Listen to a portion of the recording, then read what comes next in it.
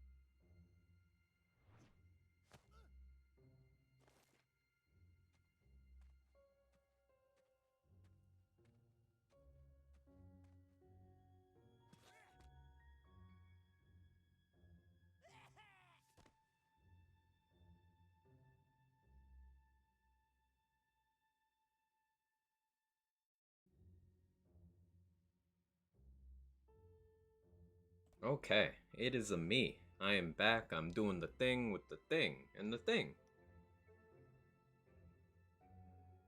How's everybody's thing? Hang on. Kevin, what are you doing?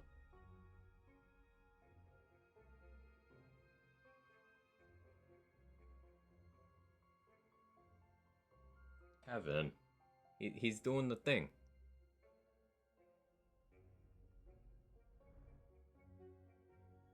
But hello. Hope you're all having a wonderful day. Good to see all of you. And I got so many resubs and stuff to thank. You guys are great. 1 second. Okay, are you good? Cats have been super clingy because, you know, I spent a few days where I didn't see them. So they've just been doing this since I've been back.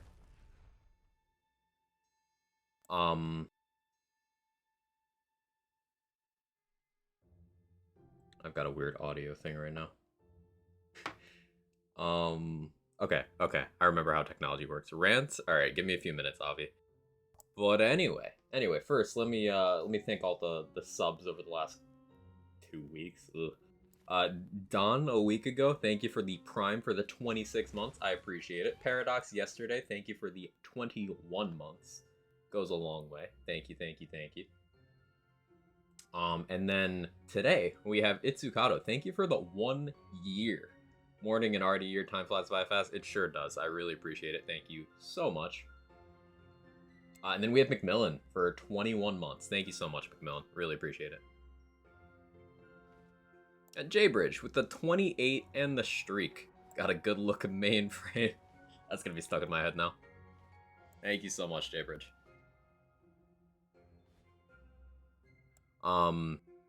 Things running well. Started performing at Christmas Carol yesterday. Did 3 shows. Entertained about 1,000 people. Let's go, Craft Night. That's sick.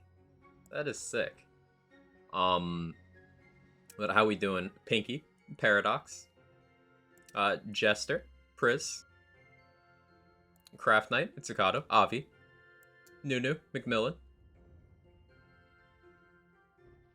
Pat, We shooting things today? We sure are. Provided whatever my ISP had going on clears up. She's just a girl and she's You know, on fire. it's already acting weird, but You got a good-looking mainframe, Quag Shy. Thank you again. I really appreciate it, Jaybridge. She's just a girl and she's on fire. And Pat, thank you for the 22. Are we shooting things today?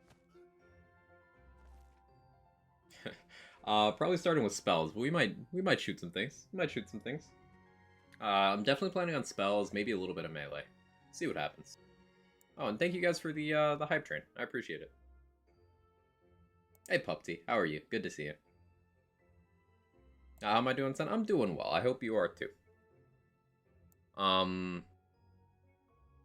So let's see. What have I been up to? I spent some time with family, which was good.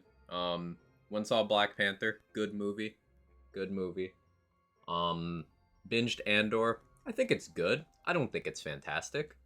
I think it's overhyped. Now, do I think it's like some of the best Star Wars media ever made? Yes. But I still think it's overhyped. Finally watched season 6 of Lucifer. It sucked, by the way.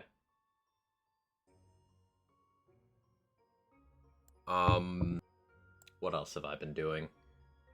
Played Pokemon Scarlet. Did the whole playthrough. Good game. Janky as shit. Very buggy. Borderline non-functional. But, good game.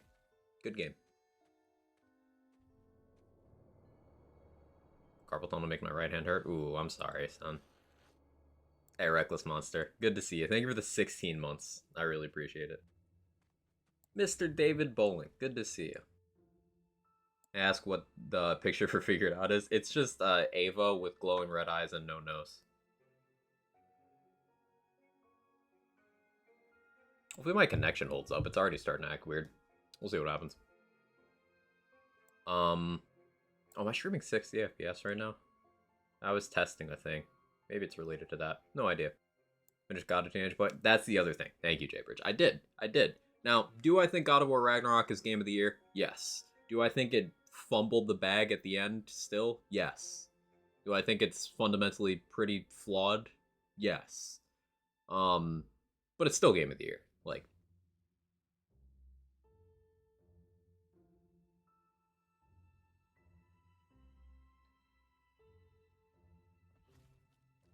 if I had a mustache, that would make it better. That would make it so much better.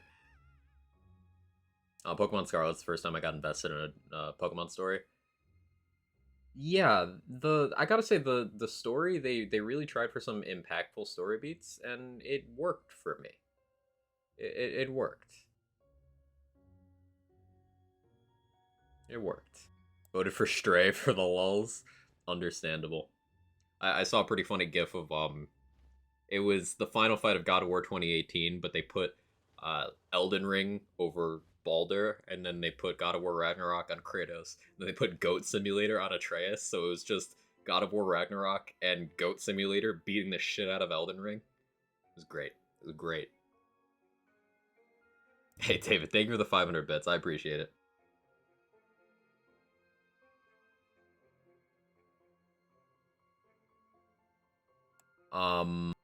Okay, so this week's featured, from what I've seen, I've not done any gaming since I've been back except for Pokemon. Is a no boss run, which is something we've been asking for since launch, just like a Obelisk and Mobbing Rush, and they did it. So I want to try that out and see how that goes. Now, hopefully, my ISP stops being screwy. It's the time of day where it likes to be screwy. It actually usually stabilizes around 1 p.m., which is a while from now. So if the quality goes to doo-doo poopy poop, then yeah, that's why. It's just like a time of day thing. Hey, Piker, thank you so much for the 17 months with a 7 streak. The support always goes a long way. Thank you so much. I appreciate it. I hope things are going well for you. And as always, the resub and the lurking, it really helps me out. Thank you.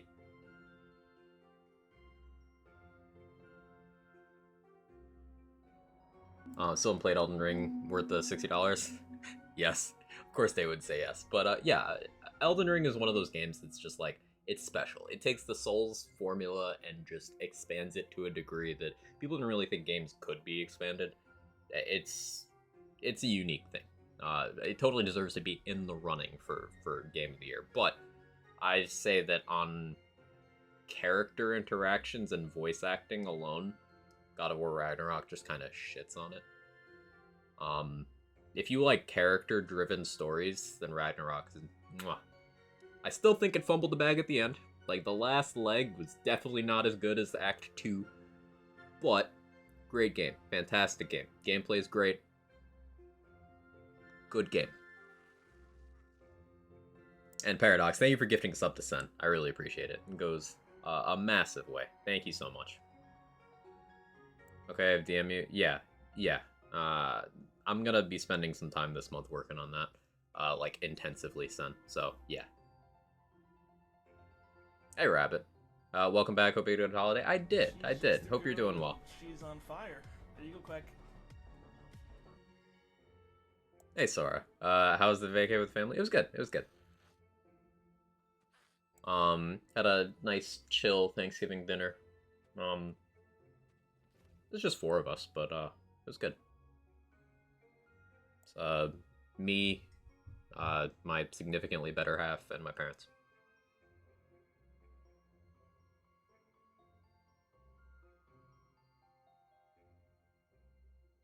I haven't even finished the first God of War. Now, do you mean the first one, or do you mean the 2018 one? Because there's like 7 God of War games, but there's 2 of them named God of War. All requirements for operation now is a suffering, basically. Oof. Well, hopefully that can be expedited as much as possible. Morning, Arctic Ninja. How you doing? Hey, Kitty. Yeah, I had a great holiday. I hope you're doing well.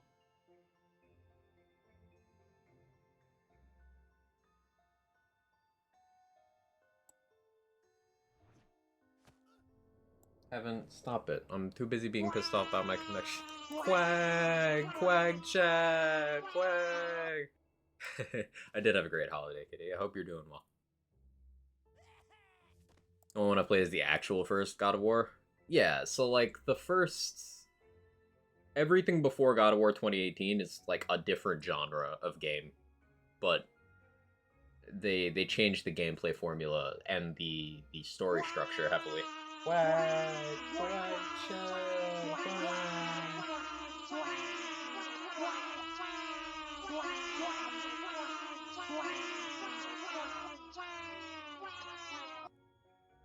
Beautiful.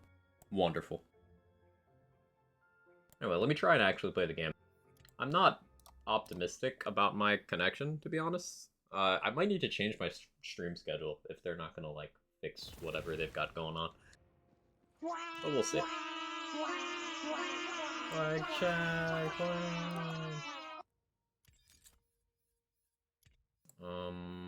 Wicked Gossip.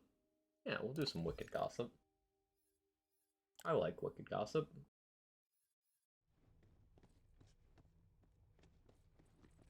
How you doing, Fireball?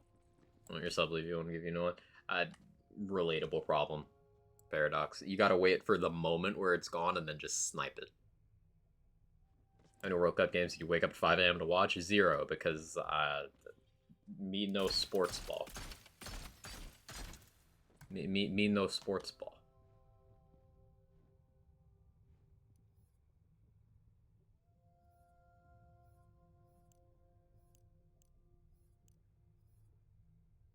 Okay, this is the new one, right?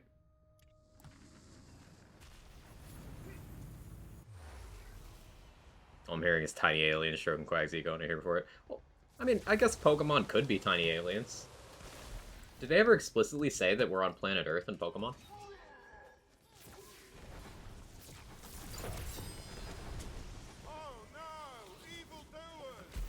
Thank you for the hype train, everybody.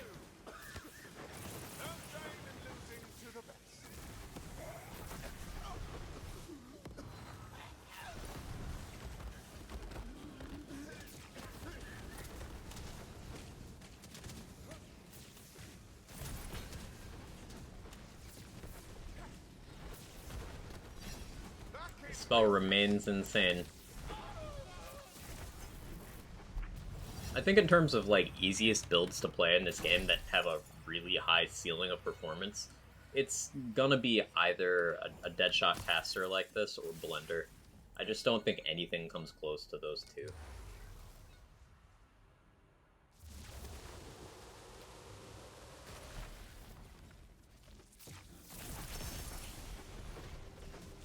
Not once that I know of. Yeah, so I guess Pokemon could plausibly be on another planet.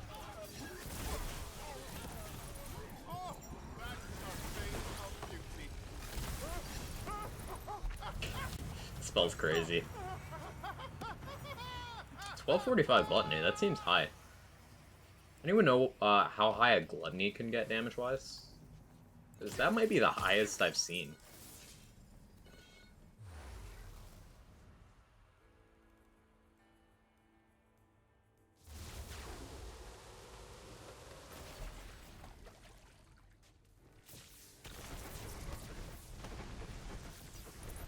England fans being really salty about a 0-0 tie with US. Well, the first time they've used salt in their cooking, then I guess. I don't know what to tell you.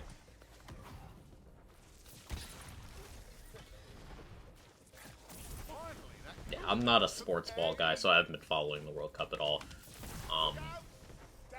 You know, beyond the very valid conversation that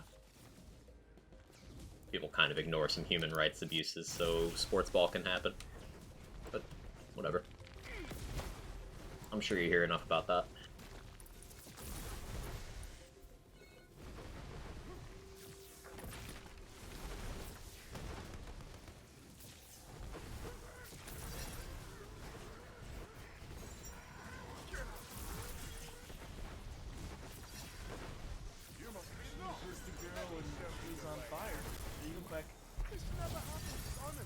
Mitochondria, Quetzalcoatl, Oh no. estuary, dimorphism, scintillate, tangent. Ah, thanks for doing moderator things, Rabbit. I heard that those are on an uptick, as of late. Morning, show me a Warface. But thank you, Urban Mech, for the Prime for the 2 years. 2-year resub. I appreciate that immensely. And I appreciate you. Thank you so much.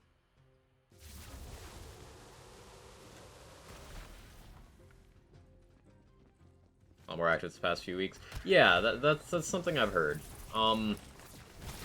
They're probably doing it because people are a little more spendy this time of year.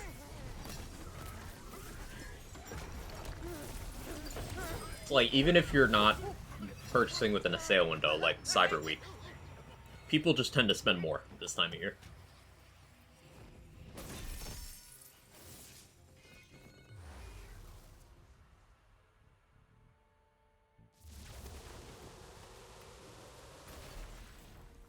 Tied to a team hasn't played in 70 years. I assume you're talking about the US team tied with... I mean, for the US, we suck at most things. Come on.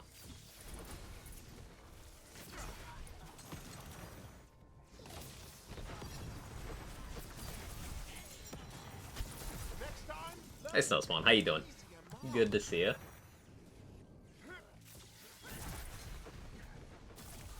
Oh yeah, I suppose I should mention, I was gonna stream yesterday, but I had a migraine for like 18 hours. It was the worst. I couldn't even play Pokemon or God of War like I wanted to. I was just in bed. But I'm better now. That does put me behind on the stuff I wanted to stream this week. Like, I want to do a couple days of Wonderlands. I was thinking about maybe picking up Pokemon Violet and doing a playthrough on stream, because I played Scarlet off stream. Maybe do Violet on stream. And then I still have a bunch of things in the backlog, and I do want to try to get that Inquisition playthrough done by the end of the year. So we have, you know, like 3 weeks, but it'll probably take me like 14 streams.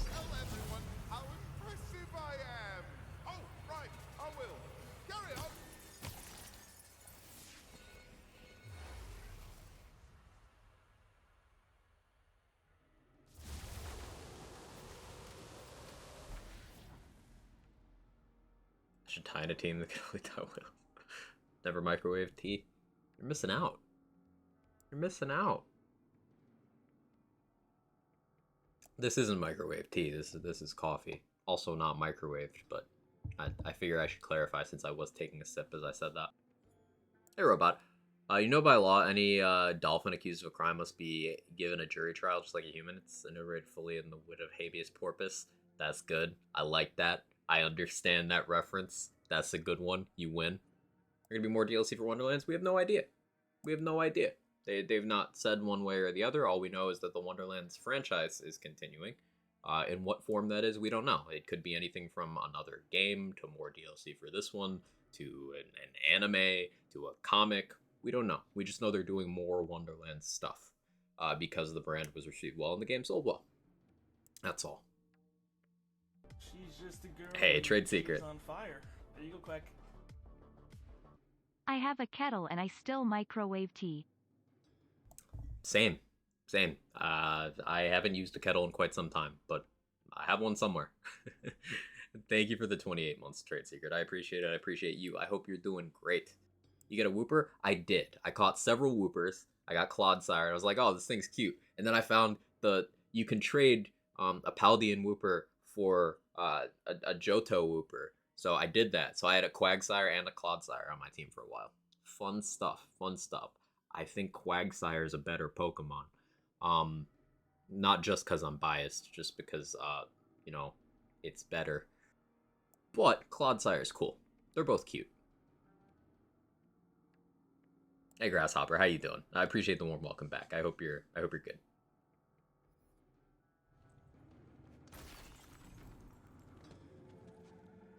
Hey, Fusion.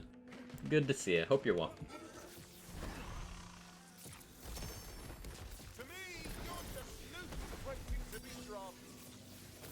Ready to cut. Well, that worked out as I expected.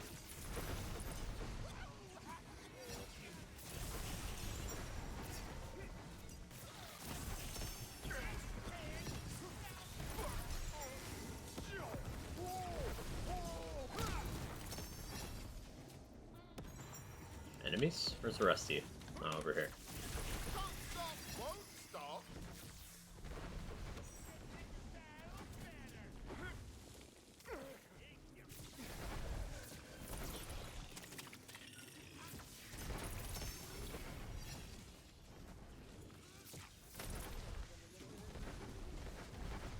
She's just a girl and she's on fire. A lot of low value enemies in this room.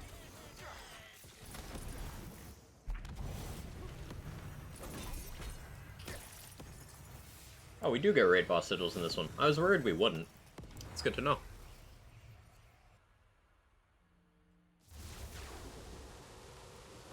That's a tweet. Alright. Should I make an actual poll for this, Rabbit? Or do you want me to just put it as you did there? Paradox, thank you for taking care of Grasshopper. I appreciate it. Thank you so much. No next to nothing about Pokemon isn't ground poison a better typing than ground water. Is there a move that Clodsire has that nullifies water, which only is real weakness? Quagsire gets different moves by way of being a different Pokemon. They have a lot of crossover.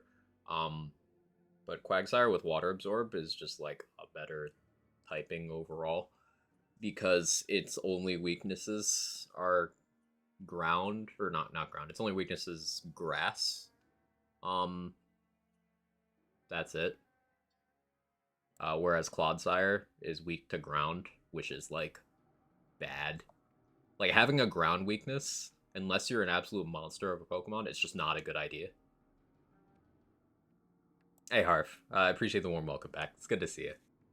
Do the poll? Okay. Hang on, I gotta do this for Rabbit. 1 second.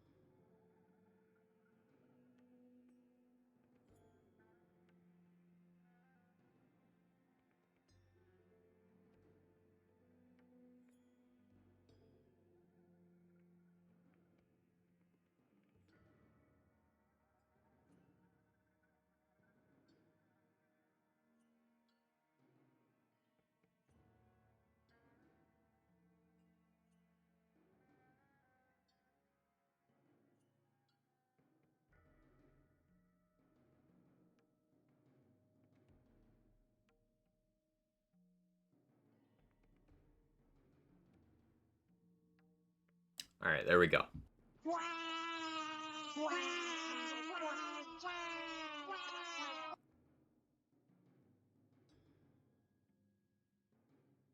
Watching Mob Psycho and I just don't get the hype. I've never watched it. I don't really know much about it either. I'll probably get around to it eventually.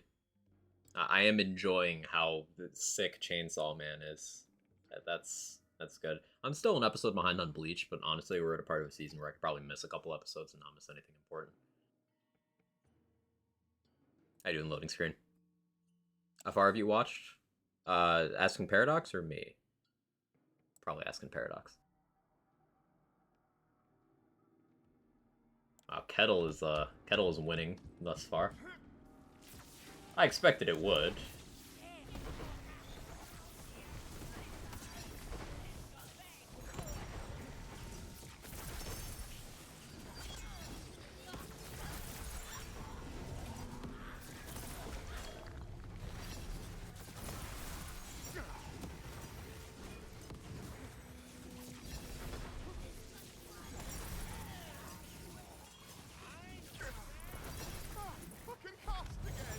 I didn't line up the ricochet very well there. If I had made sure to ricochet for the first phase, I could have one-shot Pigward through all 3 phases, but oh well. It'll be a fun holiday. I did.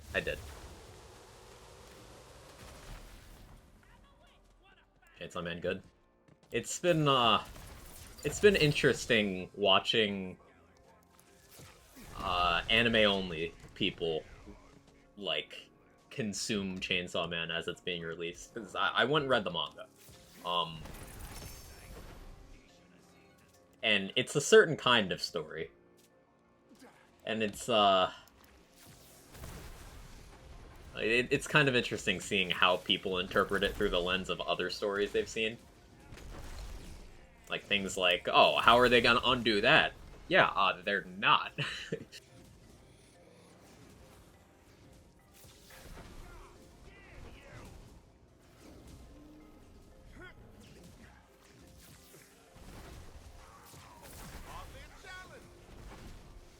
Just caught up to the manga, it's coming as crazy. It's gonna be so nuts. Like, so far they haven't missed on an episode.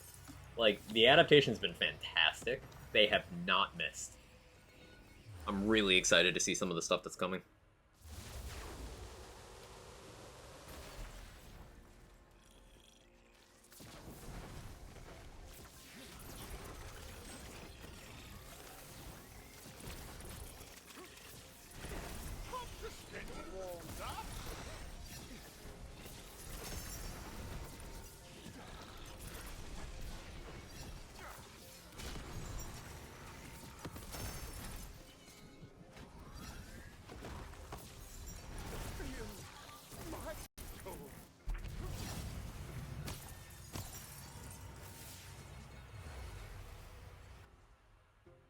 Finished last night, I was like, where's the rest of it? Anime over manga, I'm standing by it. You know, I think I might be right there with you, Chris, because so far it's been completely faithful, just with, like, everything good expanded. It's just better. Like, it's just better. Whereas a lot of, other properties, you know, that do a manga and then an anime adaptation, they'll either have different storylines in each of them, or they'll have like filler in one, or they'll change some things. No, Chainsaw Man's not doing that. It's just like, here's the same story, but we can, you know, do fights more justice and improve the depth of character interactions, and just like, it's the same thing but better. Voice acting, music, and direction just adds a ton. They've given us a different ending for every episode. Like, that alone. Like, and it's been tailored to what's been happening. That alone is incredible. Long time no chat, happy to be here. Happy to have you, Stump. It's good to see you.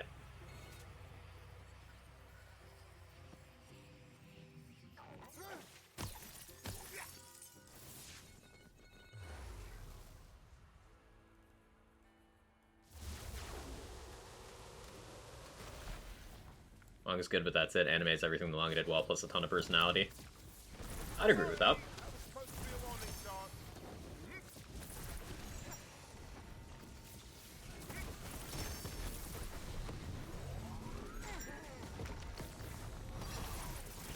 See, what else is on the horizon that I'm interested in?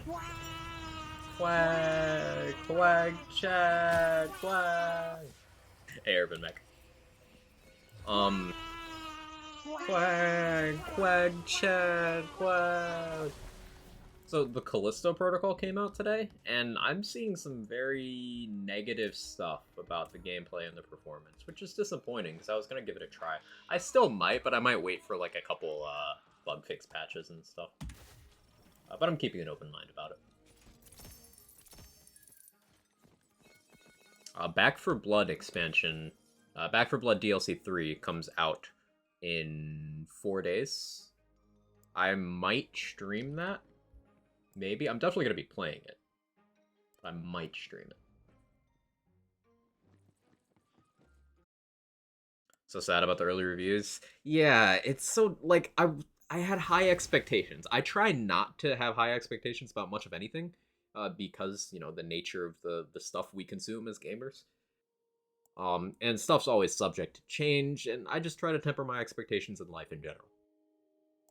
Means I'm harder to disappoint, but I somehow managed to be disappointed by seeing, like, the reviews for Callisto. It's just, I had really high hopes, but I'm still keeping an open mind. I've still not consumed it myself, and my opinions tend to differ a lot from more critical people. I mean, I'm playing this game, and some people would, you know, call me a shill for liking this game. Still.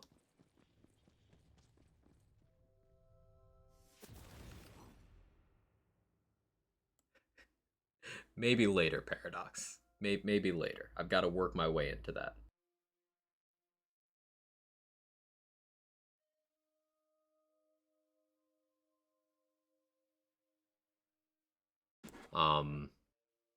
Back 4 Blood DLC looks amazing. Getting bows and zombie friend plus 5 new chapters. Yeah, it looks so cool. And the new cards that they've teased, it all looks very good. Hey, Milk Lizard, thank you for the 5 months. Morning Earthlings. Hello, my lizard friend. We talking Bleach? She's just a girl and she's on fire. There you go, Quack. Good morning, Earthlings. So, like, the thing with talking Bleach is it's impossible to talk about what's going on right now in the anime without spoiling, like, major stuff that people who haven't started watching it are going to be like, hey, what the fuck? So, like, that's a little difficult. Also, in terms of the latest episode, not much is happening. I mean, I say that as someone who read the manga as it was releasing 7 years ago now. I'm old. There's not much happening. At least episode 8 was pretty... Episode 7 was also just kind of I mean, a couple reveals, I guess. Nothing that wasn't hinted at. Episode 6, though. Episode 6 was heat. Pun intended.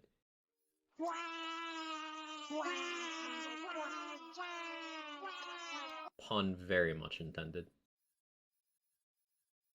Cat.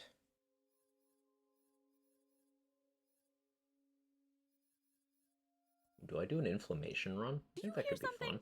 I believe there's a Kevin near you. Let's see how that goes.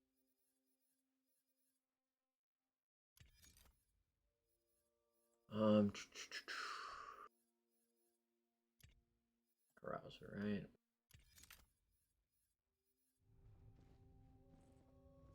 Actually, no, not Carouser, because then I can't shell casing. Eidolon. Talk about the boys, probably spoiler proof. I still haven't watched it, Craft Knight. Still haven't. It's on the list, still haven't. In terms of, like, shows I caught up on, I binged Andor. I finally watched season 6 of Lucifer. I went to the theaters and saw Black Panther, Wakanda Forever. Like, that's all that I've watched in the last couple weeks. Get myself marshmallow coffee and protein waffles. I thought you said poison waffles. I was so confused. Hey Kingman, been running a Spore Blight gun build. You think get more mileage out of Mosquito or Rapid Plate Mail? Mosquito, and it's not close. It is not close. Thinking about the last time I saw you on, dude. Glad to see you. Hope you're well. Yeah, I'm great, Beef. It's good to see you. I was just taking some vacation time, you know, hang out with family. I got back 2 days ago. Wasn't feeling well yesterday, but I'm all good today. Having a girly talk about Lucifer after I finish work tonight. Okay, Rabbit. I will just warn you that I thought season 6 was a dumpster fire. I'll just warn you. But sure.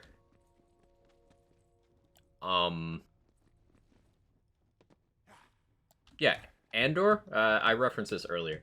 Andor was good. I don't think it was fantastic. I still think it's some of the best Star Wars media they've ever made. And they're being very bold in some of the themes they're tackling, and a lot of it is very relevant stuff to pay attention to, just in a, you know, human condition sense. There's some really good set pieces isn't the right word, but like, for example, that story arc that went from like episode 8 to 11, I think it was 8 to 10. You know the one I'm talking about. You know the one. That was fantastic. I absolutely loved that. First 3 episodes, I was bored out of my mind, and then intermittently, like episode 4 through 7, they'd go from, hey, this is legitimately interesting, I really want to see what this character's up to I don't give a fuck about this, please go back. And then the cast was juggling like a couple characters that were absolutely fascinating, and then a couple characters with 0 redeeming qualities who actually never did anything over the course of the show. So I'm just like, why were you here? So I don't think it was a masterpiece, but I did thoroughly enjoy the show in its entirety. Did you cry at all? Once. In season 6, once. Cyril. I'm talking about Vel mostly. What did Vel do?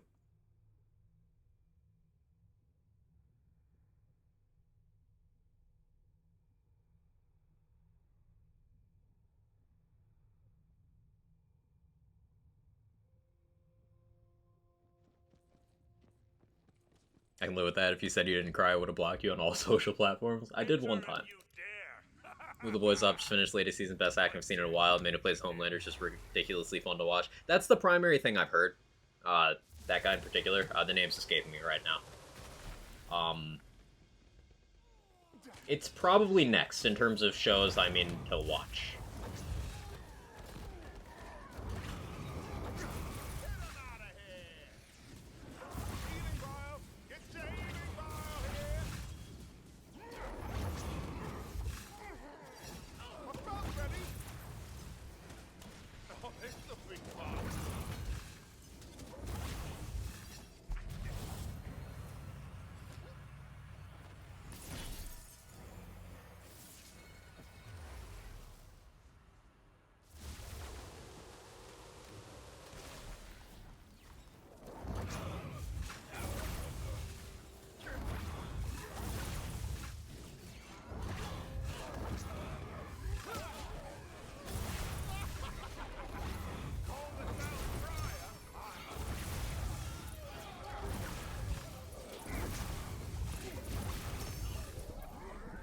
Want to know what part?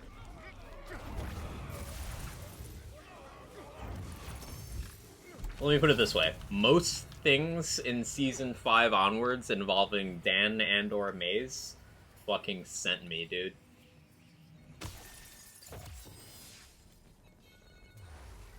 So, it's one of those.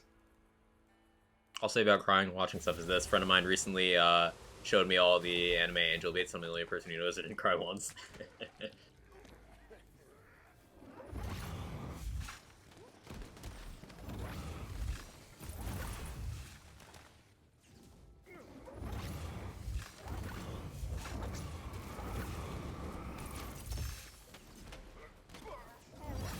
So it probably isn't super well known that, like, you can use inflammation as a really good direct damage source instead of just support. It's primarily used for support, but you can use it as a damage dealer. You just need to headshot with your flamethrower.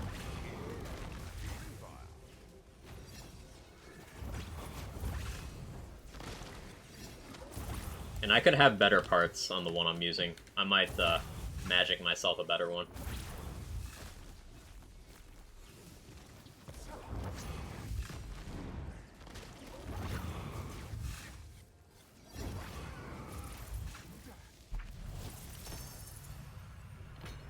Frozen Tears, yeah. Everything they did with Dan, Season 5B and 6, I was just like, fuck you. Put my tears back in my body.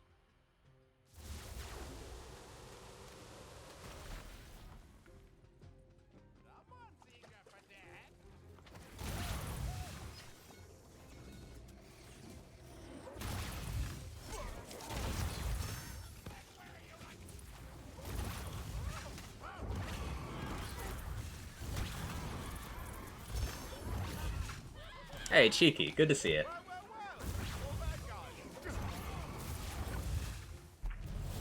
Thank you so much for the Prime for the 8 months. Means the world. Oh, Burnham's White Woman's Instagram. Yeah, that song gets stuck in my head regularly. Oh yeah, my Spotify Wrapped was kind of interesting this year. Apparently my most listened to... Some of it was surprising, some of it isn't. My most listened to band was Deftones, because of course it was. But my top 3 were Deftones, Slipknot, and Poppy. She's just a girl and she's on fire. She's like... Good to see you back, Quag. Hope you had a great break. I feel magical. I really did, Cheeky. Thank you. My top genres were like alt metal, metalcore, J-pop, video game soundtracks, and I don't remember what the 5th one was. Ooh, a bit of healing juice here.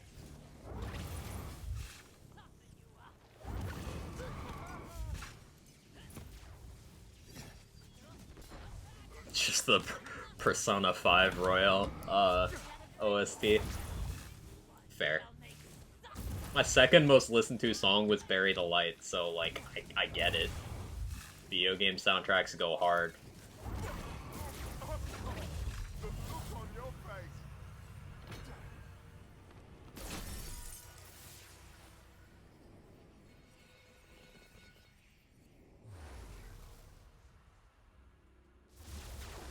No animations ever hit me as hard as Grave of the Fireflies. Total masterpiece, but hard to watch.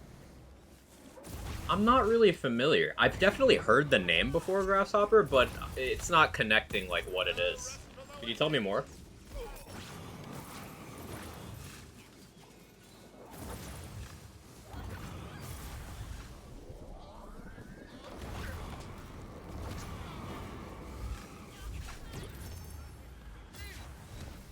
Cramp? I just have a cramp.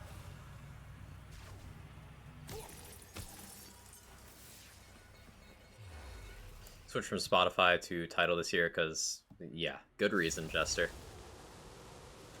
Their year-end summary is not as fun as Wrapped. I should shop around again for alternatives. I just never really stopped using Spotify out of convenience, but likely should. Yeah. Apparently there's some whole controversy with Wrapped where they were suppressing certain artists. I saw this on Twitter. I don't know if there's any truth to it, but allegedly they were suppressing like BTS and music of BTS members because someone wanted a different group to win. Any truth to any of that?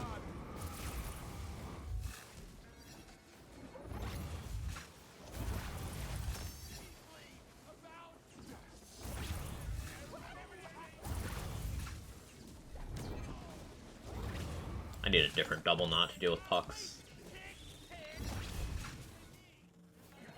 Next time, learn to pick an easier mark. I released this double feature with My Neighbor Totoro.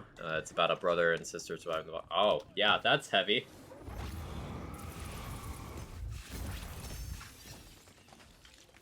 It sounds difficult to watch, yeah.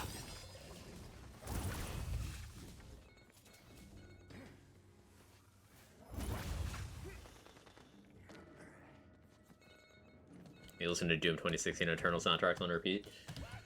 What all video game music do I have in my Spotify? Devil May Cry 5 soundtrack, Hades soundtrack, Cyberpunk soundtrack, Dark Souls 3 soundtrack.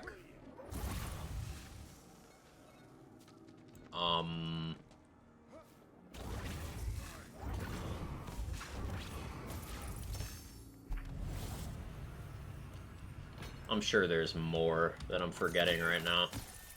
But, you know, those to start. Discounted some collabs from Counting have since reverted that stance. The BTS artist at the top right now. Thank you, Kumar. I think that's exactly what I was seeing.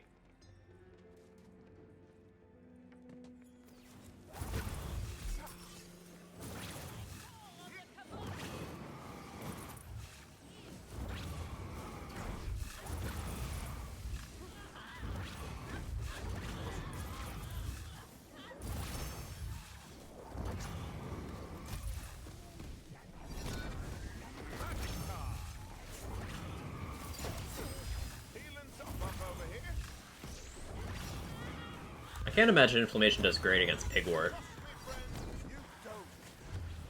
Yeah. How do you deal with Pigwort? It's like, there's no burst damage. In Pigwort, you want to do, like, 3 spikes of burst damage instead of sustaining through it.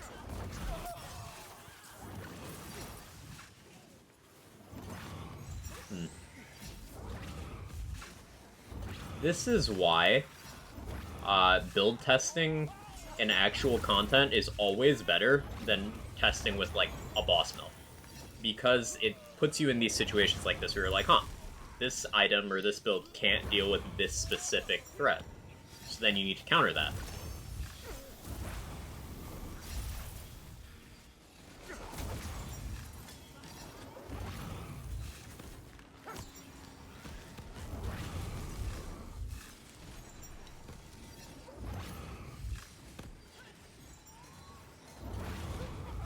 Yeah, I guess optimally I'd go with a different element double knot here if I didn't want to switch. Spells. But, like, realistically the answer is just to switch spells.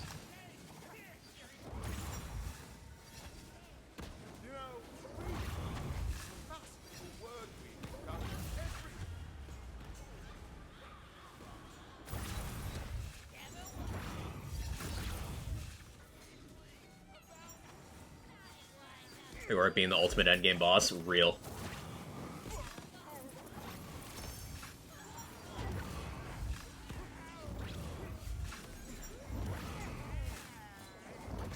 And this isn't even Elite Pigwort. This isn't even Pigwort with a bunch of curses. Like, think about it. If there was a buff buddy on Pigwort and that was Elite Pigwort, that Inflammation would not have been able to kill him physically. Just would have been unable. I would have had to have switched. Which makes it a good counter. Quack, quack, chat. Hey, control. Apparently listened to 67.5k minutes of music on Spotify over the year. I think I just had like 4,000. I'd have to check again. I only just looked this morning. But it wasn't that many. I was in like the top 45%, whatever that took. So, not high-end at all.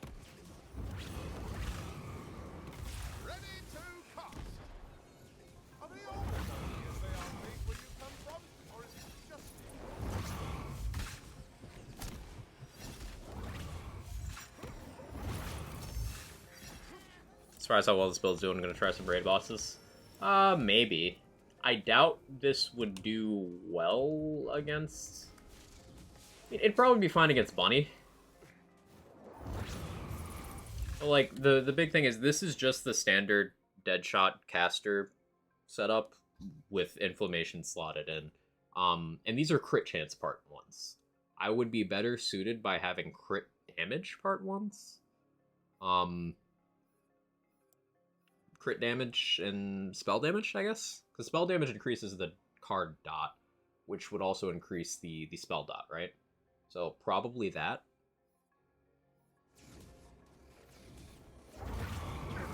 So maybe after this run, I'll try another Inflammation run with appropriate parts.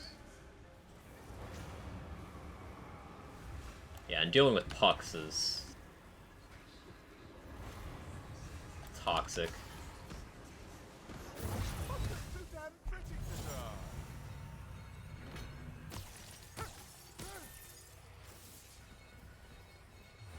Hey, Foster, thank you for the Prime and the 21 months. I appreciate it. Thank you so much. I've been around lately. I've been gone for 13 days as well, so no worries. How new calling can I tell you about our Lord and Savior Skeledirge? She's on fire. Skeledirge is monstrously overpowered from what I've seen. GM Quag in chat. Spread love. Sorry I haven't been around lately. It's because I have found a new calling. Can I tell you about our Lord and Savior Skeledirge? Pak Charizard much love all? I've heard Skeledirge is nuts, because Torch Song is just like the best fire move ever. And it's 100 accuracy. And Skeledirge also has really good offensive stats and defensive typing. It's just got shit speed, but that's the only downside. Like, the starters for Gen 9, at least the fire and the grass one, I don't know about the water one, are just really good. Like, really good. I don't know why each gen they've just made starters better. Eventually it's gonna be a problem, but I don't know. Fun fact, I only saw all the Tinkaton memes after I had, like, gotten mostly through my playthrough, because I didn't check anything Pokemon related on socials or anything because I didn't want spoilers. But I ended up with a Tinkaton on my team, which was laughing my head off at how ridiculous and awesome it was. And then I just saw all the memes, and then I saw the deep lore. It's cool. Gen 9's fun. Janky game. Borderline non-functional. Utterly unpleasant if you care about graphics and, you know, performance over gameplay. But, you know, I'm a Borderlands player, so I can just enjoy the game. The gameplay is great.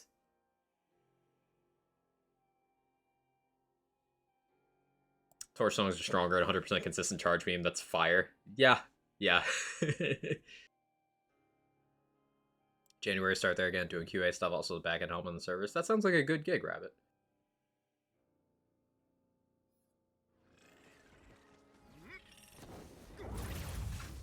Yeah, Flower Trick is also really good. Not saying that there aren't better grass moves, and of course, you know, if you could get Flower Trick on better grass Pokemon, it'd be better. But, like, always accurate, always crit, 70 base power? That's, like, really good.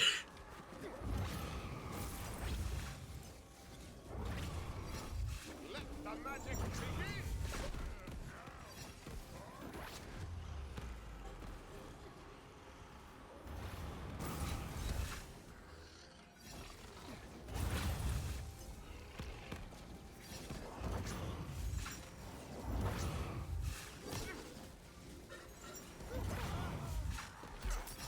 This is another area where, inflammation kind of falls off. If you're using double inflammation, the second you find fire-resistant enemies, you just start getting absolutely murdered. Some of the red stuff.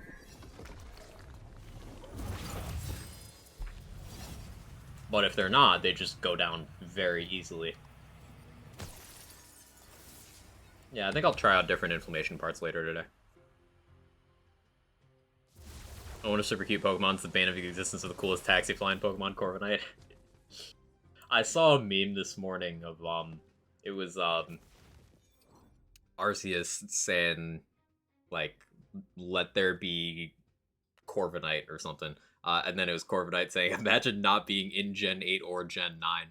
And then Arceus was like, let there be Tinkaton.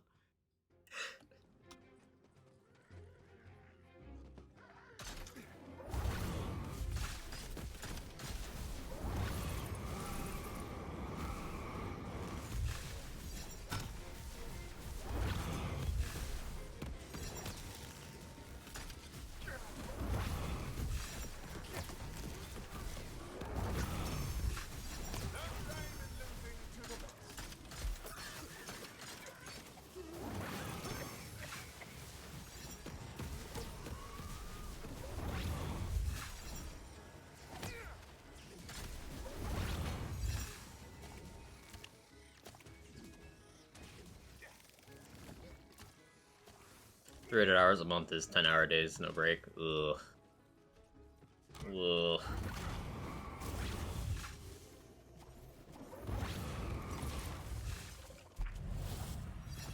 Time for a spell. On a speedy grass type to boot? Yeah.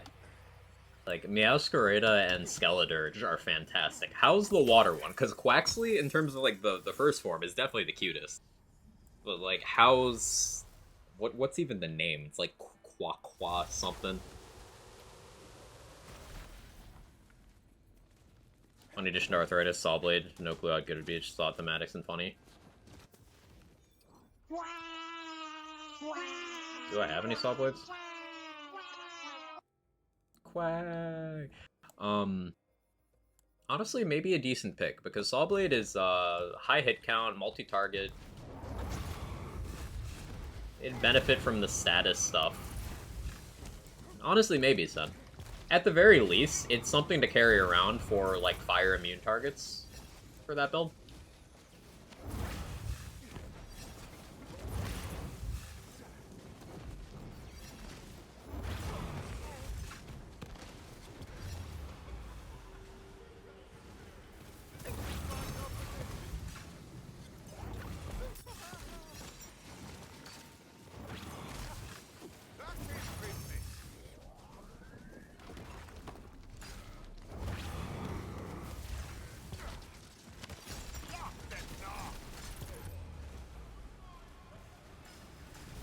Come on, let's go. Round two.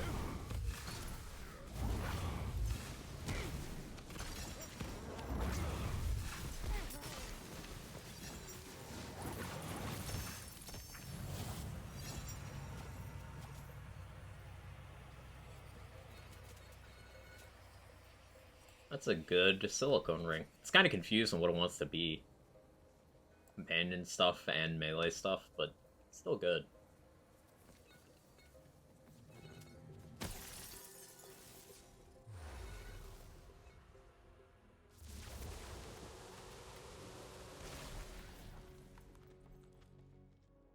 I think you and Mopi are literally each other but different games. Mopi's one of the first streamers I started watching regularly. I did model a bit of how I interact off of just learning from watching him. So I do take that as a compliment.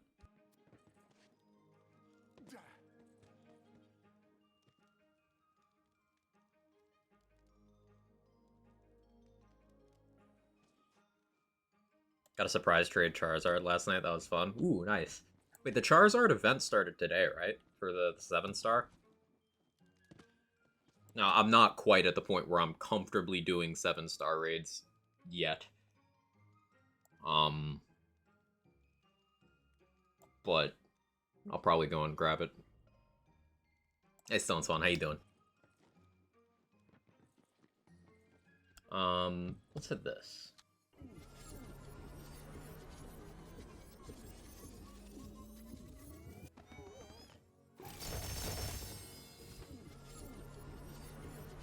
Yesterday. I gotta download the update. Also, can I just say that they made, like, I appreciate you not needing the daycare to breed for eggs anymore, but, like, can it's so awkward. Picnic breeding is so awkward. I mean, that applies to real life as well, zing. But it is. I like the old system better. Change is bad. I'm only saying that because I reminded myself that I need to get a belly drum huge power Azumarill.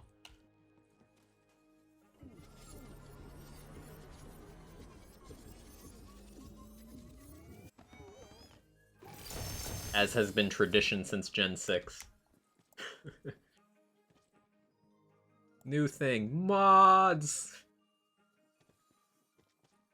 After you complete the Fairy Gym, you can get a level 50 Sylveon with Fairy Terra, and it comes stock and Moonblast. Yeah, I caught a level 75 Lucario, like, early. Like, around Gym 5. I was like, I might have done stuff out of order. I couldn't use it, but it was funny.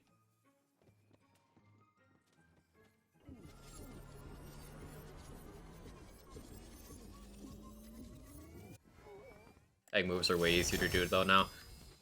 Yeah, I just need to learn the new system, but, you know, change bad. How far away is Long Beach from me? That's a good question. I don't actually... Fairly close, though. Like, fairly close-ish. Disappointed I can only answer your Twitter poll one time. Hey, Broken English, good to see you. How we doing? Doing great. Enjoying being back. Enjoyed my vacation time. You know, I spent some time with family. And now we're getting back into the swing of things. I missed all of you guys. Yeah, see, Kevin did too.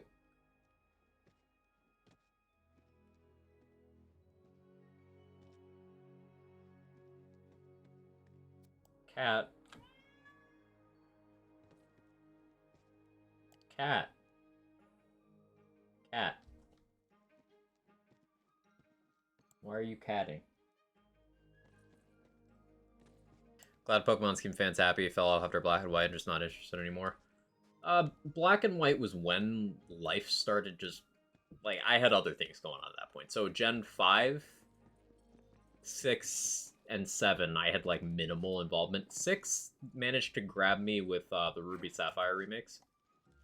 But Gens 5, 6, and 7, I didn't really play much of. Gen 7, I just found horrifically shit. Gen 7 was just not a good gen. I stand by that. Sorry to anyone who loves Gen 7. There are some cool things that came out of it, but fundamentally, if I had to delete a gen from existence in Pokemon, it would be 7. Gen 5, though, introduced a lot of good Pokemon and a lot of design choices that I'm glad persisted. And Gen 6 was kind of, like, fine.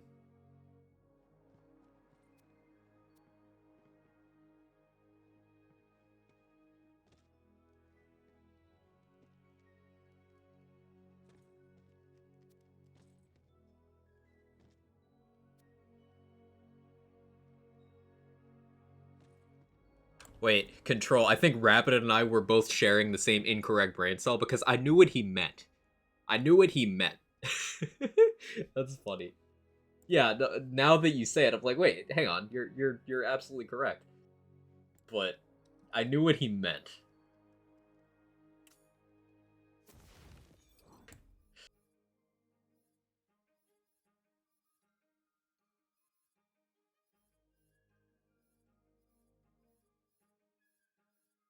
I need to make room. I don't want to get rid of this Gluttony. Like, that's high damage. I might use that. What could I drop instead?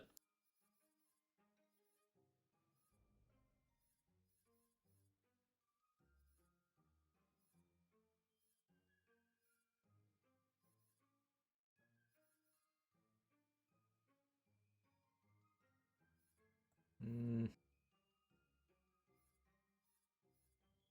sure one of these ice spikes I don't need to keep, right? She's just a girl and she's on fire. There you go, Quack. We gamin'? Qua quag cozy. We gamin' Rapid Fire. How you doing? Good to see ya. Thank you so much for the 26 months. That's a lot. I appreciate it. I appreciate you. Hope things been treating you well. Pick up Scarlet or Violet? I got Scarlet. When I was in checkout, I was like, let me just see which version exclusives there are. So I just did a quick Google, and I was like, oh yeah, I like these better. So I just picked off of version exclusives. For, like, Pokemon that already existed. Quack, check, quack. In terms of, like, I'm trying not to spoil the storyline or anything. The late game additions for the Pokemon. I do think that Violet has some more interesting ones. So I do still want to play Violet. But I always play both of the games, you know?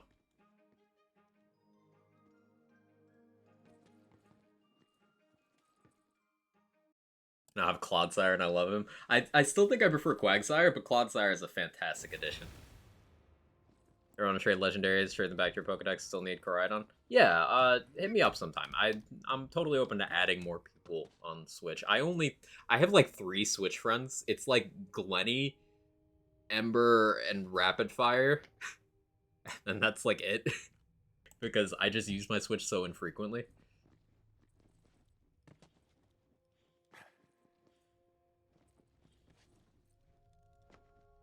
Kevin, what are you doing? Hey, Rorius, how you doing? Good to see you.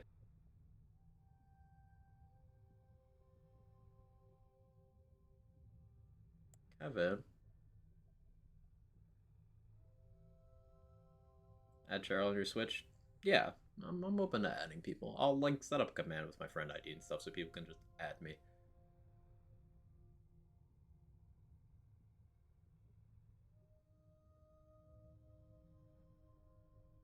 So he's been like this ever since I got back.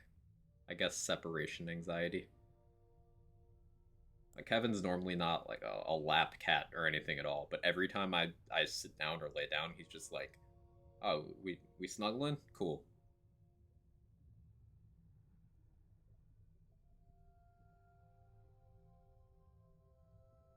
Hang on. We'll keep playing in a moment. Cat time.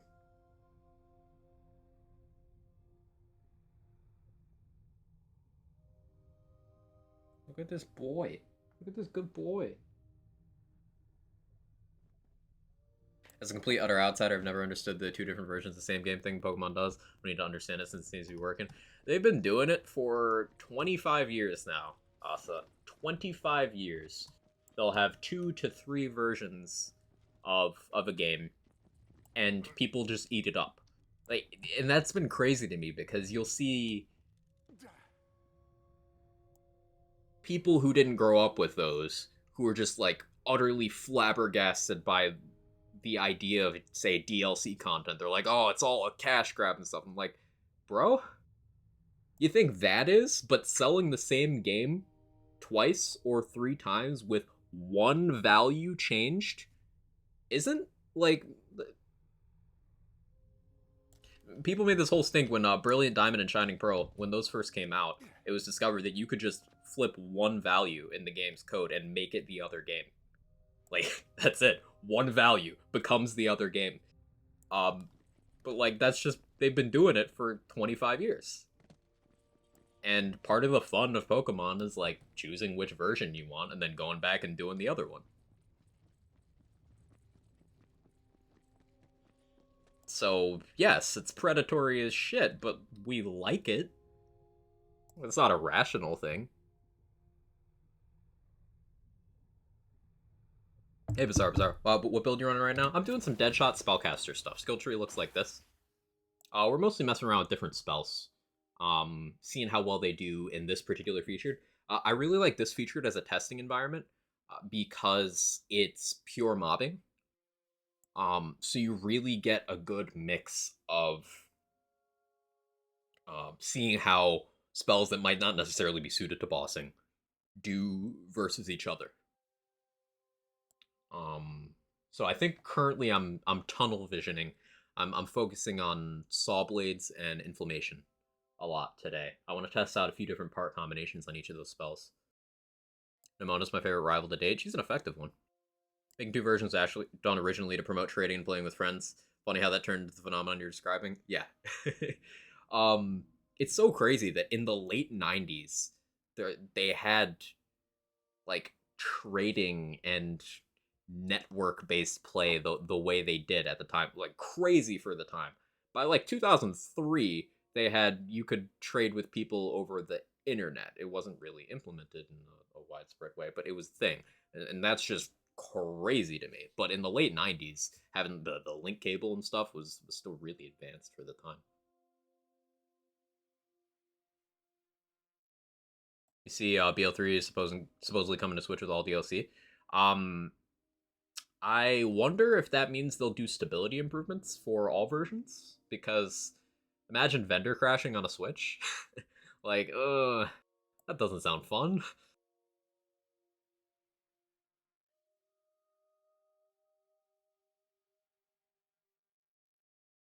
I was that kid in school with a link cable and 2 Game Boys. You didn't fuck with me. Relatable.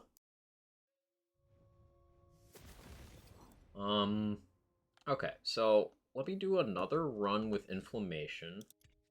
I'm just gonna do some quick magic to change the parts on this one. Give me 1 minute.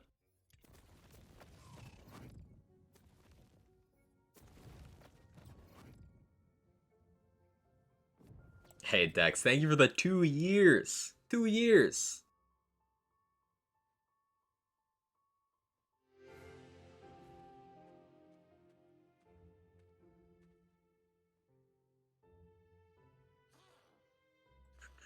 All right, let me change She's this. just a girl and she's on fire. There you go, Quack. Quag Chad Quag's back. Stop. I am hyped. Stop. 2 years. Stop. Quag love. Thank you so much, Dex. I appreciate it. How's Endgame with Wonderlands? Endgame with Wonderlands is a lot of fun. If you like build crafting and dungeon crawling, then the endgame's for you. So if you enjoy, say, Diablo, Path of Exile, things like that, that's what the play structure is, but it's wearing a Borderlands-like meat suit. And the build crafting is similar depth to BL3. So if you like BL3 builds and Diablo 3 gameplay, it's like they did the nasty in a broom closet, and then you got this game.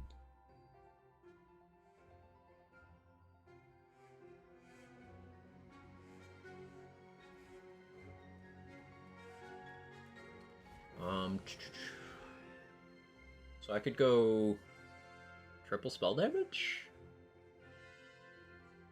Maybe triple spell damage, or 2 spell damage, 1 crit damage? You know, let me just try triple damage, see how that works out.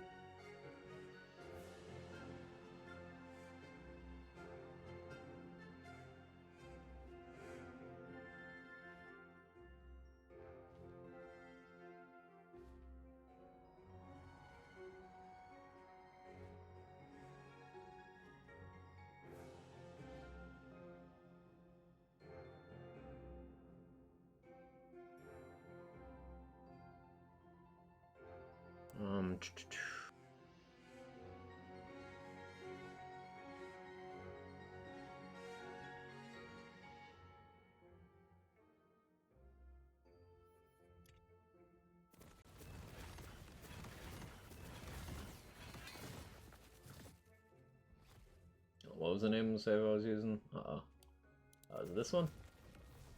Yeah, it's this one. Thank you, Rune.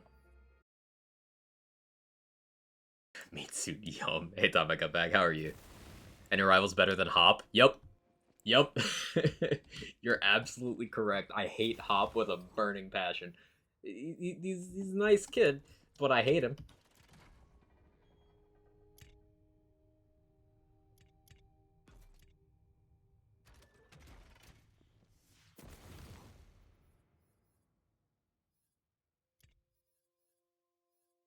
Really glad you said meat suit instead of mask. You know, not the first time someone's told me that. I've lived a colorful life.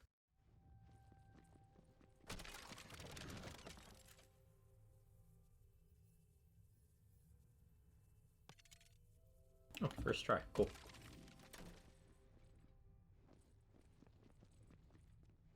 See Root and Pyroburst on Switch? No, stop.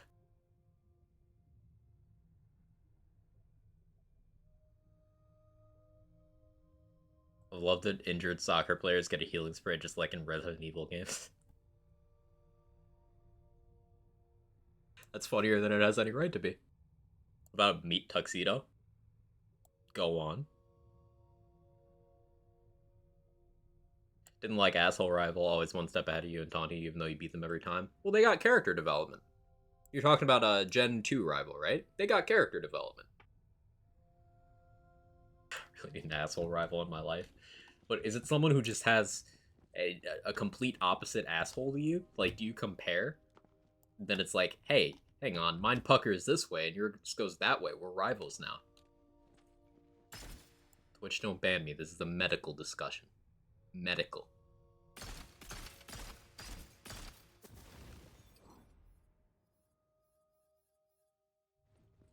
Let's see how this goes. Oh,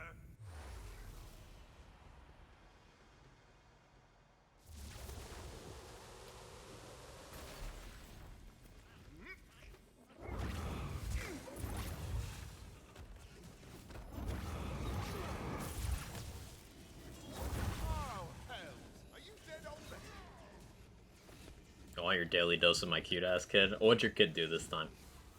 Well, well, well. Can't stop, won't stop. Found some of the red stuff.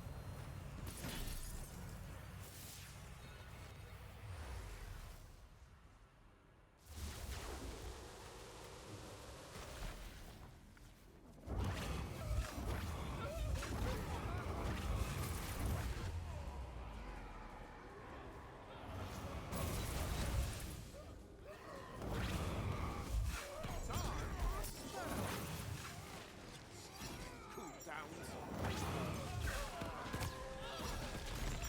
You guys sit right here. I'm gonna take it. I'm okay. There's a little thing called acting. Maybe you've heard of it.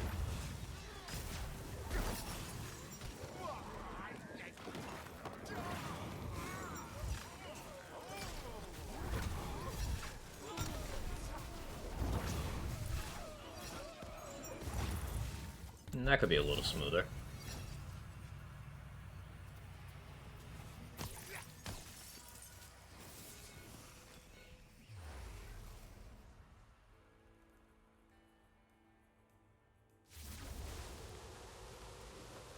That sure is a new sentence. I don't think that one's a new sentence at all, Dex. I'm gonna be honest.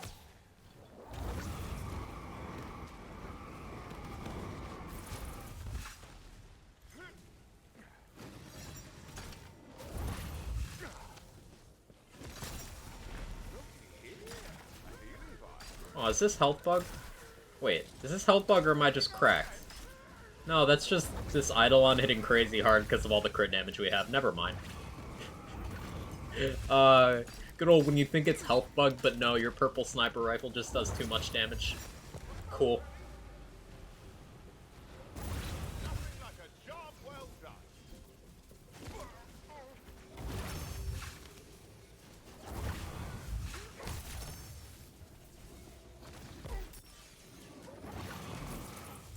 Yeah, if it was health bug, that enemy would have died in one tick.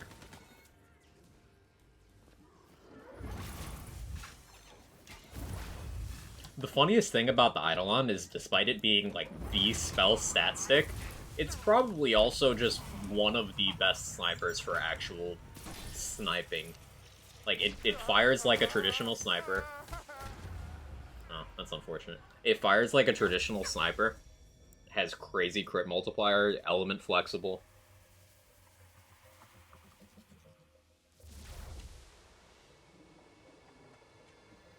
Why does everything I have to say end up becoming a long-winded essay? I was going to comment on the whole what makes Wonderland's cool part, but it was just too long ago now. I don't think it's too long ago at all. If you want to, like, share, I'm always willing to you know, do some conversation necromancy and bring the topic back up. I know we've talked this topic to death, especially to onlookers over in the official server, but I have a pretty good idea of what you're going to say, but I think it's still worth people seeing it.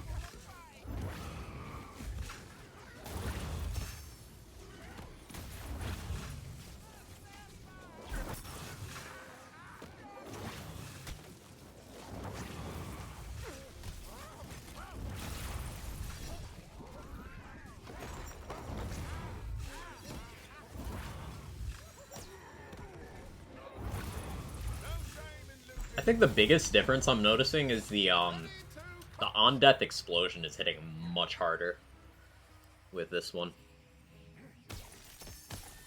Oh, my 7-year-old playthrough Violet's mostly fun. Aw.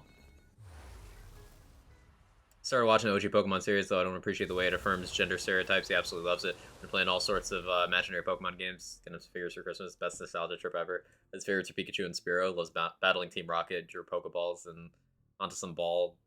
Pitballs, he shouts, I choose you, and use Gust Attack and Thundershock. That's adorable. That is lovely.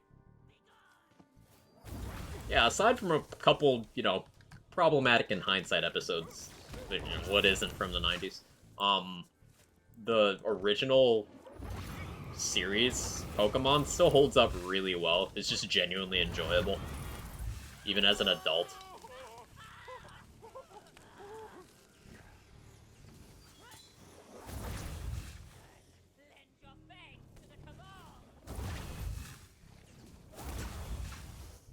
Or they got a patch yesterday. I wonder if they get 30 frames yet. Doubt it. Seriously, the games are so janky. They're fun, but they're incredibly janky. So, like, think Borderlands, but at its buggiest. That's the baseline experience for Scarlet Violet. Like, extremely fun. Until the game distracts you from itself with how janky it is. Quag, quag. Oh, now harmonize. Quag. I can't harmonize, so I'm not gonna. But hey, Viper, how you doing?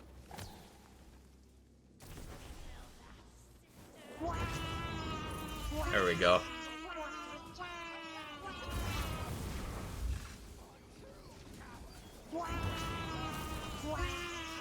Quag shag, quag. That really is the best redemption ever. Once again, shout out to PupT for being like, I got you. I was just complaining in Discord about how I wanted that as an alert, but like without the music. Then unprompted, PupT's just like, here's the file. I'm like, oh, okay. Build rate launch on PS4? Exactly, Reckless Monster, exactly.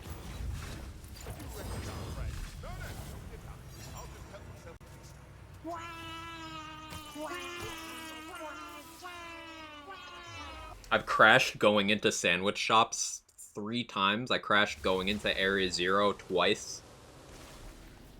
So I've already crashed more in Scarlet and Violet in a week of playing. I mean, only Scarlet, but same game, really. I've crashed more in a week of Scarlet than I have in Wonderlands since it came out in, you know, approaching 2,000 hours.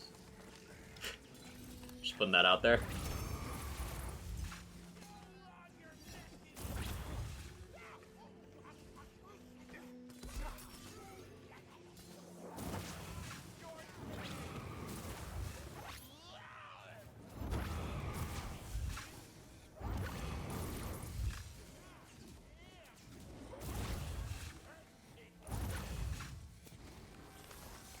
Don't deserve these talented artists, I swear. We really don't. Support the artist, homies. Especially with things like Twitter going down the shitter. Seriously. Word of mouth does a lot. If you've got any artist friends, promote them on your socials. We have a channel in Discord, Artist Alley, all for art from you guys. And I encourage you to post your own and credit your friends for anything you want them to get more exposure for. Because I have a lot of friends who do the artsy shit and don't get enough appreciation.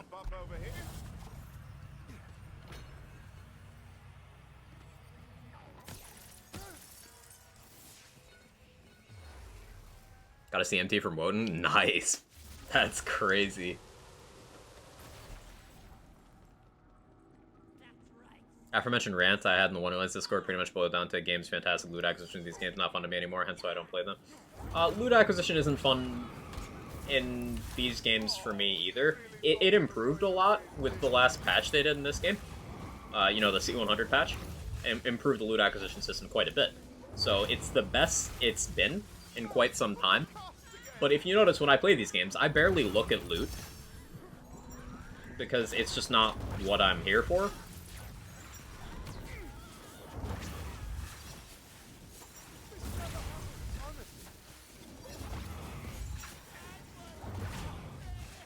Yeah, Pigward is still a bit of a question mark for this spell. Inflammation's fantastic for mobbing. It's just when you get to bosses, if you don't have a bunch of tightly packed ads for the death explosion, it kind of, it's kind of weak. Like, if I just switch very quickly to...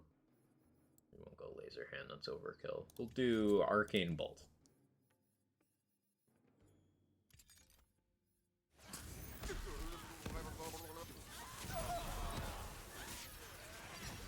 Look, infinitely better already. This is an arcane bolt. Not, say, a laser hand or a wicked gossip or a frozen orb. Inflammation's not super suited to hard targets. That's fine. Not every spell needs to fill every role. I would like to see some improvement in terms of how we can support it with the build. I'm gonna drop the inflammations right now. I'll just go back to that in a bit, but let's switch focus to saw blades. So I want to make that pop a little bit. Pretty much satisfied my curiosity with inflammation.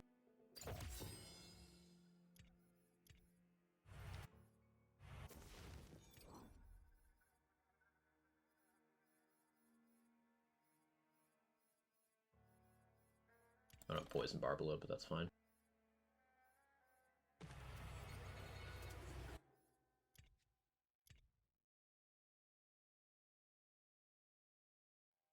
Try triple status to buff the spell dot. I'll try that next time I mess around with it. But yeah, that's a good point. I was doing triple spell damage to kind of buff the headshot damage. And that was good, but I think maybe the spell dot would be better to lean into. Cursed with having a large part of my enjoyment being tied to the loot experience of the game, so say that and stuff to play around builds doesn't help either. Yeah, for me, I can live on just the builds part. So if I have to, say about it, it's not something I'm happy about. In a perfect world, we don't need to do that, but like I'll accept doing it. It will increase my playtime. Can't seem to get the same damage arcane bolt as you, even with the standard deadshot. Any ideas? Are you hitting the head? Are you hitting the head? And what weapon are you holding?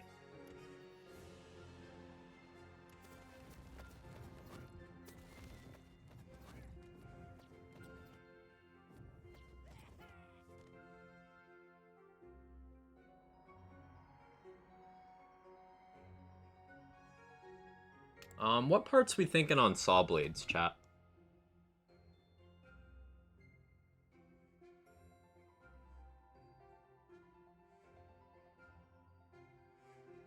It can roll extra projectile.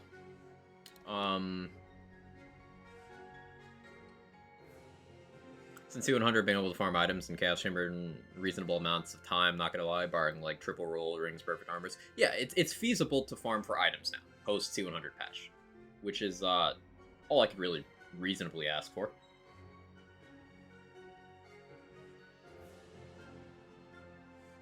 Holding a Wraith with 33% crit. What are the parts in your Arcane Bolt?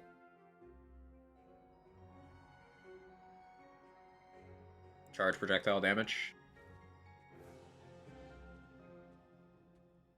I worry a bit about the cooldown with that, but it's repeating, so yeah, let's try that.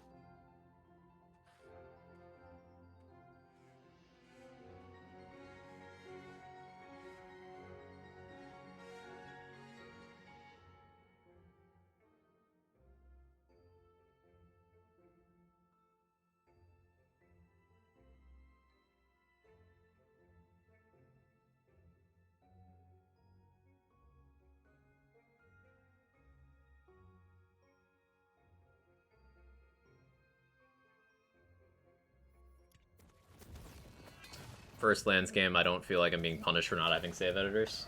I agree, and that's a really good place to be in. They got it there eventually. In terms of general loot acquisition.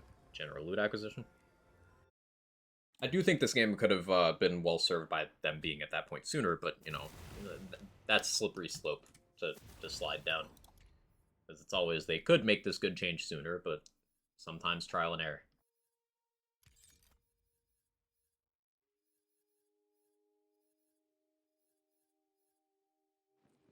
I can cast again! Do I have a different idol on here? A different poison one?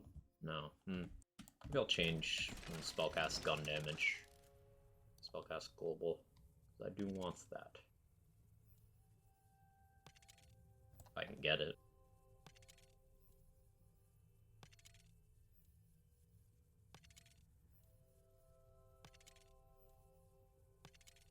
Also, speaking logically, it's probably optimal to do one Spellblade, or not Spellblade, one Sawblade, one Wicked Gossip, if we're trying to be, like, smart. But I don't want to do that.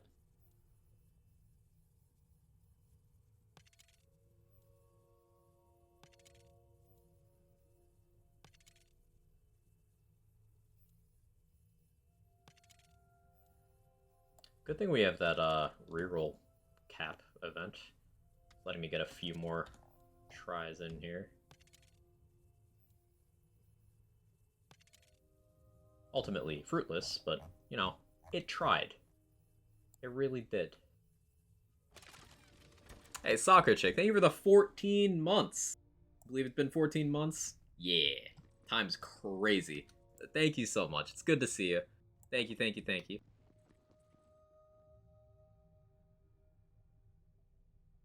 When they added 50 more chaos levels, totally quit the game. Why? What about that number going up put you off the experience? I'm curious.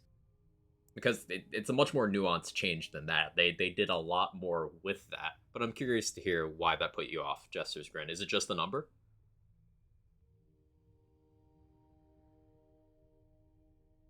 Current Arcane Bolt, extra projectile status damage. Okay, so you could get a lot more out of that. Extra projectile is really good for Arcane Bolts. That's definitely the most important part.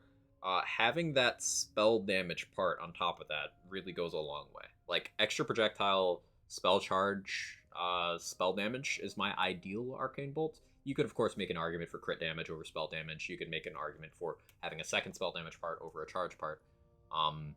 But I'd say you want, like, 2 of those 3.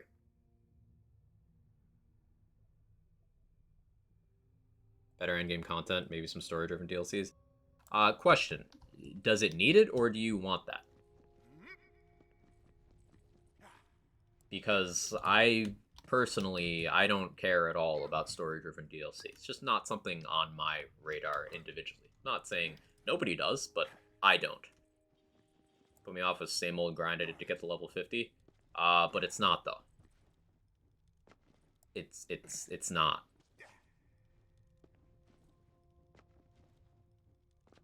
And also, I'll rebut that. How is that different from, say, any Borderlands game earning more difficulty levels? At least your logic. How is it different?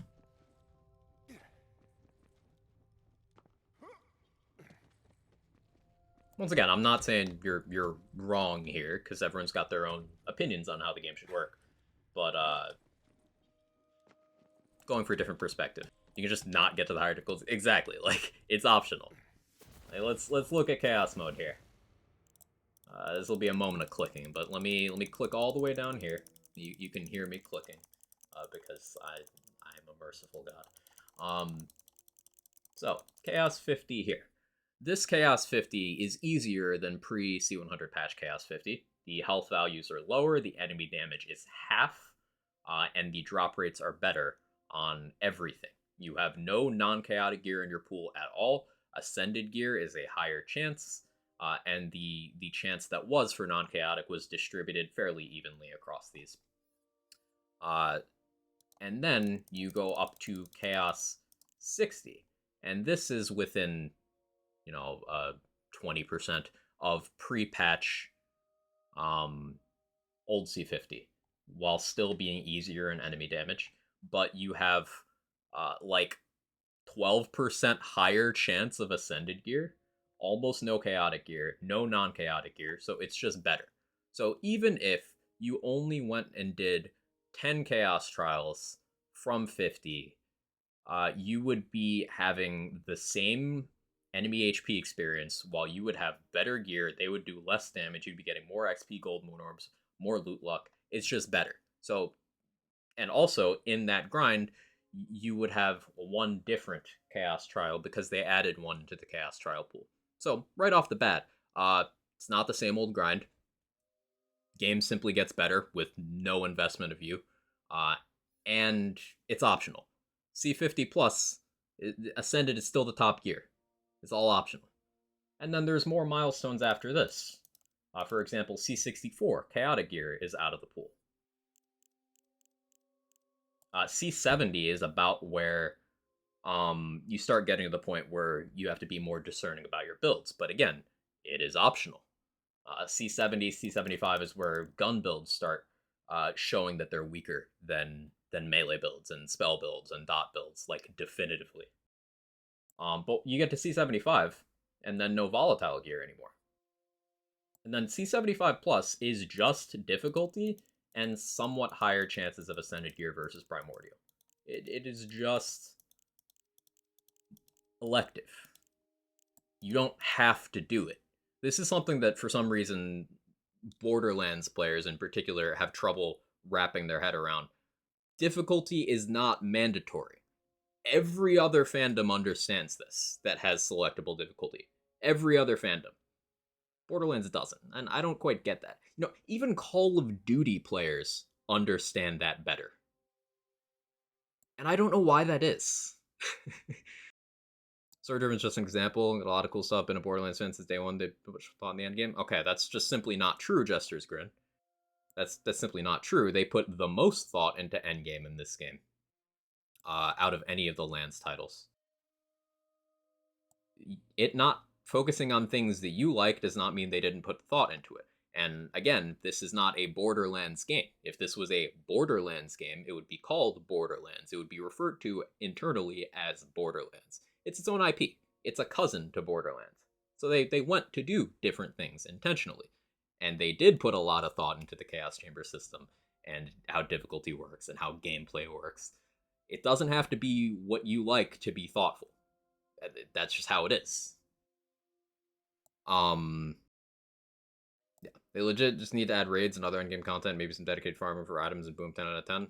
So this game launched with 4 raid bosses, which is more than any Borderlands game at its launch. 4 raid bosses plus Chaos Chamber is more launch endgame. Now, Borderlands 3 ended up with more variety of endgame and more endgame overall over its lifetime because it got a lot of DLC support. That just wasn't in the cards for this game. Bit of a shame, but it is what it is. But Borderlands 2, 1, TPS, none of them are close to the amount of endgame depth this game has. Only Borderlands 3 beats that. That's just going by the numbers. Just telling you how it is. And dedicated farming does exist in this game. A majority of items in this game can be dedicated farmed. And post C100 patch, if you look at the rates, the rates of your average dedicated farm in this game are higher than your average dedicated farm in Borderlands 2. Not 3, but 2. So dedicated farming exists. It might not be in a state where you enjoy it. You might not like how it feels compared to alternatives to dedicated farming. But for example, if you were to go farm an auto magic from Banshee, Banshee's one of the worst in terms of farm value, dedicated farming.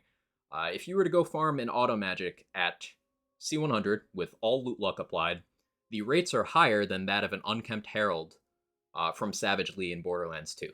Higher. You have a higher chance of getting it. Just telling you the numbers. So dedicated farming exists in this game. It might not be in a way you like it, but it exists. What are dedicated drop rates at C100, by the way? I haven't seen any research on that. There's a very old graphic that, OES 100 FPS made it. But basically there's a formula. You can find this on Boot Lemon. There's 2 different formulas people have used, but they're about the same. You plug in your loot luck, and everything has a base drop rate that increases with your loot luck. If you look here, you have this amount of loot log without gear boosting it at C100. But it works out to a boss that has 3 dedicated drops. If you have max loot luck, you're looking at around 11%. 10 FPS. I don't know why I said 100. Brain no worky. You know what I mean. It's available in the Discord. Oh yes, 10 FPS has done a lot of great resources for both Borderlands 3 and Wonderlands. The modding scene helps us figure out a lot of how certain things work. But basically, at max, you end up around 11% for most drops, which is more than the 10% you see in Borderlands 2 on average. It's more. Be so happy if they added true versions difficulty sliders as DLC runs. That'd be really cool, Butter. I agree. You know the concept of takedown before launch, they'd basically replace raid bosses? Yeah, because they're better. I'd head to work. Take it easy, Rabbit. Yeah, we'll talk about Lucifer and stuff later. No gear that drops in C50 plus only either. Yeah, Pinky. Definitely better. Because that means everyone can have the same gameplay, just tuned difficulty-wise, rather than missing out on actual content or usable items. And that's good. Crowded loot pools does not mean no dedicated farming. Exactly, Jaybridge. I'm not minimizing the problem of crowded loot pools, because as I mentioned, Banshee feels truly awful to farm despite having better rates on each of the individual drops than, say, a Borderlands 2 dedicated farm. Because Banshee has 4 items in her pool. Some of the bosses have 2, some have 3, some have 4. And considering not every item is sourced, when you're lucky enough to have an item that is sourceable, and you go to farm it, but there's 3 others in the pool, it just feels like shit when you get one of the other ones. I get it, I do. Spreading out the items would be great for everyone. It hurts nobody, it helps everybody. That'd be a good thing to happen. Totally not downplaying that. But dedicated farming exists. It's there. The game seems to me that got lazy and decided to add 50 more chaos levels. In my opinion, respect your opinion when it comes to chaos level increase from my face and my hands. Well, that's because you didn't look at how the system works at all, Jester's Grin. You just saw the increase in levels and didn't account for the fact that they reworked the entire difficulty system when they added those 50 levels. It wasn't just they did plus 50. They reworked the entire system. They didn't just add 50, they changed how the other 50 work too. And did some other game-wide changes. You're just minimizing what happened because you don't like the big number. Which, your opinion, that's fine. You don't have to like it, but you're distilling it down to something that it isn't. Is it possible I'm too good? No, of course not.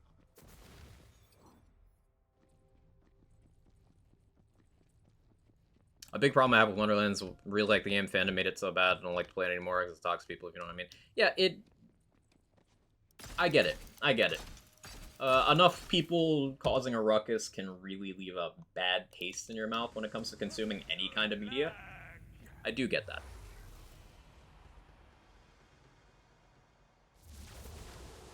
Understand the level difference.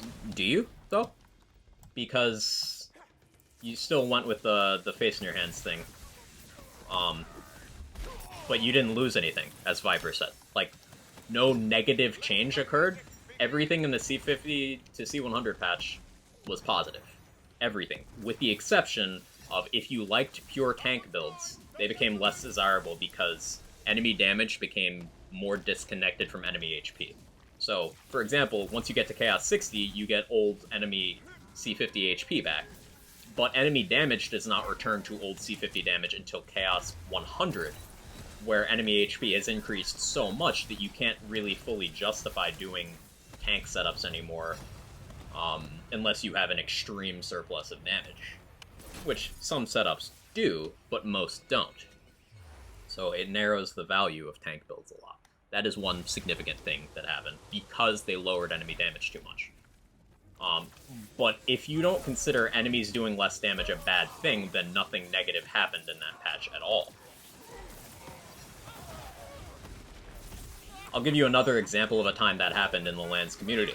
I don't know if you remember, Borderlands 3, the last time they adjusted Amara's Remnant skill, they worded it in an ambiguous way, and then about 75% of the community started having a riot.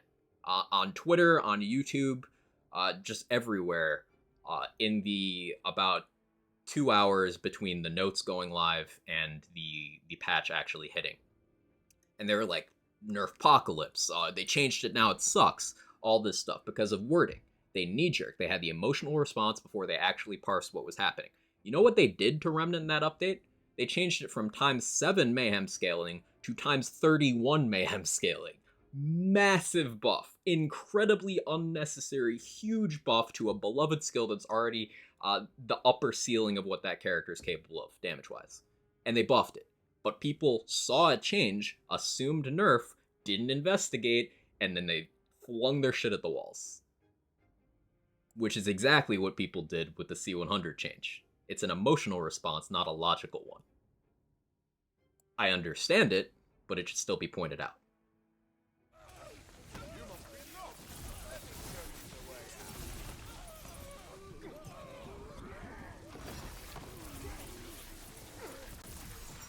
Found some of the red stuff.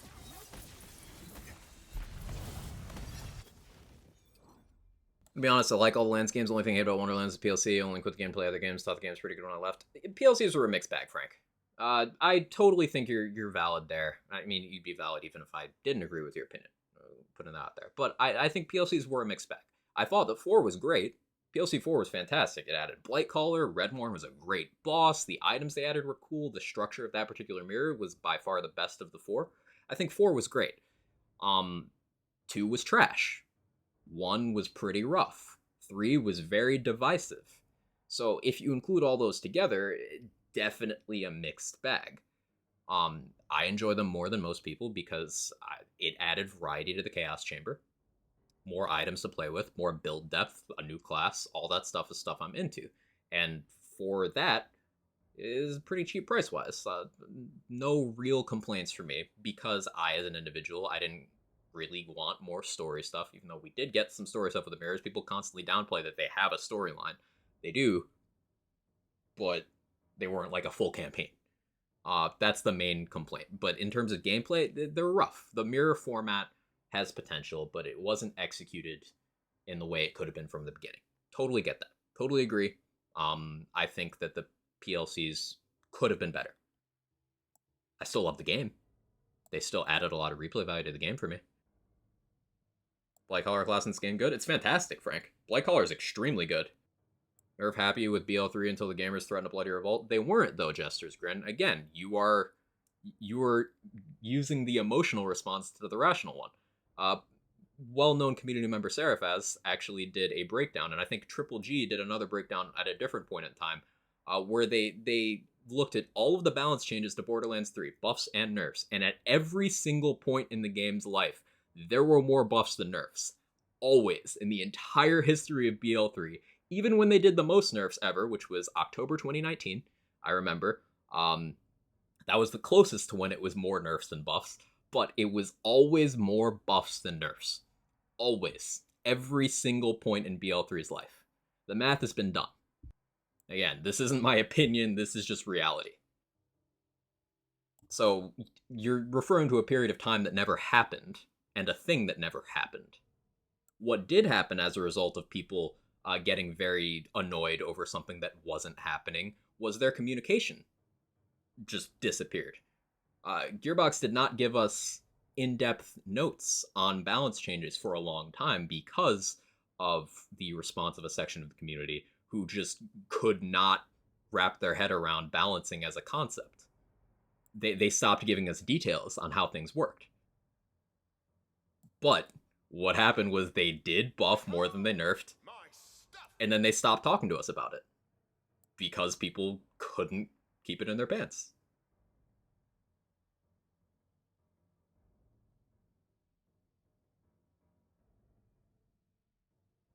Not Vulcan, of course, I'm using emotion. Yes, they did get the balance right over time. But you're deflecting. You're deflecting from the reality that they always buffed more than they nerfed. Always. And over time, they swung too far in the other direction, as the Manic Geek pointed out, and other people who were very well versed with Borderlands 3. I myself have over 6,300 hours in that game. You have multiple other people in chat, high-end theory crafters such as Stone Swan, who can attest to this. They went in the other direction. They started buffing more than, like, they buffed too much. Instead of this perception of nerfing too much, which never happened, they eventually switched to buffing too much and not nerfing enough, which negatively affected a bunch of things in the game. For example, Iron Bear is infamously overpowered in Borderlands 3. A lot of people dislike the power of the Revolter and the Guardian Angel. Remnant got that massive buff it didn't need that I talked about a few minutes ago.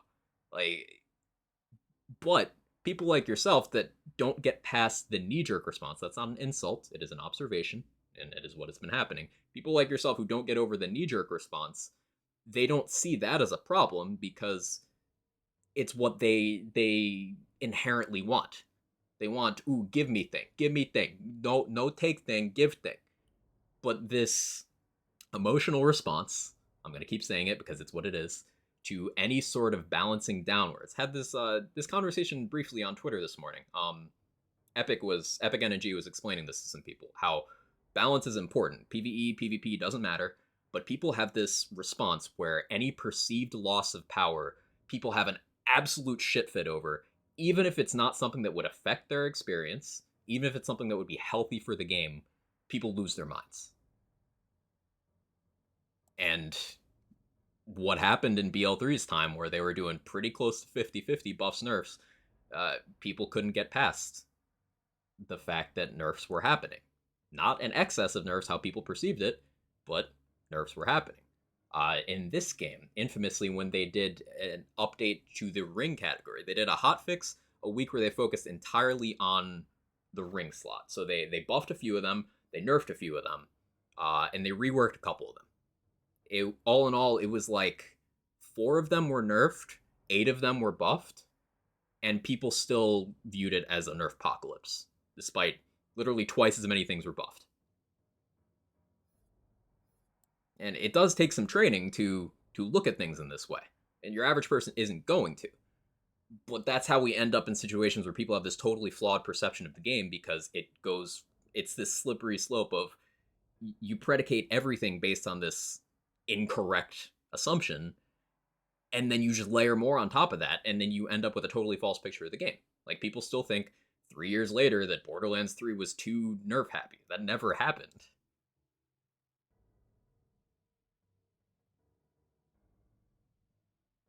In the beginning, it was like, I wonder what got nerfed this patch, and that's a flaw with your perception, not their design, because as I mentioned multiple times, from the very beginning, they always buffed more than they nerfed. Always. The entirety of Borderlands 3's life. Same thing in this game, too. In fact, they were also too buff happy in this game. But to a lesser extent than BL3.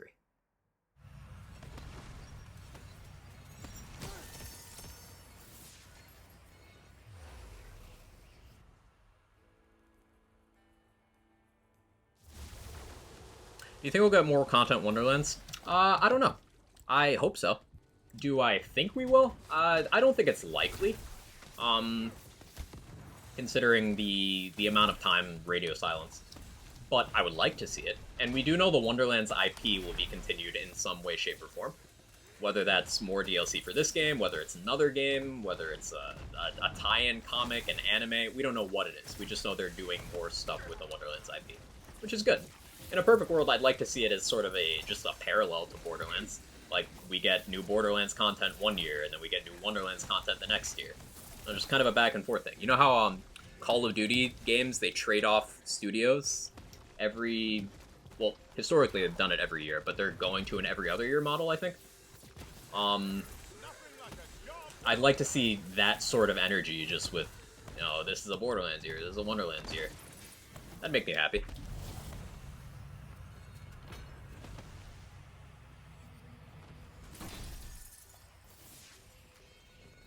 Hope they fix the vendor crashes in BL3 one day. I hope so too, Fusion. And they recently, it's recently been shown that BL3 is coming to Switch.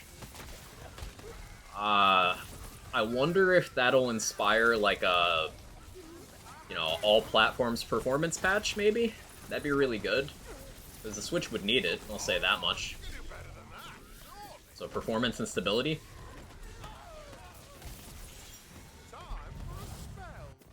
Would you prefer they work on Wonderlands IP more, or just have them focus on BL4? It's a complicated question. My opinion on that shifts day to day, Allegoric Duck. I personally am more interested in the concept of a Wonderlands 2 than a Borderlands 4, just because Borderlands 3 feels like a more complete thing. You know, they've not that there's not room for continuation improvement, not that I don't want that, but I'd say Borderlands 3 could stand on its own better for like a couple more years, whereas some people need like more selling on the Wonderlands IP, if that makes sense. And Wonderlands, they have already carved out a space where they can be more creative. It's just inherently like more open to experimentation than even Borderlands is, which is a wild sentence to say.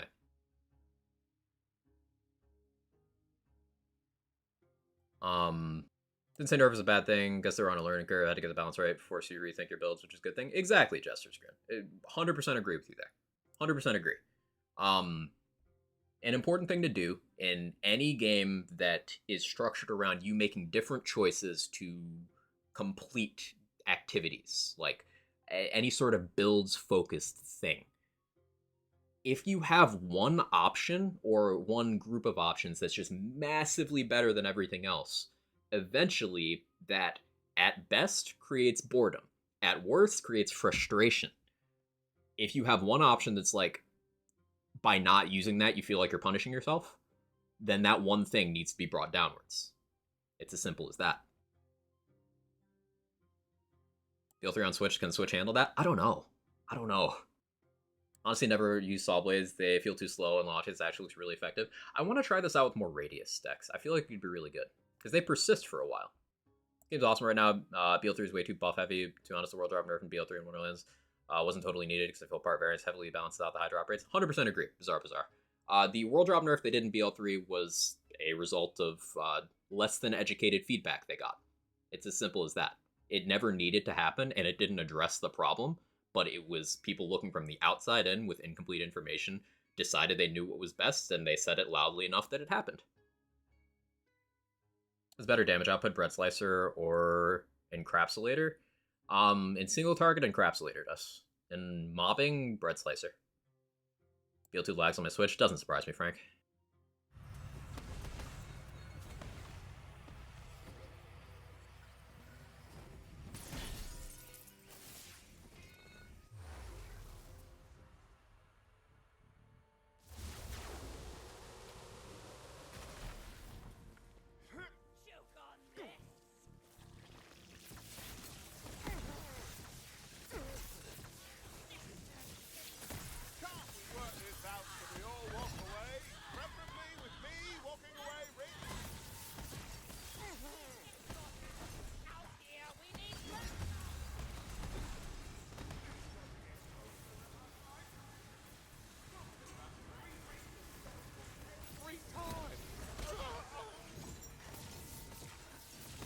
It is kind of hard to hit natural crits with the Saw Blades. Maybe a crit chance part would be good.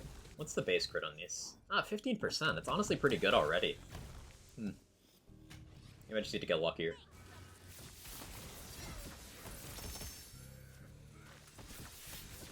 I might try this in a boss rush so we can see how this does against various bosses. This is feeling pretty promising. BL3 could probably run on Switch if Warframe can, but I don't trust their ability to optimize it properly for that to work as well as it needs to. I don't play on Switch, so it doesn't affect me either way. I haven't played as many games on Switch as I should to have like a highly educated opinion on how well things on the Switch run. But considering the most recent thing I played on the Switch, Pokemon Scarlet, and it runs like shit, it's noticeable. If it was available on any other platform, I would get it there.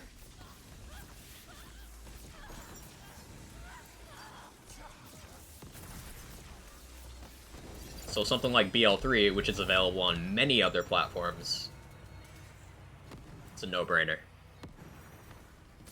Any meta ARs in this game now? How do you define meta? Because there's the actual definition of meta in gaming, but then there's the one that people kind of colloquially use in LANs games. I'm curious what your definition of that is, Frank. Because there's a couple different answers depending on what that is.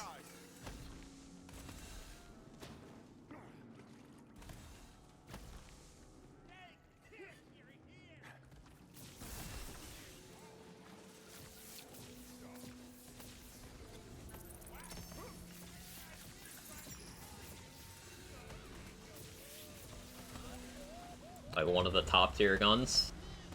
Vengeance is one of the highest single target DPS guns after you've put in the time to ramp it up.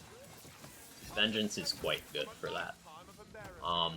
I like using hooligans in some dot setups because they can apply cross bolts while having good fire rate and element options, multiple projectiles. Bread Slicer and Donkey are some pretty high DPS options. Now, comparing them to certain other weapon categories, they become more or less desirable.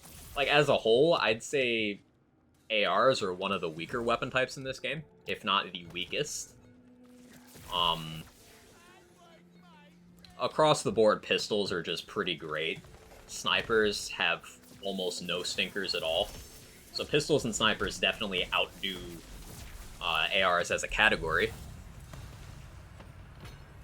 SMGs mostly do as well. But there are good ARs in this game. There's just less ARs total. And there's a lot that just kind of end up feeling middle of the road.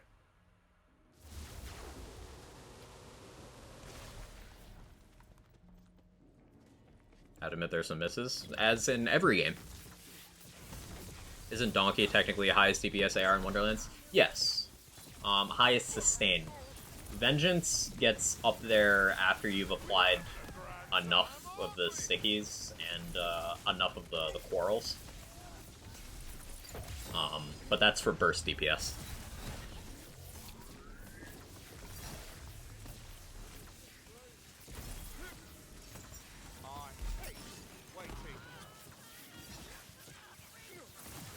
Sawblades does pretty well. Honestly, this feels like a baby Wicked Gossip. This feels like a baby Wicked Gossip. Encapsulators are up there, but they only beat out Vengeance in short time frame situations, like where you don't have time to do all the setup necessary.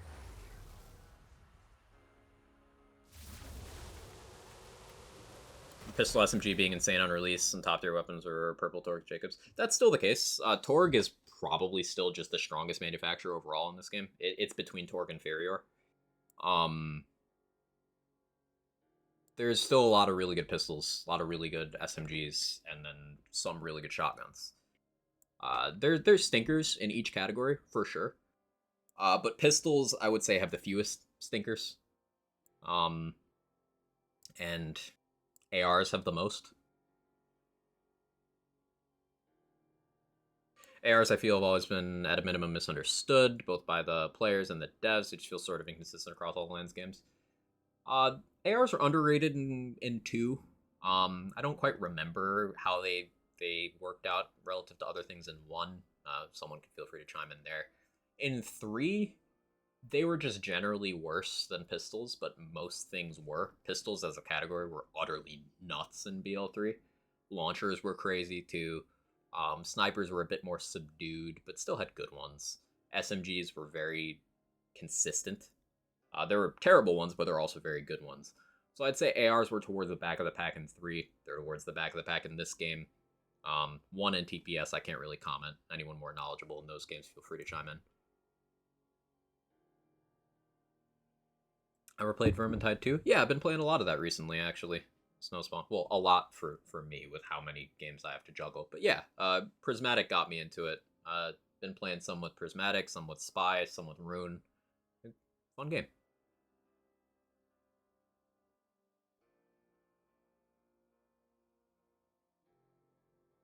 And just amazing, love it so much. Wish there was self-splash immunity skills so I could use it even more than I already do.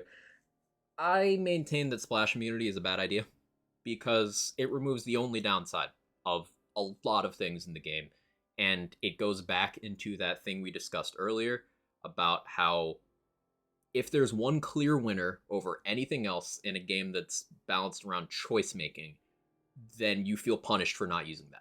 And that exact thing happened with Duct Tape mod on Zane in BL3. As soon as they made Duct Tape mod give self-splash immunity to most forms of splash, any Zane build that doesn't take Duct Tape mod just feels like you're being punished.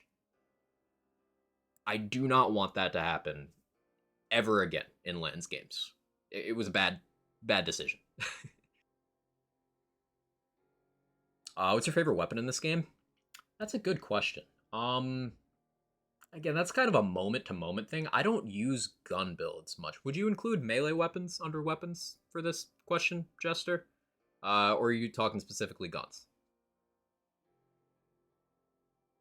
Have you tried Gunfire? I still have not played Gunfire. I've watched a decent amount played. Found out that Oil and Spice secondary fire mode's broken.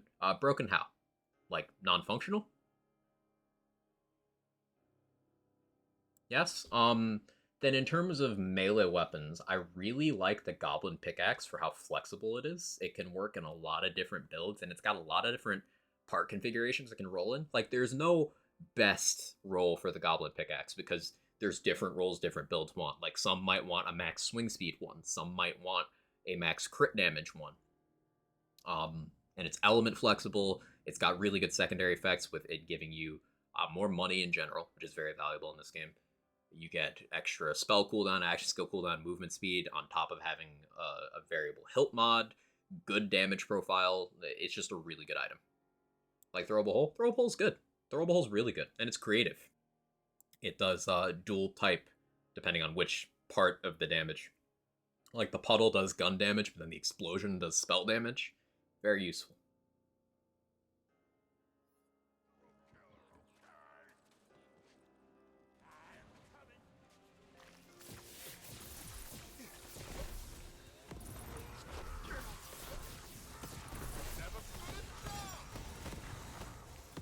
It's a lot of saw blades.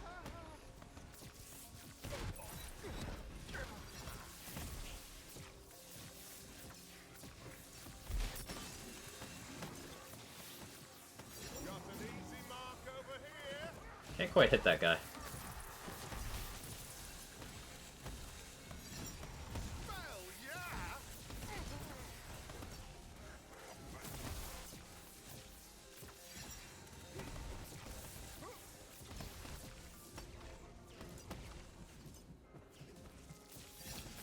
I think a little radius would really go a long way with this. Do I have radius rings? I don't at the moment. That's a shame. Shot with high fire damage opener spell. Does the same amount of damage. Oil on the ground. Ah, so broken as in no longer functioning how it's supposed to. Interesting.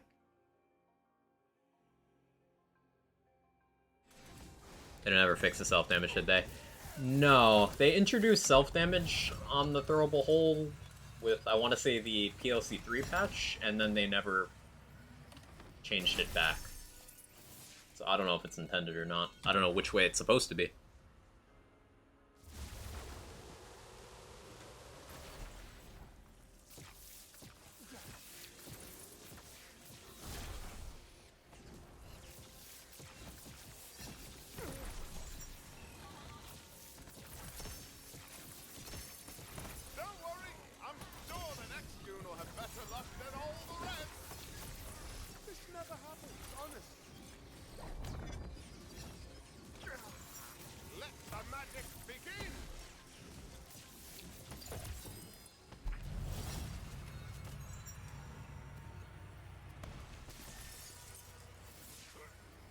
Don't really want to. It's probably just because I'm bad at practicing good distance from the radius of the explosion. Down myself a lot with it. It is a very wide radius, and I do prefer the version that didn't do the self damage for this specific case. Yeah. Hey Tom Nasty, good to see you. Happy to see you again as well. They're probably gonna fix it. Still a fun weapon. I hope they fix it. Hey, Etrigan, thank you for the 11 months with the 4 streak. Streams changed my life completely. I suffer from severe salt deficiency disorder. I had to visit the hospital 5 times a week for salt injections. Never watching your stream supplies me enough salt through the screen. You saved me money, time, and effort. Can't thank you enough. Oh, you. Hello TBJ_quag. Your stream has changed my life completely. I suffer from severe sodium chloride deficiency disorder. I had to visit the hospital 5 times a week for salt injections. However, watching your stream supplies me enough salt through the screen. You saved me money, time, and effort. I can't thank you enough. I owe you my life. Stick around. Wonderful, as always. Thank you for the shitpost, Patrick, and thank you for the resub.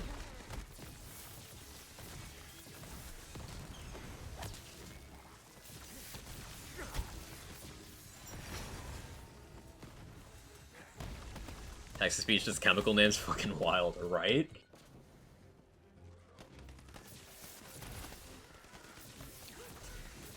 Healing vial. Get set.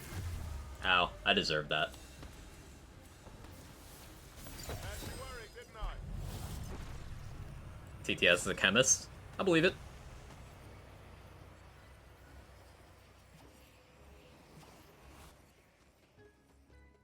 Your box perspective, BL3 Wonderland's huge success, sales and reviews, right? Yes, yes. Both of those games surpassed expectations. To the point where BL3, they're even like, hey, we had a bunch of ideas for more content, so here's another season.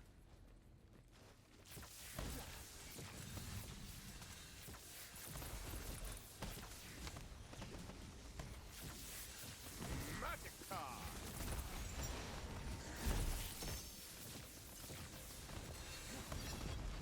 Hey Shiner, great to see you. You have a favorite spell combo? I know you use a lot of different combos, or when you keep coming back to it for fun and damage, or like Trickster's Ice Spike with a 3-shot laser hand. It's good to see you as well, Shiner. On the Lord of Shitpost, you are Etrigan. I find myself going back to Double Arcane Bolt a lot because it's so much pew-pew. Like, as long as you're hitting, you can always cast a spell, and something about that is very satisfying for me. Today we've been messing a lot with Inflammation and Saw Blades, and it's a lot of holding down the button. I'd say the one that's most me is Double Arcane Bolt. The spell is that. This is Saw Blades, Scotty Tots. It is this one. It's a repeating cast. It makes a disc that bounces around. Bounce off enemies, bounce off walls, and just kind of persists for a while. You can get extra projectile on this, you can use 2 of them, and you can just kind of fill the screen with persistent damage. And that's really good, because historically in LAN's content, some of the most consistent and fastest clearing setups are ones that can just sort of have damage that sticks around without your input.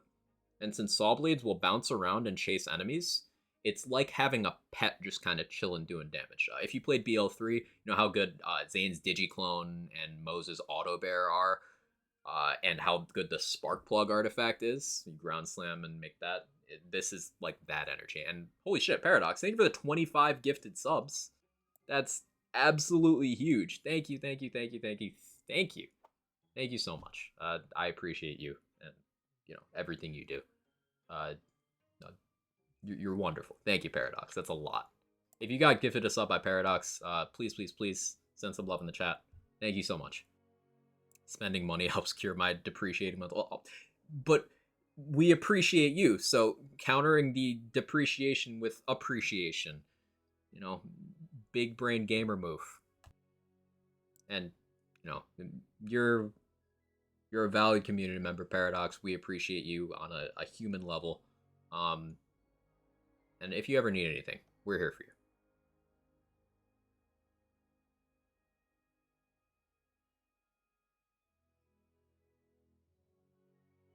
Eldritch Wyverns make you teleport? They do.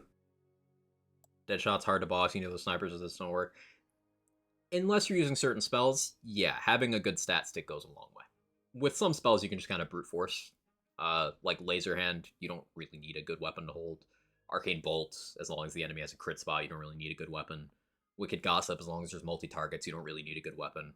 Frozen Orb, as long as you can get physically close enough, you don't really need a good weapon. But there's a lot that you do. Like Saw Blades, you probably need a good weapon. Or very specific gear. Is Spellshot still the best class for gun builds? It's pretty much between Spellshot and Blightcaller, with a secondary argument for Spore Warden, Frank. It's one of those 3. Spellshot, Blightcaller, Spore Warden. Most top-end gun builds will pick 2 of those 3 classes. Quag, quag, shag, quag. If they have more bloopers and development clips in future games, yeah, me too.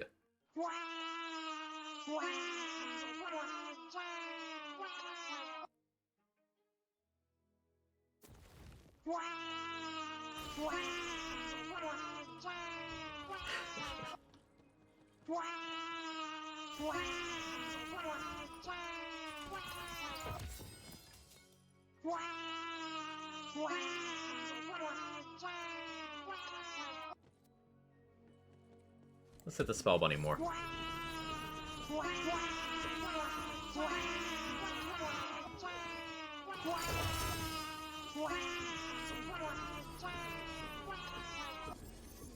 Best redemption.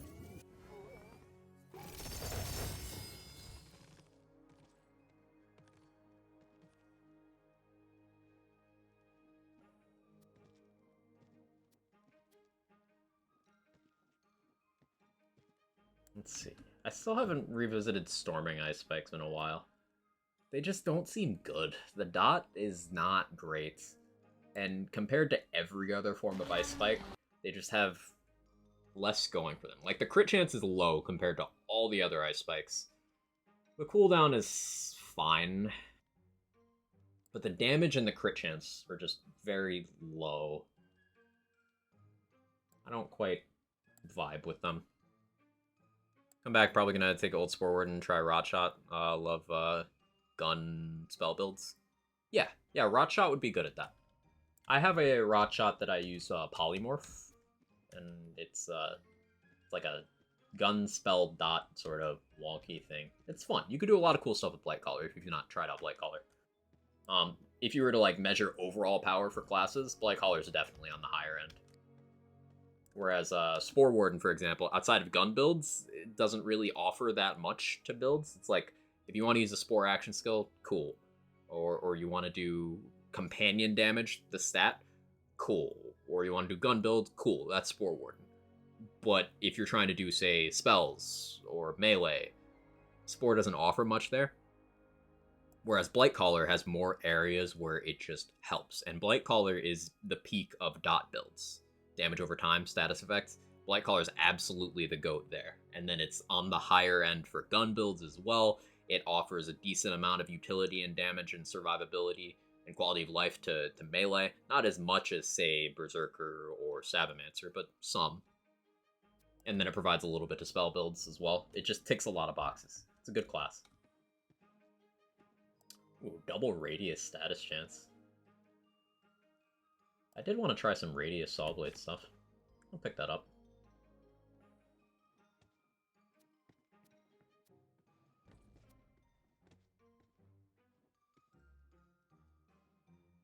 Okay, let's see. What other spell stuff did I want to mess around with?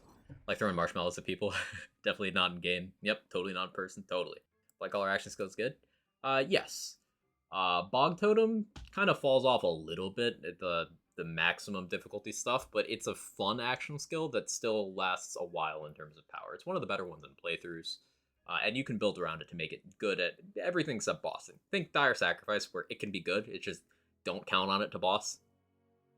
And Plague Storm is the highest potential damage of any action skill. Long time no see. Good to see you, Pragmatic. How are you? A good time to mention, worked on the BO2 multi-class mod again. Gotta make about 11 new class mods, so it's good to go. Ooh, let me know. Let me know. That might get me to play BL2, as I keep saying. Okay, spells. Oh, and it's worth noting that one of these was functionally unenchanted. So those saw blades could have been hitting harder. Cube? I haven't messed with Cube yet today.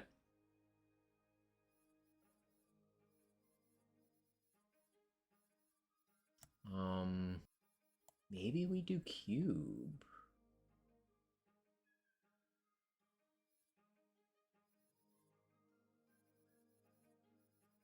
Well, Pog Totem can proc the class feed as well. No, it can. Yeah.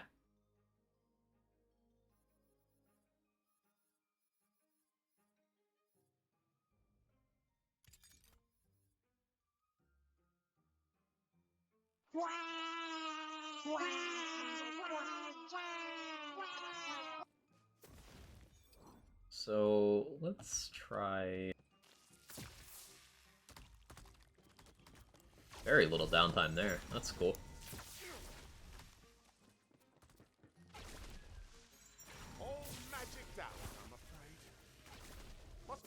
I think I can live with that. Ready?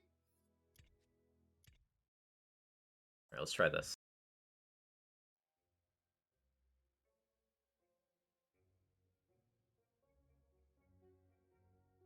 One moment, I'm doing magic.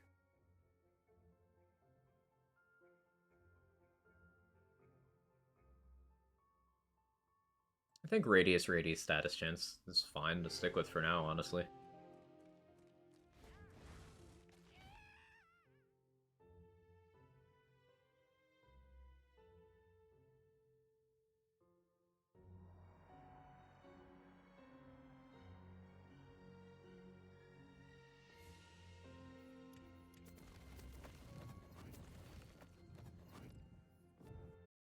Oops. Didn't mean to be on that save.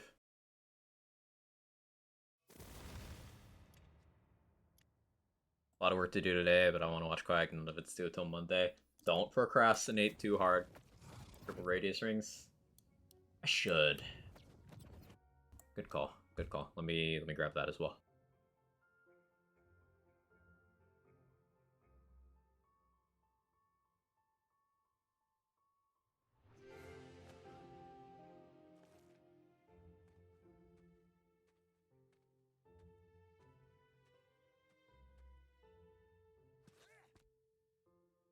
She's just a girl and she's on fire.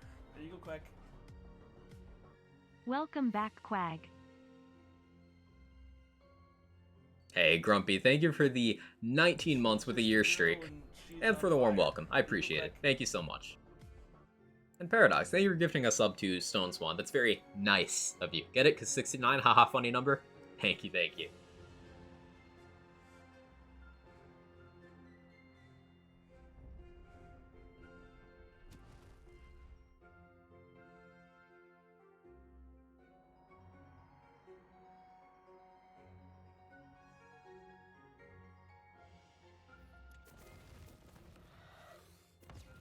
Too many saves.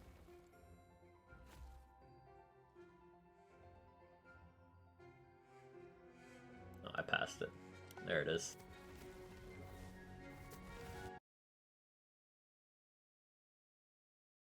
Actually found time to check by again. I appreciate you stopping in. Means a lot. Show the people the cursed. Imagine if your character in the title screen get crushed by the big dice. Certainly be a spectacle. I need to make more inventory space again. Ugh. Ugh. I need more backpack.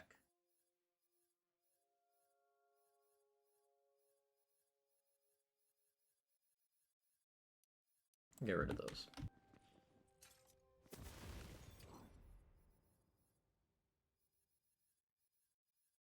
Alright, me that.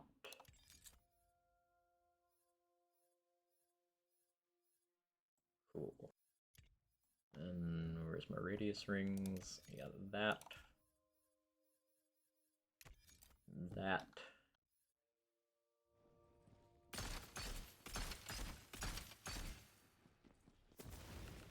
Alright, let's see how this goes.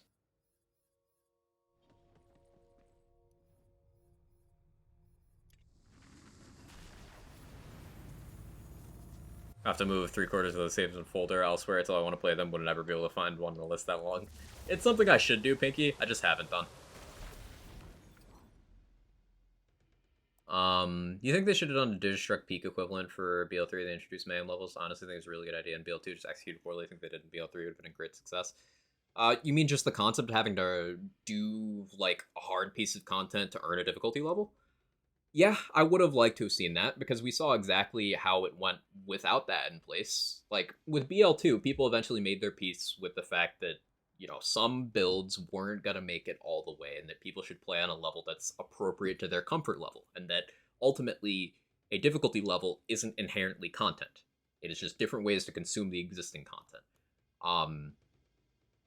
I think that BL3 could have benefited from that because we saw some negative consequences of people jumping to mayhem levels they weren't prepared for because they felt a sense of obligation because biggest number and nothing stopped them from doing it. I think that BL3 did suffer from not making people progress. And something both BL2 and Wonderlands do is makes you earn your difficulty. Oh yeah, flashing lights warning, by the way. Time for a spell.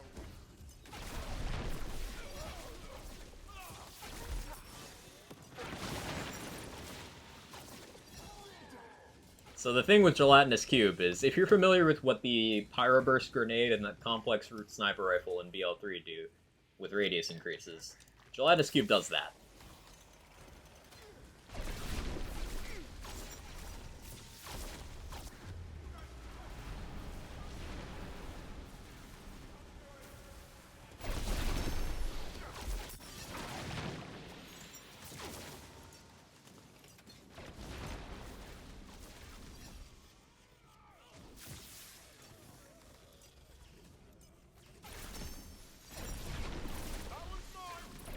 Love the cube? Me too, Mozilla.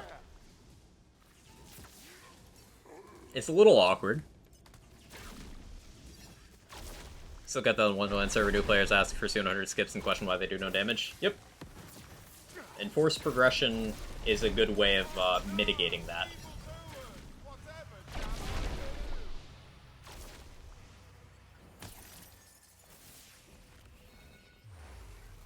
If I could somehow make like an easy conversion for Ozlands to work with the BL2 multiclass mod, I'll do it. Like, it's simple as just deleting character category at Ozlands, replacing multiclass stuff, otherwise it means making an entire separate version, then I don't think it'll happen, but I'll try.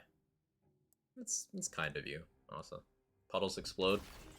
When the cube expires... Or I guess it is the puddles explode after a set period of time. Looking at it. To be perfectly honest, it's hard to tell exactly how this thing works, because you can't see with radius bonuses. But yeah, it's just, you know, complex root of the spell.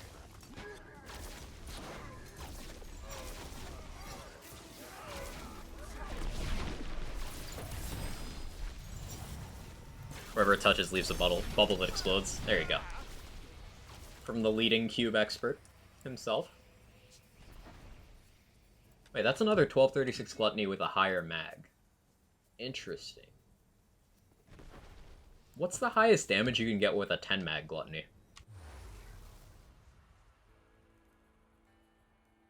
Always remind people, if you skip to C100, you legally forfeit your right to complain about difficulty. The entire point of the progression to C100 taking so long is so that you learn along the way.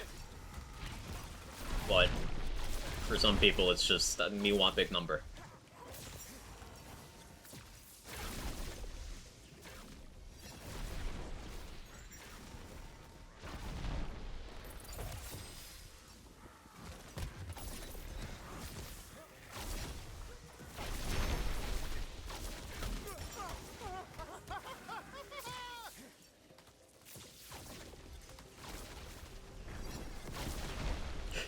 The radius on that explosion is kind of crazy.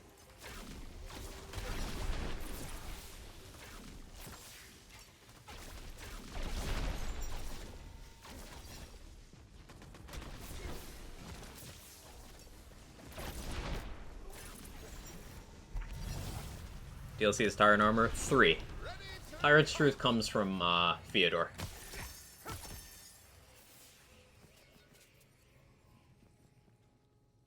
We're here.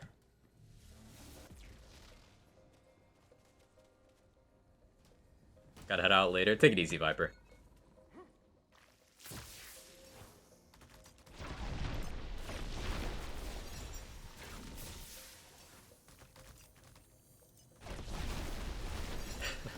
I wasn't sure that could do that.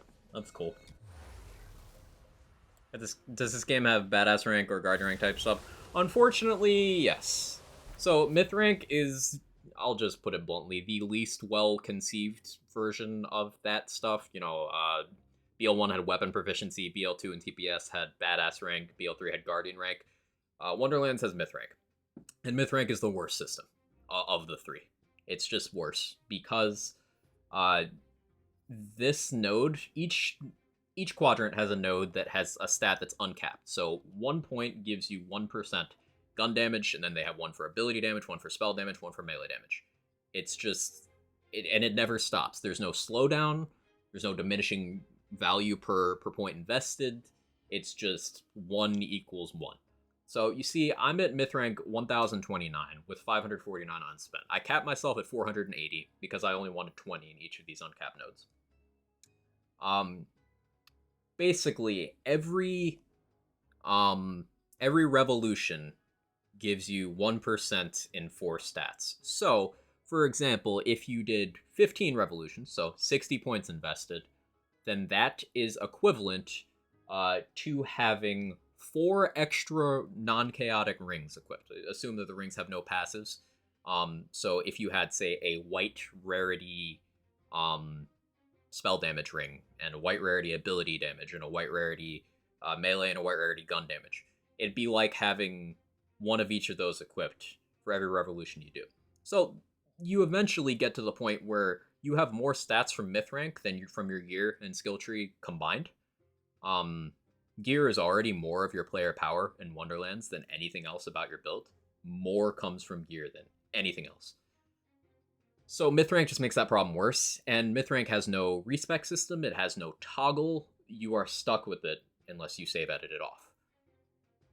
So it's just a very quick way to devalue any challenge in the game, and not only any challenge, but any complexity in build crafting, because you eventually hit a point where nothing you do in a build matters. You just instantly steamroll everything without thought, because you are effectively wearing the entire catalog of gear for free. Myth rank sucks.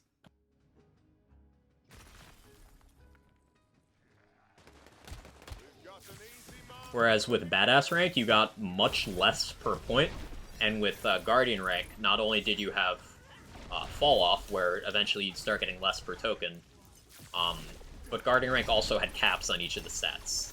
And those caps were in the 13% range and in the 15% range, depending on, which stat and which period of the game. Whereas with myth rank, I have a third of the playtime, less than a third, more like a fourth, honestly. I have a fourth of the playtime that I do in BL3 in this game. So 6,300 in BL3, and then about 1,600 in this game, right? I'm at myth rank 1029. Over in BL3, I haven't broken 1,200 Guardian rank yet. Now, yes, over the course of 3 years, I have reset my own Guardian rank with a save editor multiple times so I can reprogress. But I'm not over 1,200. Let's say by the time I hit the same hour count, I hit 2,500 myth rank. Let's just say that arbitrarily. Let's do some quick math. Get the calculator app out.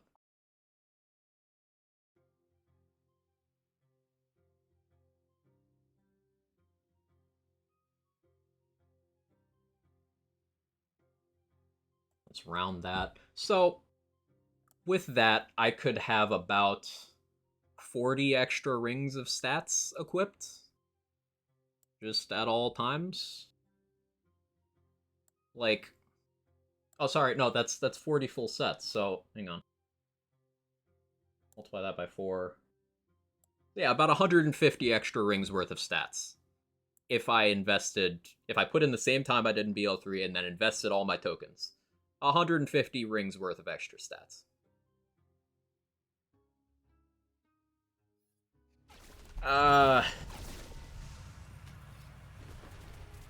That's not fun for a build crafter.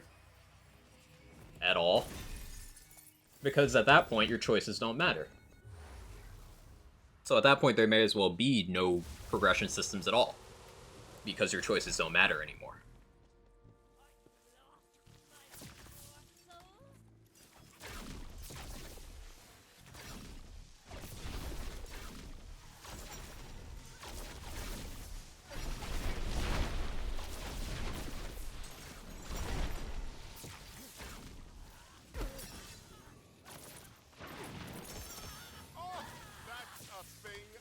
think the 20-point mark you did seems good. Nowhere near done with myth ranks. Thanks for pointing that out. Yeah, of course. Some people have chosen to cap at 400, which is none in the uncapped nodes. I did 480, which is 20 in each.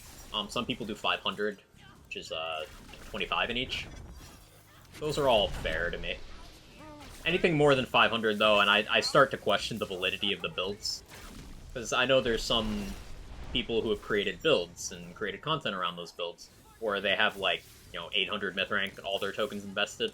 At that point, your gameplay is not representative of what someone without a ridiculous amount of myth rank can achieve. It's like the difference between having farmed gear and save-edited gear. Like, sure, it'll resemble, but it's a whole different league of power.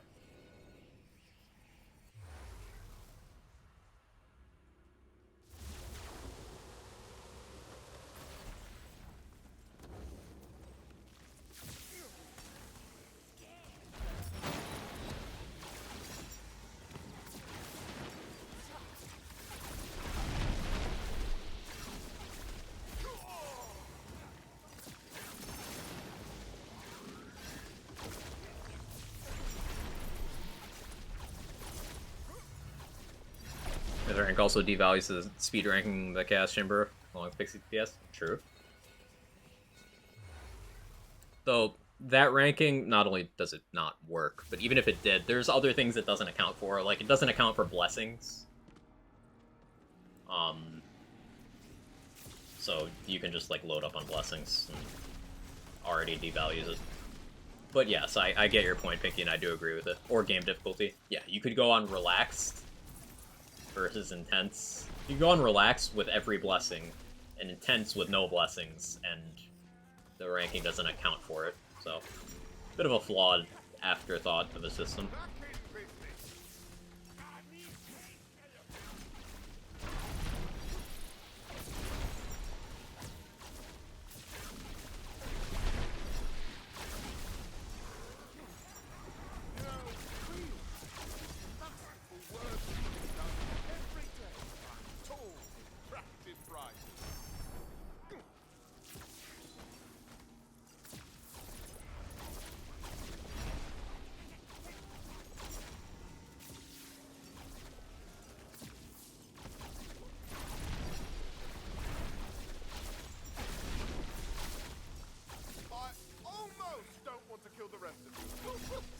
So hoping they do like a legit top 500 runs leaderboard. Problem with that, Frank, is people would cheat.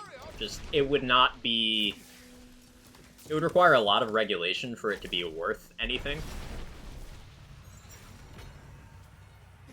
And with Lands fans, I'm using Lands here to refer to collectively Borderlands and Wonderlands fans, there's a couple of things that they're not used to. Do we have a lot of Diablo 3 players in the chat before I make this comparison? Anyone know the Greater Rift leaderboards for Diablo 3, especially during seasons?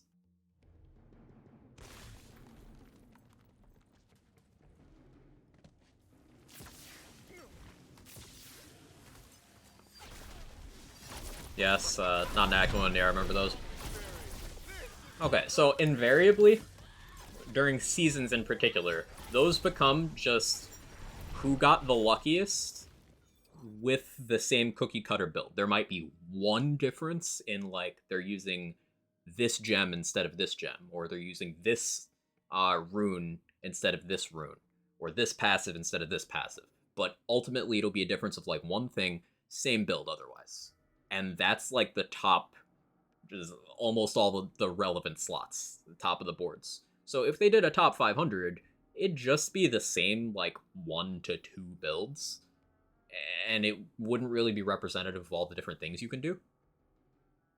And a big thing with the D3 leaderboards with Greater Rifts is a lot of it is luck. And since Chaos Chambers have more variance than Rifts, the luck differential would be even larger. So it'd be, okay, this person got the run where they got the small rooms with the easy mini-bosses and the favorable enemy types with the favorable bonus objectives. And then this person got nothing but Imelda, Dragonlord, Freezicles on the big maps with the low value enemies that hid from them the whole time.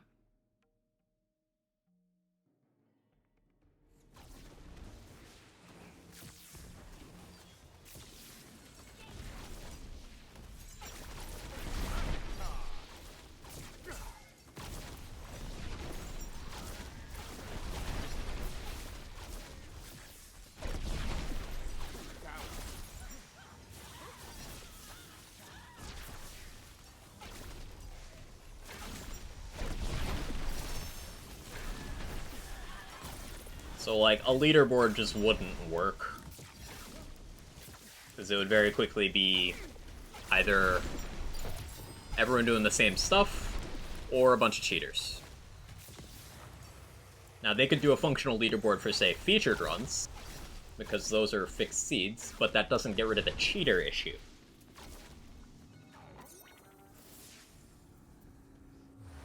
A lot of people who can't make any decent build themselves or gravitate to whatever is in the top of the board, show their class build instead of learning it themselves. Yeah, you'd see a lot of pixie users. Who it's entertaining. If you see a pixie user go up against any of the bosses that shut down pixies, for example, you can still pixie Banshee, but like if you throw from too close to her, her aura kills the pixies before they shoot. So even something as simple as stand farther back, too complex for your average pixie user because it's such a low effort, low thought involvement gameplay style. It never teaches you. That's not the player's fault, but it never demands anything of you other than hit reload button. So those people would have so much trouble.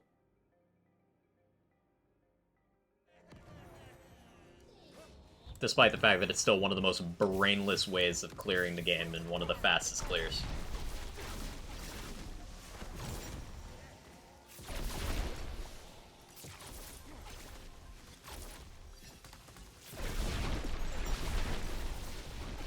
Dragonlord's more a pain in the butt than the Melda? I don't agree. That's gonna come down to build. Like,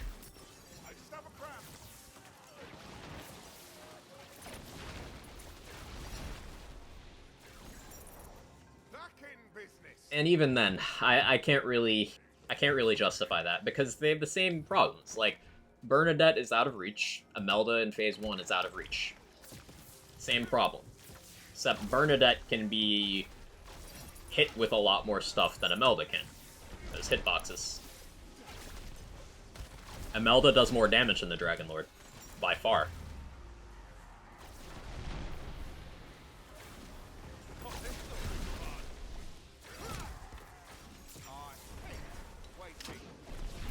They're just kind of like... Imelda's just a worse version of that fight. So many seeing pixie users struggle with Feodor? Yeah. Feodor, Banshee, Dragonlord, those are fights that pixie users just kind of, they don't know how to deal with, because they never had to learn on any of the other fights. So something hard countered by that. But for something like this Obelisk, they would just stand and spawn and reload until the next room is available. Or I suppose more optimally, stand where the room ends. And then wait. And something like Pixies would absolutely be meta for any sort of leaderboard. You'd only be matched by a very optimal Spirit Swarm setup. And even then, it's like a question mark, because Spirit Swarm has a travel time.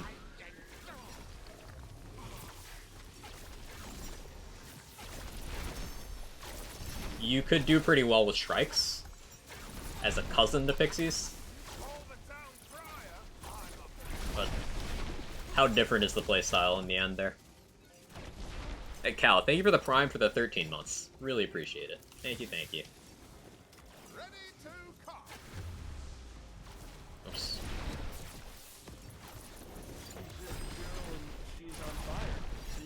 We did a lot of cubing. I'm starting to feel some eye strain. So what if we did saw blades with this radius stuff? I was curious about that.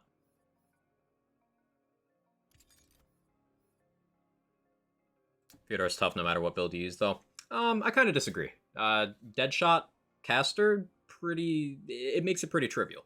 because you one-shot all the soul cells, you have enough healing that you're not in danger. And none of the hitbox issues or AI issues apply to you if you can just point a laser hand at the crystal, you know?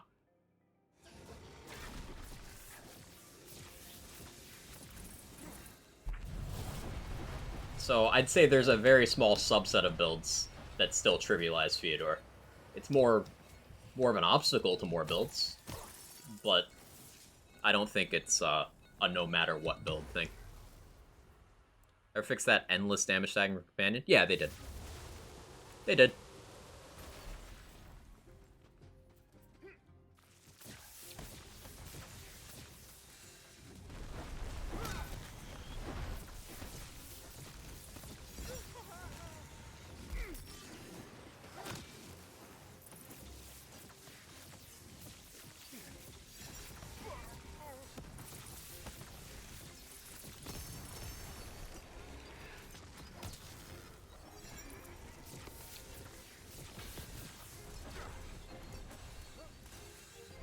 Universally bad at avoiding damage, she'll never beat its last form.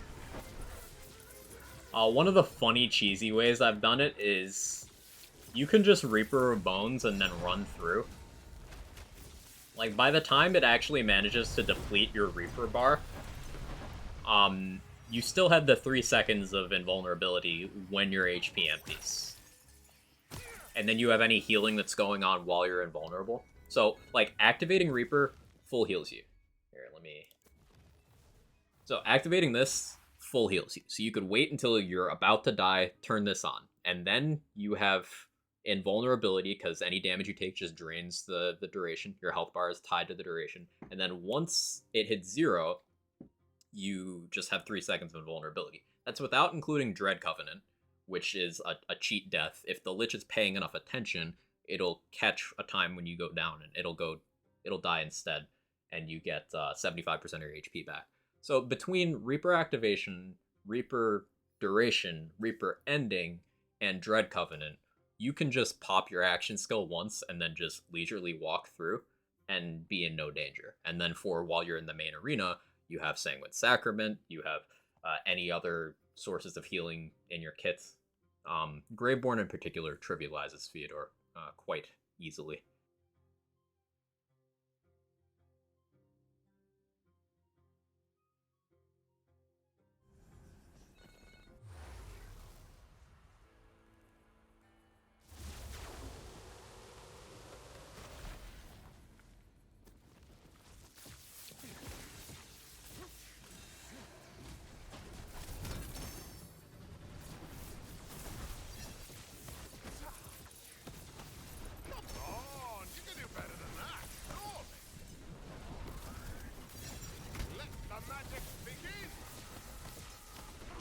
Yeah, Radius Saw Blades kind of plays out like Baby Wicked Gossip.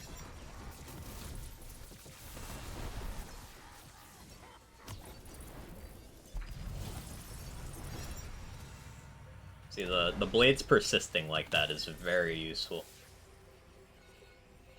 Got raid boss time. Hey, Moo Girl, how you doing? I walked by Eclairs and thought of you. This was like 3 days ago.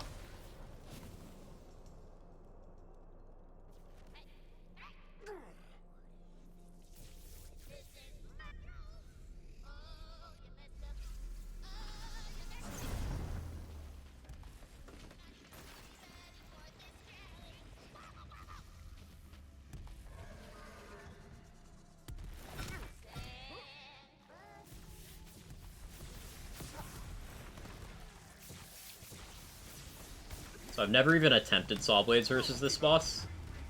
I don't know what to expect here.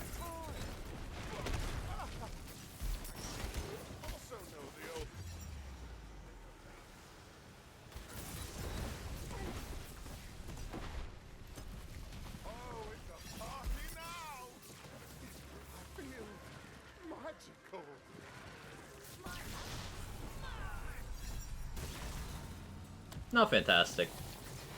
It'll do well enough, but not fantastic.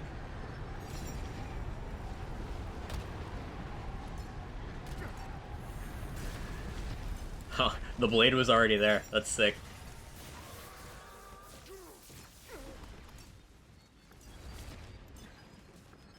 So I guess the cool thing about Saw Blades is you can pre-fire.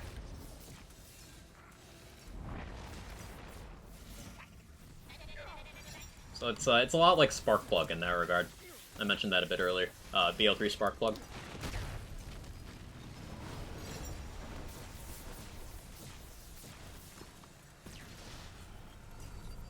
Oh, whoops.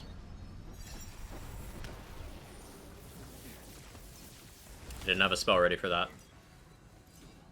Still only has 4 raid bosses. Yeah, only?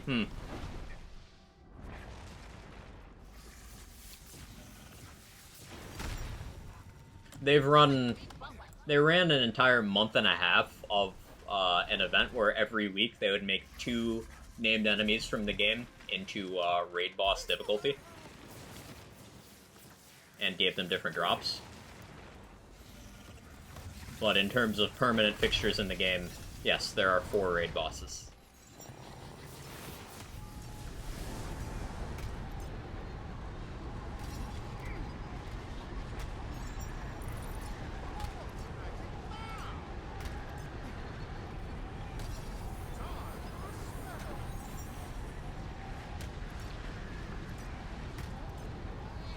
Good job, Saw Blades.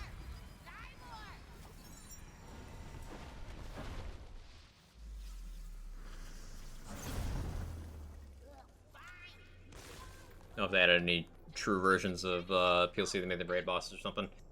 Interesting thing with the PLC bosses, Frank, is they are, considering the number of times the base game bosses have been nerfed, and the PLC bosses have not received any direct nerfs. Now, they got nerfed by all enemy damage going down, but Imelda, Theodore, Chums, and Redmorn do more damage than any other bosses. Redmorn is also one of the tougher bosses to damage because of how many immunities it has in later phases. Theodore and Imelda have more environmental hazards, so I would say the PLC bosses are closer to raid boss difficulty, with the exception of Chums. Chums is just a meme. But Imelda, Theodore, and Redmorn are closer to the raid boss's difficulty, however, they are not raid bosses. They are more challenging than other bosses. So that's definitely a box that the PLCs can tick. At least with Redmorn, it's also a fun boss. But, you know, Imelda is, unfortunately, she exists. Boss in this game might be the best franchise. I agree. There's some bosses from some other games that I like more. For example, Wotan over in BL3. Still the GOAT, still the best boss Gearbox has ever made. But they made some really good bangers in this one. I feel like people went kind of overboard hating on this game. It's kind of weird. It was a spike in the trend of new thing bad. Some people consciously bought into it, some people unconsciously bought into it. But it was trendy to hate on this game for a while. To its detriment, to the detriment of the entire community. Some bridges were burnt that could never be rebuilt, both personally and professionally, for a lot of these people. But it was the trendy thing to do to hate on the newest title. This happened with BL3 as well, just to a much lesser extent. And it happened to TPS as well, just to a lesser extent than BL3. There's been a ramp upwards in hating on the newest title. Which is unfortunate. He's the only one in the franchise. I know, Asa. Technically, Wonderlands is not Borderlands, but in terms of referring collectively to Lands games, you know, I'm less picky about that. What about what did you like so much? Responsible use of immune phases that change the momentum of the fight. Every immune phase in Wotan is it changing what it's doing. Every single one. And it rewards game knowledge and puts pressure on the player based on how well you're doing.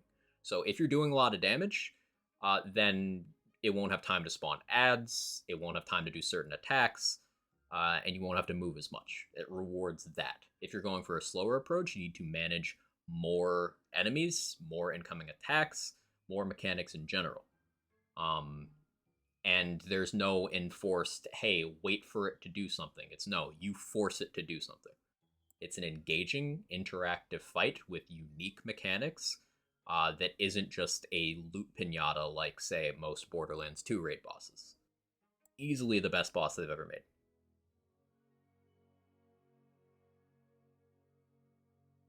See previous message? Let me go back. A Chaos Chamber setting that makes every obelisk be raid boss difficulty. That'd be interesting. Happens in most games. Look how many people are hating on Ragnarok just because it's new. Ragnarok is a really fantastic game that does a lot well. I have my issues with it, but I absolutely still think it's like a crowning achievement for that studio. Everyone who worked on it did a fantastic job. But because it's the new thing, don't forget the legs. It's like Hyperius Nova is ramping up with damage over time, but applied an actually good game mechanic. I still think Hyperius is one of the better BL2 raid bosses. Just, you know, Nova's stopped being interesting. You got the thing? Nice, Mugro. Nice. I hope you enjoy it. Like I thought Hatterax was a cool boss in BL2 for my favorites. for a lot of the same reasons I like Woden so much, because it does have unfortunate enforced downtime and some RNG with, say, slag washing and things like that. But it rewards game knowledge a lot because, you know, if you hit the damage windows, it changes the ebb and flow of the fight. It rewards DPS racing a lot. But it's active. It's got multiple mechanics. It's just Hatterax is a good fight. Hatterax is a good fight. Hyperius is a good fight. I don't like the rest of them in that game. She's just a girl and she's on fire. There you go, Quack. Hyperius is so strong he became a manufacturer in Wonderlands. True. Hey, Irish, thank you for the 8 months with the streak. Really means a lot. I'm glad to see you sticking around, enjoying, and continuing to support. And it's always a pleasure to have you here. Thank you so much. Problem with Hyperius, if you take away the nose from the boss, just isn't threatening in any way, at least from what I noticed. Yeah, I agree. I still put it in the... That's one of the things where you put an asterisk next to the threat level, because look at other Borderlands enemies. Borderlands bosses, not referring to Wonderlands here, specifically referring to Borderlands, aren't threatening. How many of them can actually kill you without you letting them? Take a tally, list some options. I'm going to run to the bathroom real quick, but mull over the question.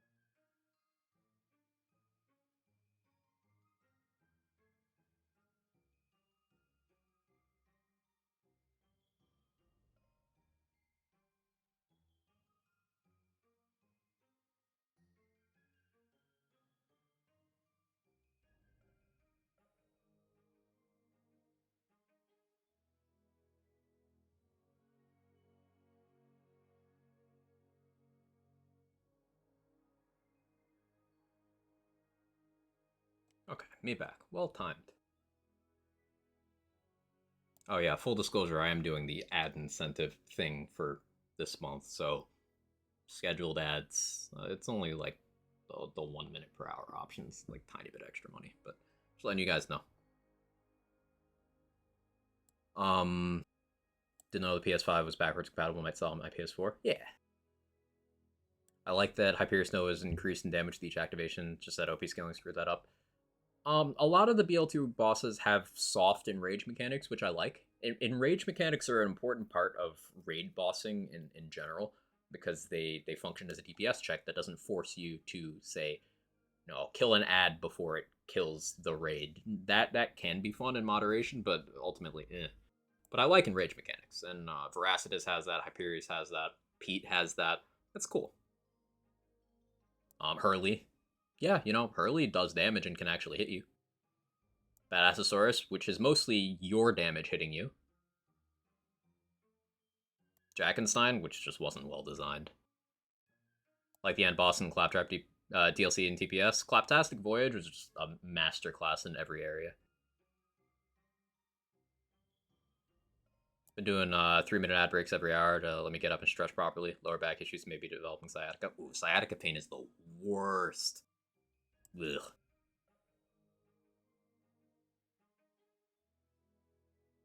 Saturn. Saturn's a great example, Frank. Saturn, if you don't, hug a wall constantly, is capable of dealing significant damage. That's a good shout. But the point is, everything listed was not major bosses. Like, major bosses and raid bosses in Borderlands don't threaten you in most cases. Either your survivability tools are so strong that you don't ever need to be afraid, such as Zane and Amara's lifesteal in BL3, Moxie weapon lifesteal in BL2. Like, you're never in danger. But even outside of those, in those games, there's just cases where bosses aren't aggressive enough or don't have attacks that are capable of doing meaningful damage. And that's just how Borderlands has always been. So with Wonderlands, they decided not to do that, and a lot of people didn't like it because they're not used to bosses attacking them in Lands games.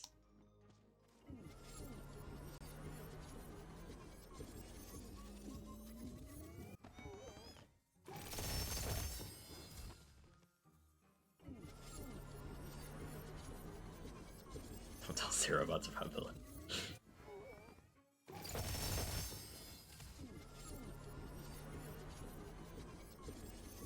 As far as Axton goes, to just run in circles like Sanic.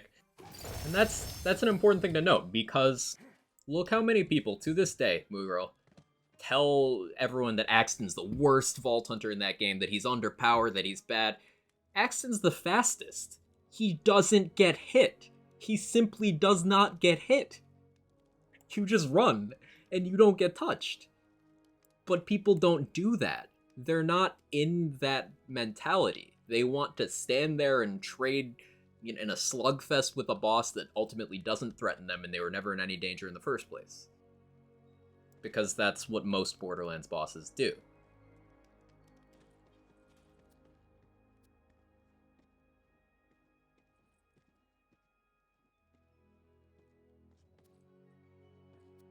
So in this game, where you have to actually learn boss attack patterns and dodge them,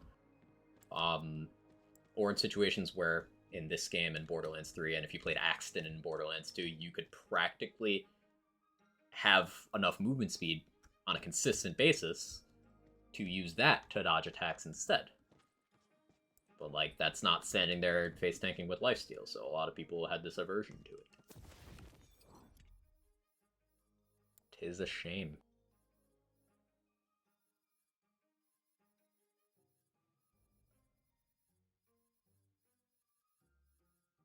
So I haven't done Wicked Gossip with Radius.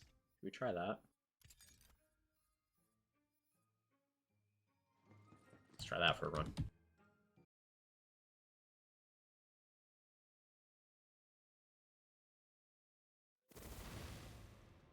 Main Axton, tanky, does good damage, amazing with fastball, insane crowd control, absolute peak destroyer. Axton's fun. Like, I like Axton.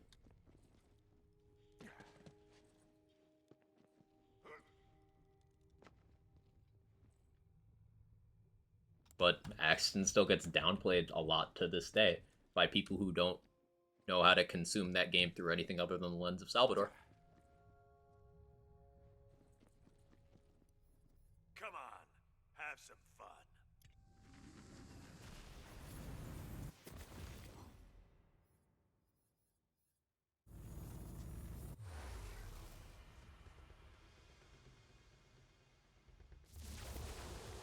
Me, Shieldless Zero, never having used a Moxie weapon in my life. Based.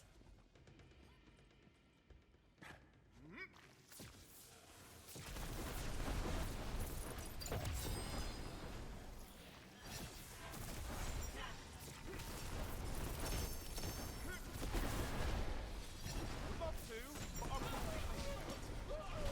My spell's ready. You must be lost.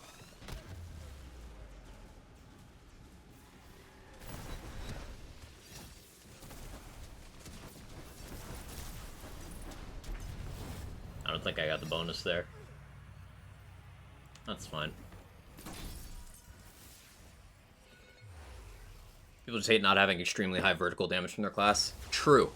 Very true, Frank.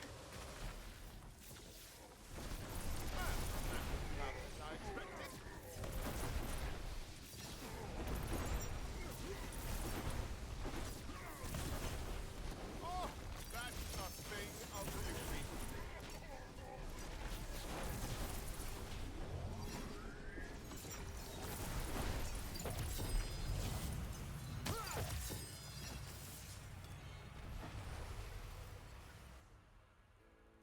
Just started a Krieg playthrough a few weeks ago, forgot about it.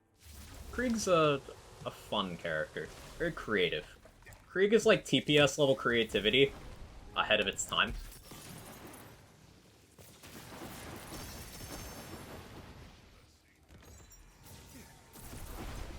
And I say this as someone who played mostly Gage in BL2.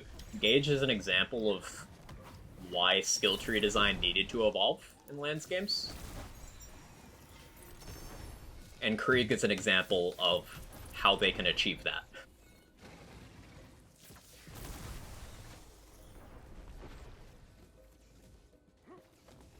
And they did achieve that. BL3 skill tree design, for the most part, was way better. TPS skill tree design across the board was way better. Wonderland skill tree design, for the most part, was way better. So they did learn from them.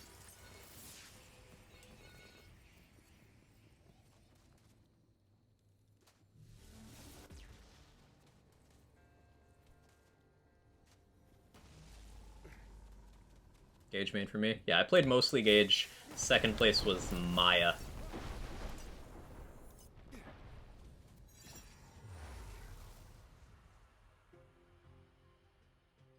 Field 2 multi-class mod Salvador are actually fun. Of course, not safe from the issue Salvador himself causes. Still found to be an improvement in enjoyment over vanilla. I believe it.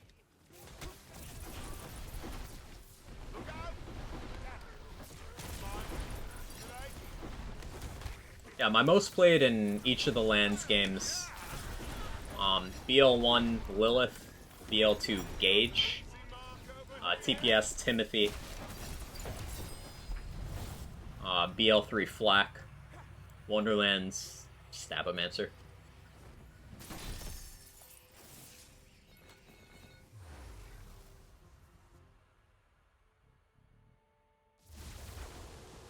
Least favorite in each game?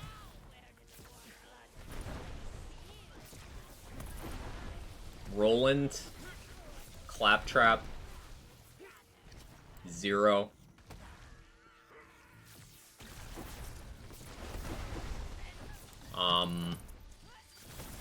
Zane,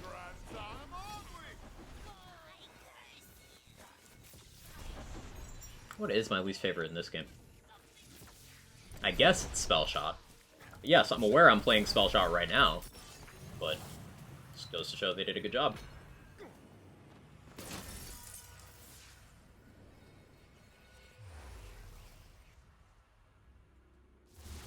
Spore, I still really like Spore conceptually. Just implementation was flubbed a bit, but I guess maybe post-balancing, Spell Shot feels a lot less unreasonable, especially at C100, than it did at launch.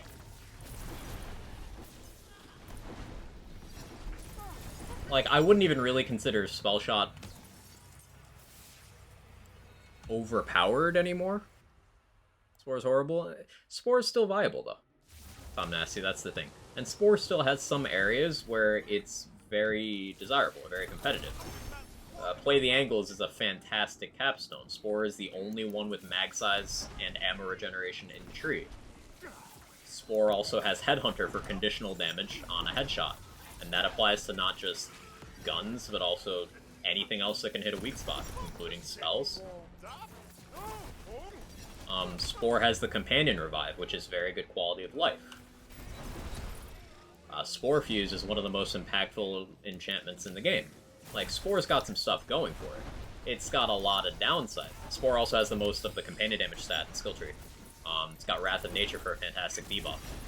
Like, Spore's got some things going for it. It's just more narrow in what types of builds that stuff's relevant to. It's like how in BL3, Zane has less to offer non-gun builds than everyone else does. I am still a big proponent of non-gun builds on Zane. It's the only way I really play Zane. But he provides the least to that archetype. Spore does that for most things in this game. It's just provides less, but it still has things that it provides, particularly for guns and for companions.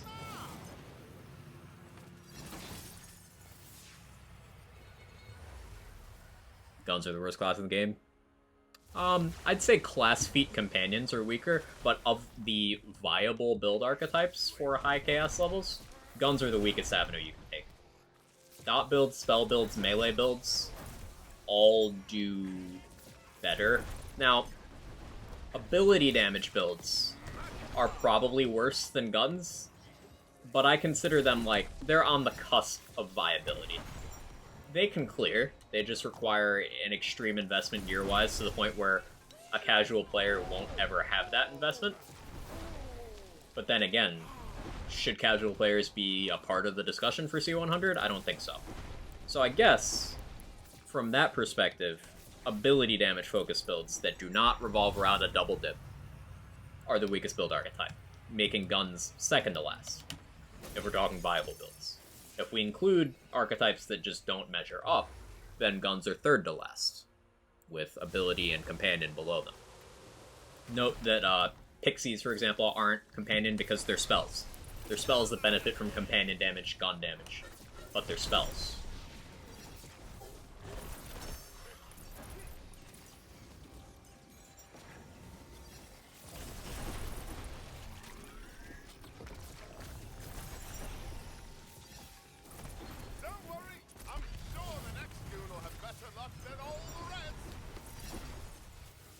What did I just buy? I accidentally bought a blessing. What blessing was that? I don't know what blessing that was. Snipers make me feel like I know how to play a game, even though I don't.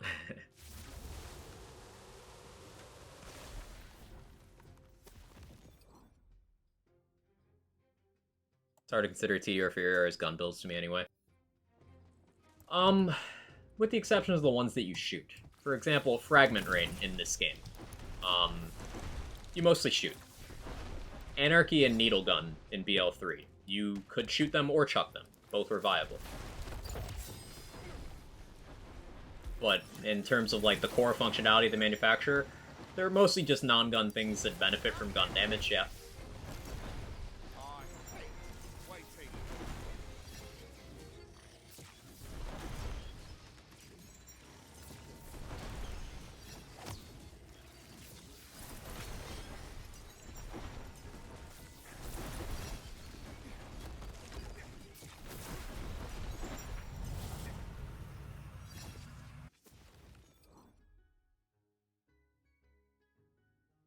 ISP, you good? It's trying. It's trying. We're still here. We're still here. Lilith and BL1 was fun. I agree. Plus gun damage isn't as good. Gun builds are my favorite. Makes sense, though. Yeah, they're still viable.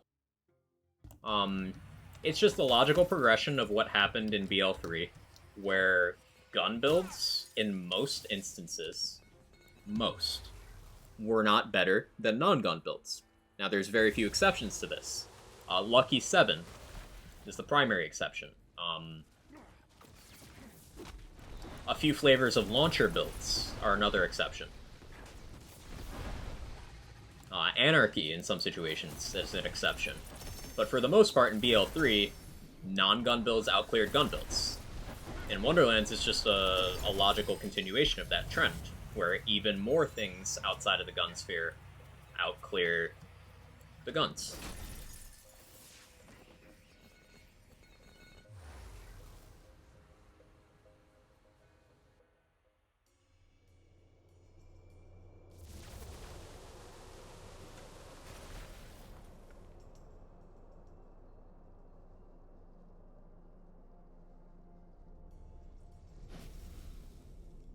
Mean specifically building around the TDR gimmick of throwing them to create an effect. That's not for you? That's understandable. I like it because it... Like, how many other games have weaponized your reload mechanic?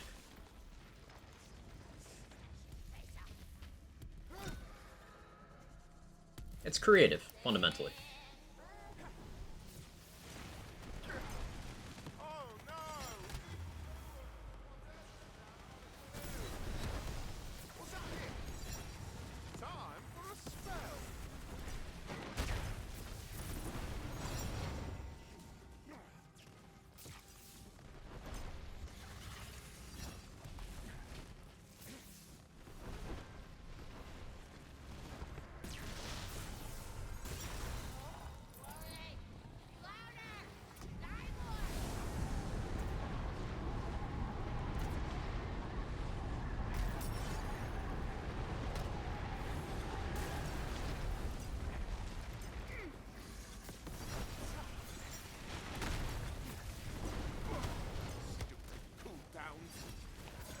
spell is crazy. Very nice. Wicked Gossip's so nuts. This thing is bad, just meant to not consider it under gun build. Yeah, yeah. It's a preferential thing. Like, I don't really enjoy the basic gun build archetype in these games, because the entire concept of these lands games is just being wacky. I can point and shoot in any other shooter on the market. So I want to do the weird things, like spell builds, melee builds, chucking builds. I like those. Just because it's different. That's just me, though. That's a personal preference thing. I think BL4 have a B-Shield, Revolter, Buffmeister. Those things aren't comparable. What is the common similarity between those things, Frank? Because they don't share traits.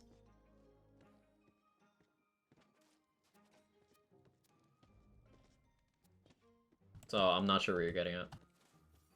I know the Revolter B-Shield comparison's made often, but it falls apart if you look at the actual functions of the shields, and in terms of what places they fill in terms of balance. Like, Revolter is not peak damage in that game for most things. It's not peak clear speed for most things either. B-Shield warped the balance of Borderlands 2 over time because they eventually started designing boss mechanics and bosses around it, which is not something that ever happened with the Buffmeister or the Revolter. Now, Buffmeister is horrifically overpowered, and it shares that with B-Shield, but it is busted on a tier that the B-Shield never even remotely got to.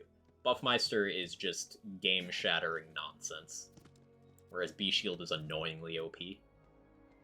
I put them in different spheres. Revolter is, like, it's questionable if you can even consider the Revolter overpowered. In the definition that it's stronger than it needs to be, sure. But it has competition. Buffmeister does not have competition. B-Shield has almost no competition.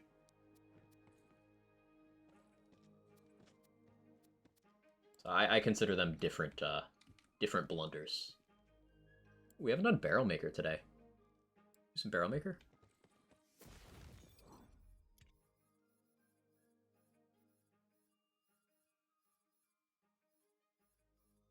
Guess I don't need that saw blades.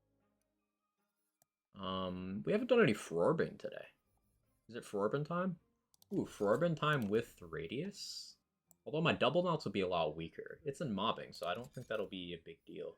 I think it's Frorbin time. This is a really fun feature to test builds in. I quite like this.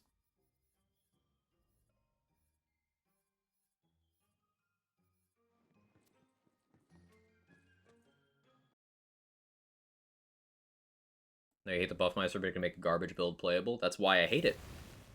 Because that's not the build being playable, that's Buffmeister overriding all of your other choices. Buffmeister by itself is more impactful than your entire skill tree.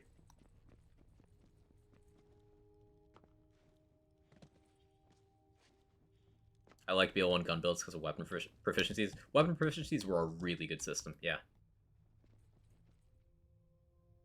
I want to try my hand at game reviews, but don't really know how. What do you mean? You want to, like, make game reviews for content creation purposes, Mugro? I think you'd be good at that. You have colorful commentary on just about everything. And personality is a big part of how you can stand apart from other creators. I think you've got the aptitude for that. Do like gun builds still? I think it's what I prefer the most, especially since BL2 is my most played out of them. BL2 is otherwise pretty limited, even within gun builds too. Massively respect anything else is possible. It all comes down to preference. I'm obsessed with Ratchet and Clank Rift Apart lately. I want to talk about that. Don't really know how to express myself without saying game boom boom. It's something that'll take some practicing, but like, just talk about it. Like, how would you treat it in a conversation? How would you try to win someone over to liking the game? And while also providing a complete picture of how you feel about it, pros and cons. Just treat it like a conversation. That's how I treat all my content. That's why I don't do stuff on the YouTube side as much as I want to, because it's hard to do conversational stuff there. That's why I like live content, because I'm just chatting. But if you want to do YouTube stuff, then I would recommend make an outline based on the kinds of things you would touch on in a conversation. I don't like scripts. They're not organic enough for me. Make an outline and then just talk.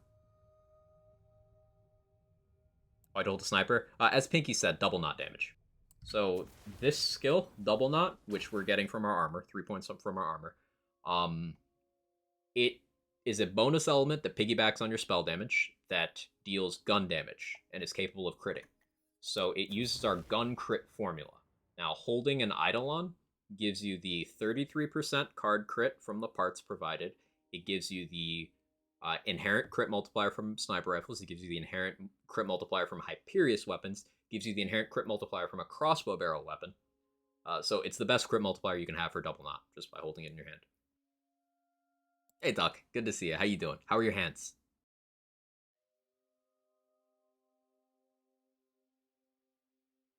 Arrow Halifax. How you doing? Good to see you. Always love seeing your name pop up.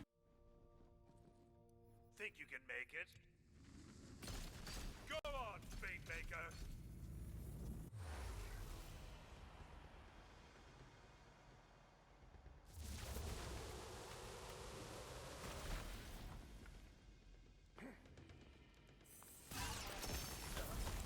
Forb gets so big. It's so big.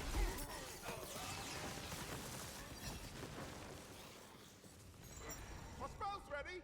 Apart from skin not liking the freezing temperatures, well, I'm glad they're intact. No shame in losing to the best. I think maybe running double radius you lose a bit too much damage, but like, look at how big this thing is. Won't stop. Like, it just eats. Doing better. All my time's been gone lately. I had to get 2-3 jobs. Oh no, I've been there.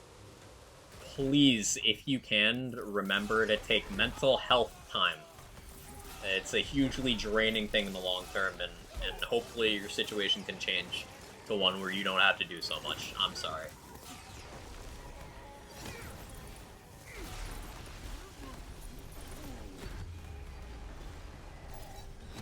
I just run mine showing off in Forbes. Not sure it's stats before. I can show you now.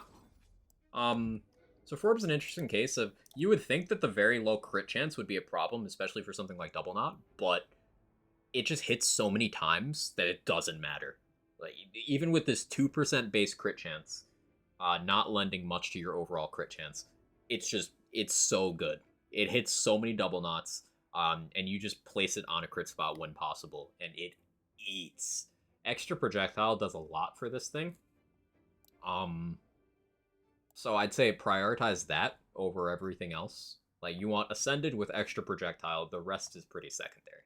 Because it's got a moderately okay cooldown, and it's got a decent base damage. So definitely go for extra projectile if you can. Got some big balls there. I grew them myself, thank you. Couldn't play the nude. Need for Speed if they weren't intact.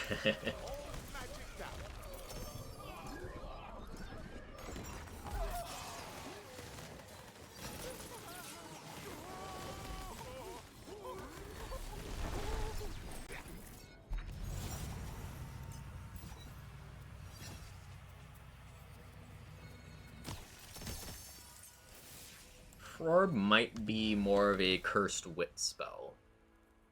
Do a nail video and just talk about it. I did that with a Netflix show I watched recently. Seemed like a good idea. Yeah. Just try it out. See if it's for you.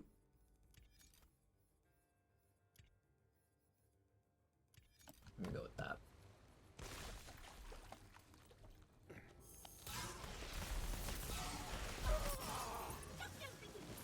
Yeah, let's see how this does. Yeah. I think if I'm to do Radius Frozen Orbs, I need the damage from Cursed Wit. Which does make survivability a little more difficult, but that's okay.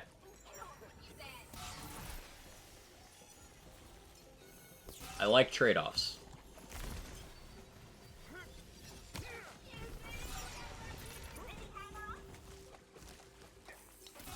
Let the magic begin.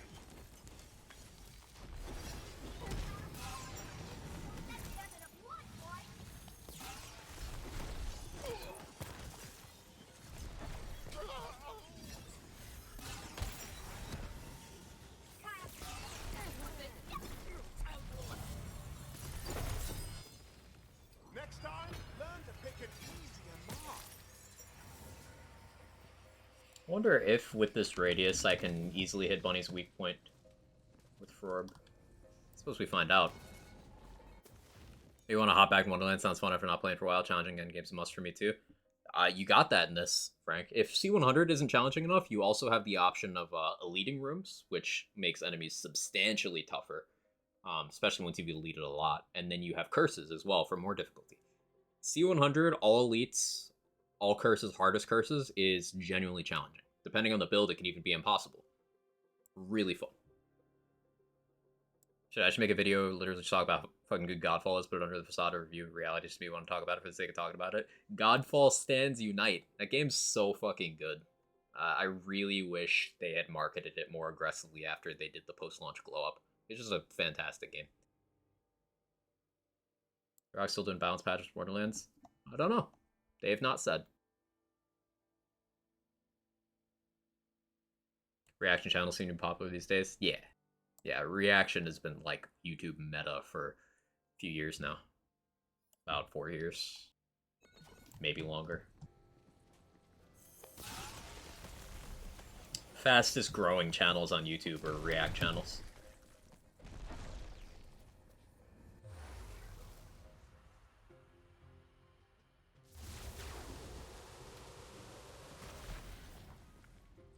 Reaction channels. There's some that I sometimes find interesting.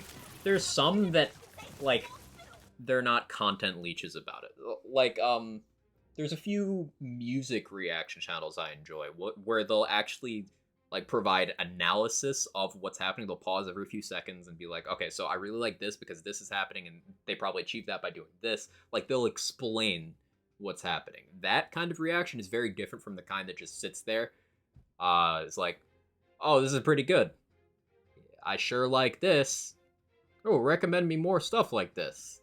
Okay, that's the video. See you next time. You know, that's a totally different thing.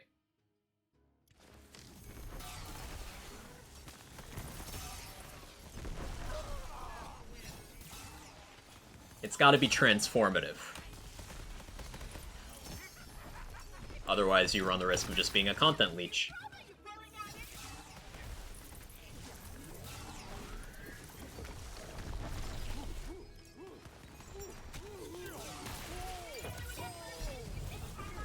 Aren't all channels reaction channels when you get down to it? No, there's plenty of channels that make original stuff. Like, there's a lot of creators that make original music. That's not a reaction thing.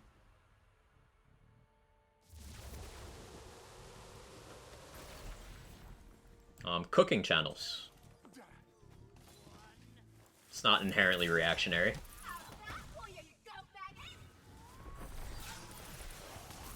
I wouldn't say speedruns are reaction channels. I wouldn't say challenge runs in gaming in general. That's not a reaction.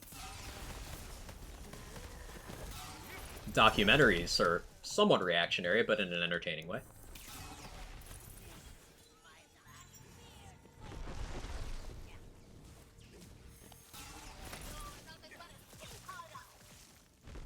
What about reaction channels that react to someone's reactions? I know Jax Films has been doing that recently. This is actually not the first time he's called out React channels like this. He did this when React first started like being the meta on YouTube. But he's made a second channel of just him reacting to people's reactions just to show how ridiculous it is. And it's just him sitting there doing basically nothing. And he just did it as a joke, and the channel's blown up. It's pretty humbling. Like reaction channels that do show discussion, like after like 10 minutes reactions, 40 minutes discussion. Yeah, those are enjoyable. I like the kind of reactors that do that. Like they'll watch an anime or something, and they'll do, you know, the fair use amount of you get to see them as they're watching it. But then they'll like take notes, and they'll have hour-long discussions about their what happened, their expectations for what will happen going forward, or related to other pieces of content they've seen. Like that kind of stuff is more in the realm of transformative content than pure leeching. It can be done tastefully. It often isn't.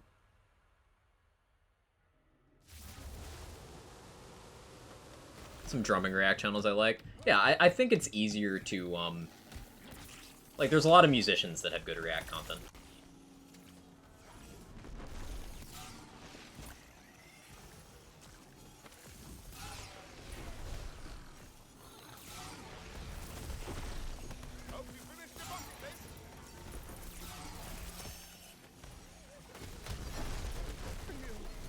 Another good example is, I'm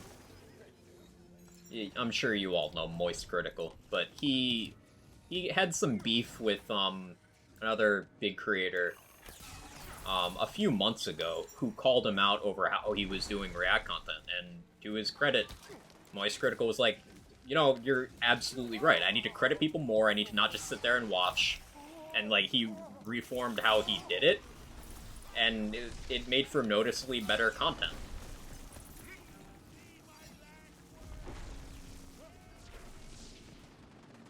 Like, he'll make sure to add something to it in terms of his own perspective, or, you know, he'll just do something with it. Which I think the whole React genre would be better received if more people treated it as actual content creation instead of content consumption.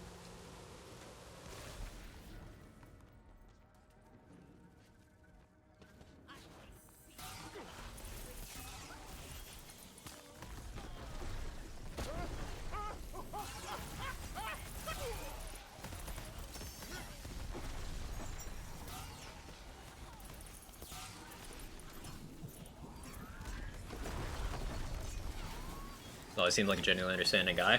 Yeah, he's one of the very few, like, creators that I've seen that has hit that critical mass of just self-sustaining. He can upload a video with the title of "I shat myself in Walmart" and get 1 million views in an hour. Like, he's that big.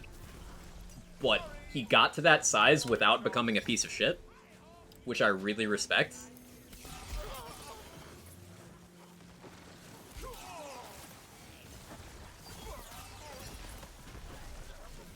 Like, he's just a dude who tries to have fun, can admit when he's wrong,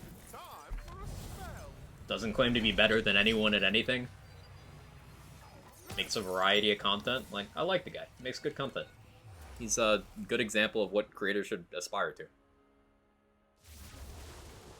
Jackson has one video reacting to KSI reacting to Family Guy memes, just him ranting for 10 minutes, only one frame. Saying you don't think you'd get 1 mil views with that title? No, not in an hour. Maybe over time, but like 1 mil views in an hour.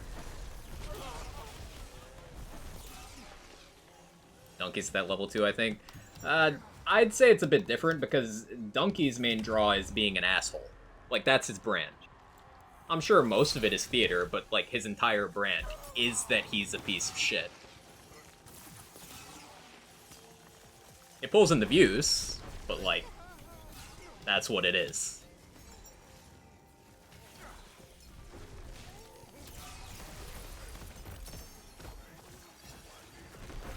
Found some of the red stuff.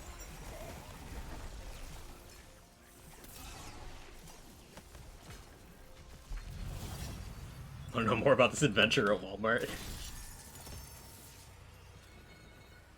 Never got that vibe. The entire premise of content is dunking on things, which is one of the most toxic aspects of gamers on the internet. An incessant need to dunk on things. Negativity generates more clicks than positivity in general, across every kind of content. And his channel is just that weaponized. Not saying it's not brilliant content creation. Get that bread, my dude. Do whatever you gotta. But, like, it's definitely a less than wholesome way of going about things. And that's by design.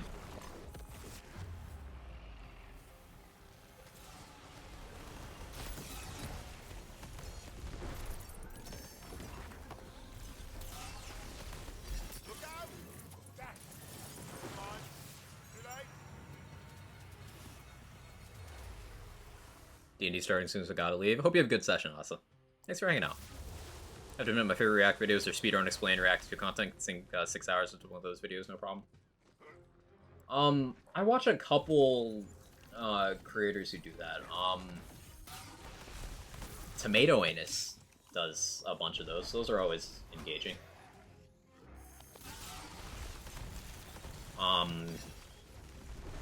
Carl Jobst? Is that the name? He does that too. It comes up in my feed sometimes.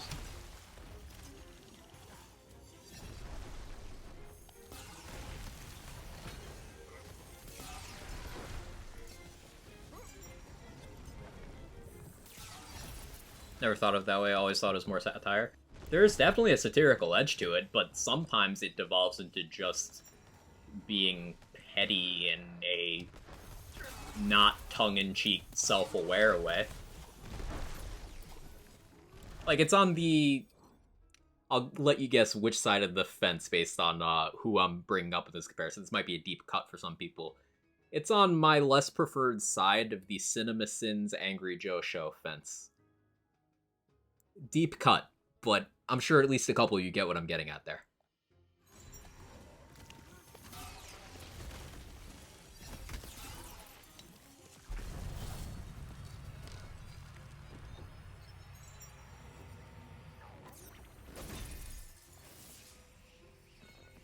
If you're here, welcome in, Mexarican Cruiser. How you doing?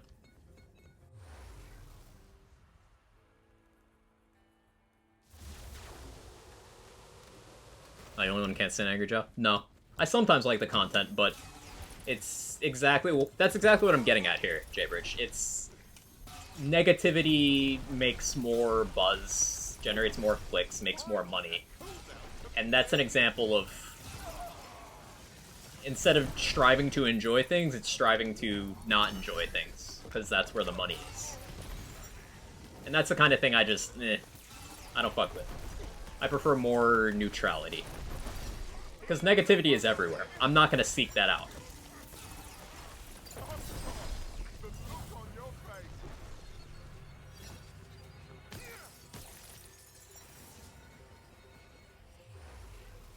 Revealed to me, I'm thinking an asshole most of the time. A lot of the time, but sometimes there's like legitimate discourse in there. That's why I structured that as like a fence. Like on one side, hey, I tend to prefer this. I tend to not prefer this. I still think there's some merit to some stuff, and ultimately, judging content of creators is going to be a subjective thing. It's going to depend on what you like. No one is the content police. And I can't speak for anyone other than myself on tastes.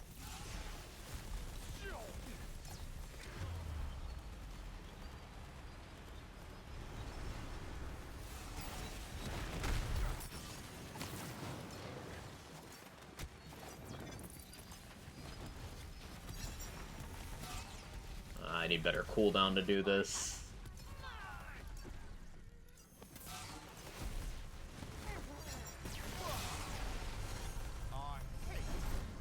Oh, I didn't cast high enough. Oh, how did that still hit me?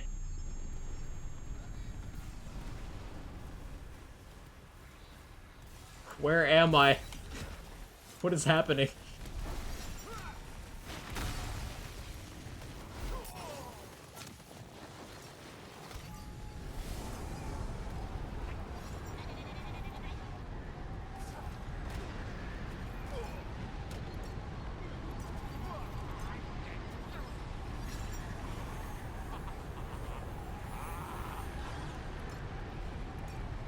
Let me get close. There we go. Oh, I was juggled. Does this have the range? Ah, it does. Lovely.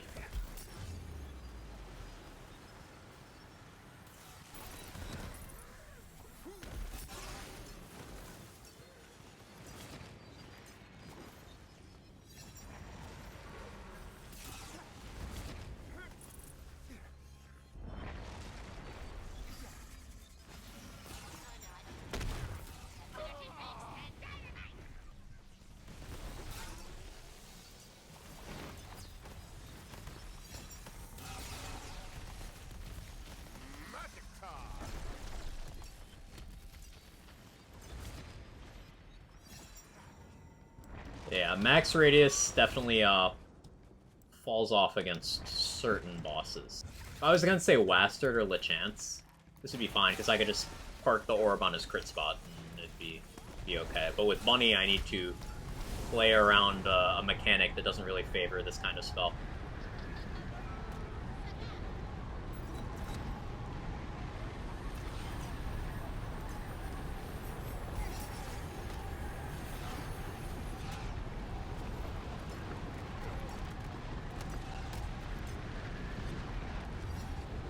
Excuse me?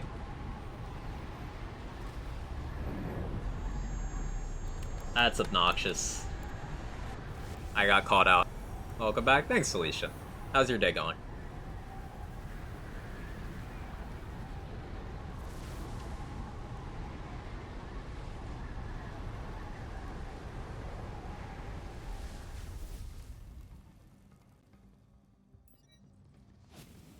Riding the worm? You know it.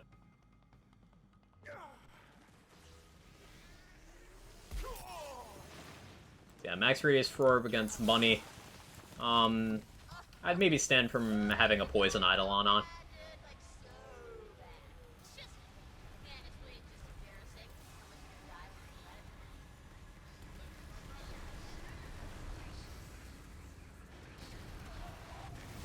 Yeah.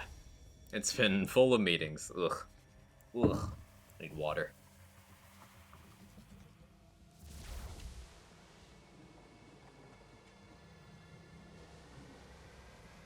This serves as a good example of why I don't place Frozen Orb in, like, the... You know, I hate tier listing things, but if we were to put spells in tiers, Frozen Orb is an A tier, not S tier. Because situations like this, it has a clearly defined weakness. Whereas Laser Hand and Wicked Gossip, they would have dunked on this fight 5 times over by now. If not more. Because they're just good in every situation.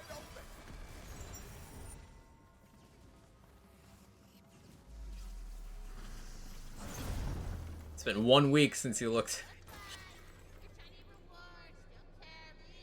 It's nice to find a game reviewer that has the same priorities as you. Yeah, with any kind of reviewer. Game review, movie review, book, music. It's nice to have a creator you can look to who has the same tendencies as you.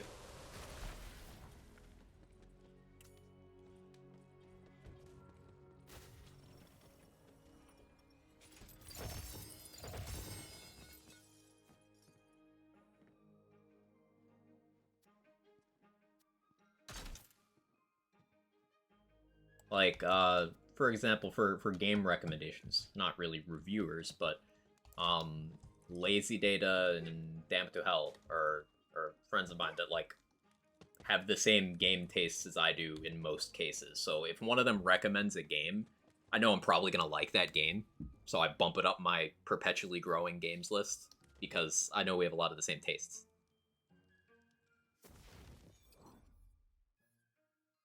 Took me so long to find a group of game reviewers that share my priorities each genre of games. Yeah, everyone's different. Everyone's got different tastes.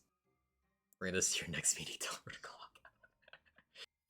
Maybe don't. That seems dangerous. That seems a little dangerous. Oh, I haven't tried Max Radius Arcane Bolts. That could be fun. Let's give that a try.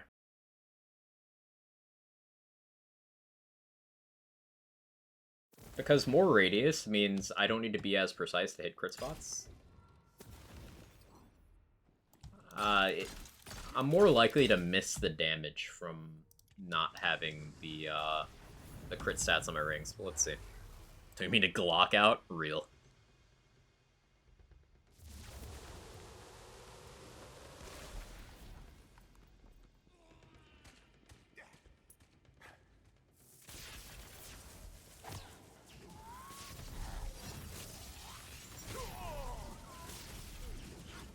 Coiled in their shock resist.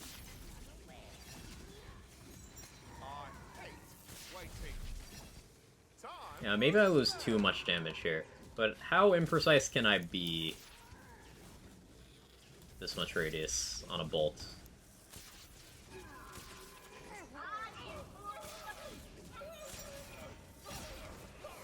Not very, it seems. I know at some point in time, radius on arcane bolts made them do weird things, like hit enemies that they were going by. Doesn't seem to be doing that now. So, interesting. Just means I can, That's not thumb cuffs I want. I want shell casing. Yeah, give me that. Means I can do this. For substantially more damage. I was asked earlier what my favorite go-to spell combo is, and it's this. Lightning Arcane Bolts, just pew-pewing. There's some enemies that are problematic, such as Coiled. But you get to pew-pew a lot, and that's fun.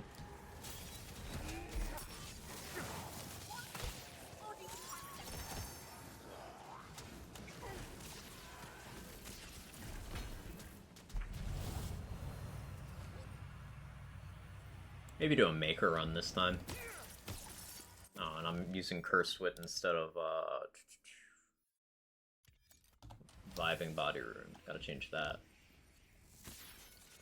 So I know where yellow and green are. Which room is blue in on this? I should check. Let me check Discord breakdown. Courtesy of Felicia.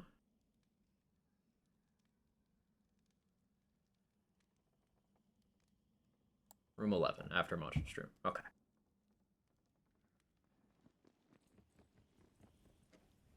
How do you fight Maker? With Arcane Bolts, just hit her in the face. Shock Arcane Bolts are incredibly good against the Maker.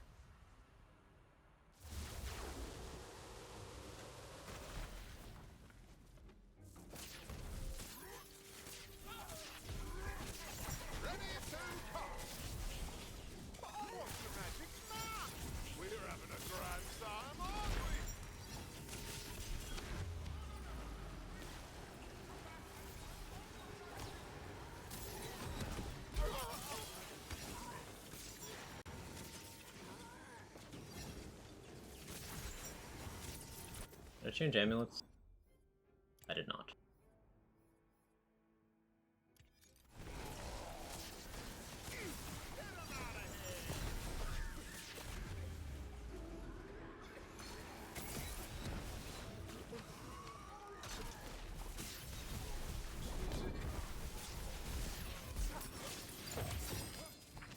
Hey, Loading, thank you for the 18 months. I really appreciate it. I hope you've been doing great. Thank you for the continued support. Thank you, thank you, thank you, thank you.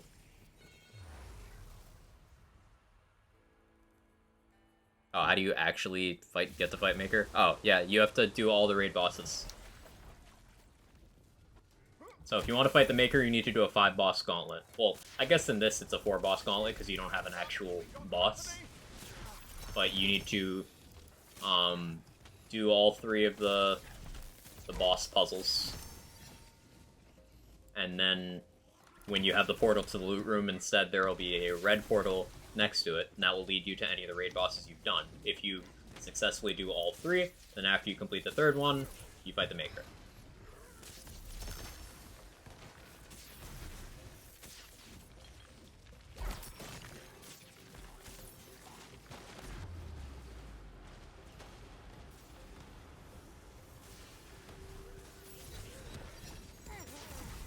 I need to remember to stand still. Because in one of my favorite bits of spaghetti, Body Rune has the primary effect of Spirit Rune built in. So you get a lot of positive effects to your build just by having this one shield on and standing still. I'll enjoy new Pokemon. New Pokemon's great, Duck. And hey, thank you for the 22 months. It's a janky, buggy, borderline non-functional pile of garbage, but it's a fun, janky, borderline non-functional pile of garbage. I picked Weed Cat as my starter. I barely used it, but I picked Weed Cat, and, Which starter did you pick in SC? Also, you're a cutie. No you. No you. Yeah, I played Scarlet, and I picked, Sprigatito.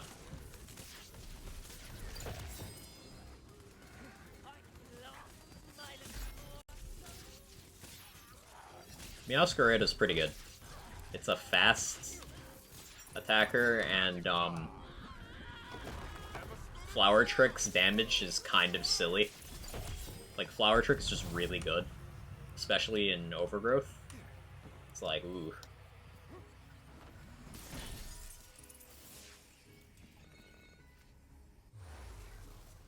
Hey, Slacked Up. How you doing? Good to see you.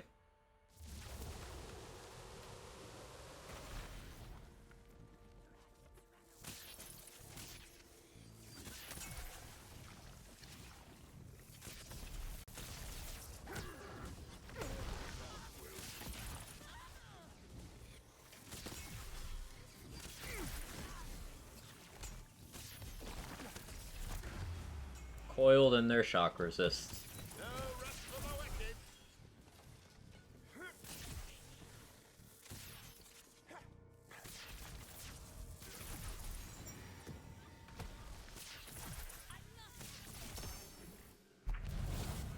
Arcane Bolt slays.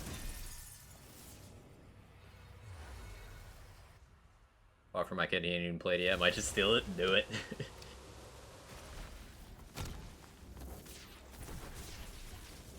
This Quackers is farther away than I am even bought the game for myself. Sometimes it do be like that. My spell's ready.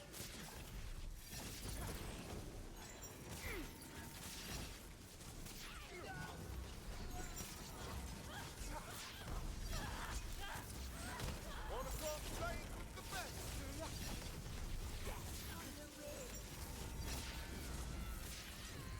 Foiled mages.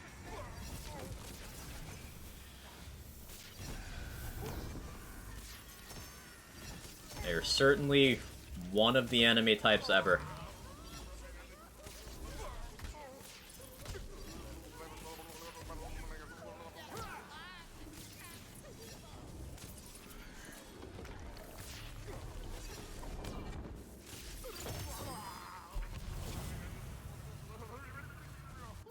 What did I just pick up? Don't want that.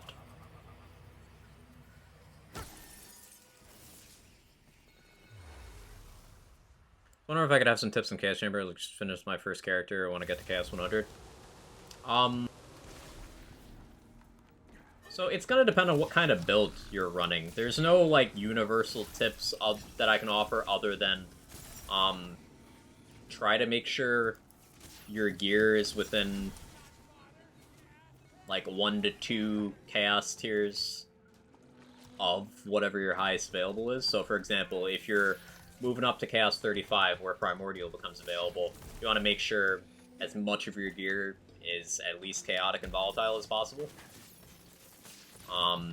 Also, have a bossing option in your build. It is much easier to get by with a build that is good at bossing, bad at mobbing, than it is to do the reverse. If you have a build that's good at mobbing, bad at bossing, you're going to get walled. Supposed to be a warning shot. So have a reliable and powerful bossing option is the biggest general tip I can give.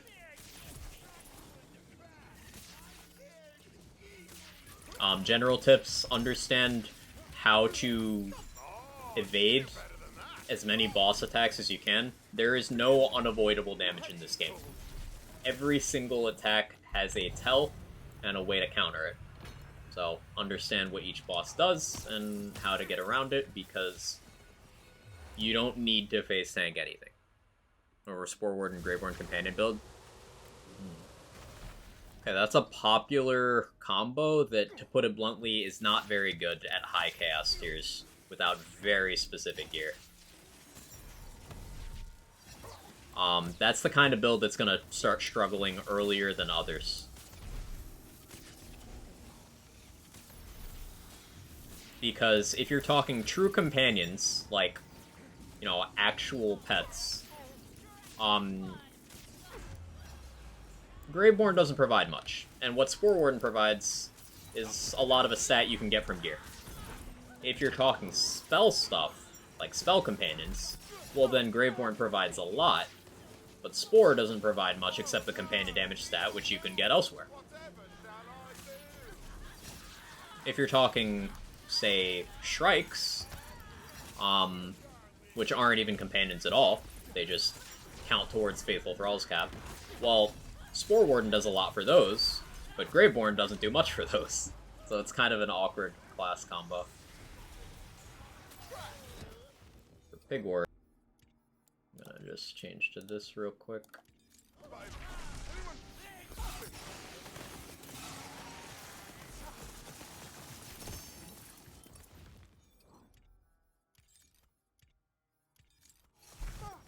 These are the right bolts, right? Yeah.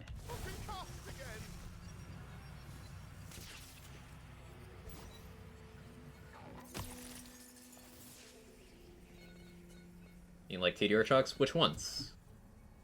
They have different build ideologies.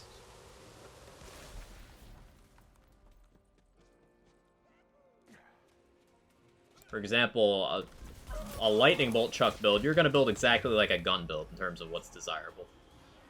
But a pixie build, well, you're building more like a spell build.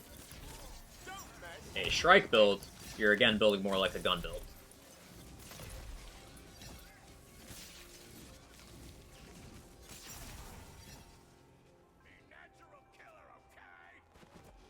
Every time you beat a chaos streamer, you go up 5? No. You go up 5 until 50. After 50, you go up by 1. The going up by 5 is intended to get you to a point where you have everything in the game available faster. So at Chaos 50, all tiers of gear, like perfect rolls, ascended, that's all within reach. Everything after 50 is optional. Personal taste on difficulty.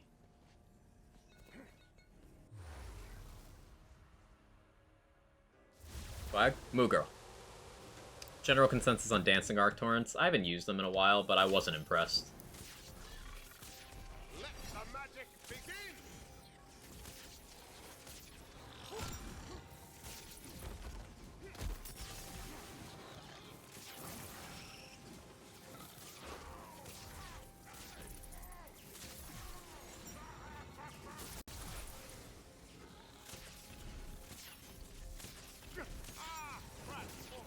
Like, if you want a good lightning spell, Arcane Bolt and Dazzler are right there. Or Lightning Barrel Maker. If you just want a good area clear spell, then you have Frozen Orb, you have Wicked Gossip. Like, I like it. Ever get our Nip Spears? Can we watch the Mario movie? No. Not until someone fan dubs over Mario.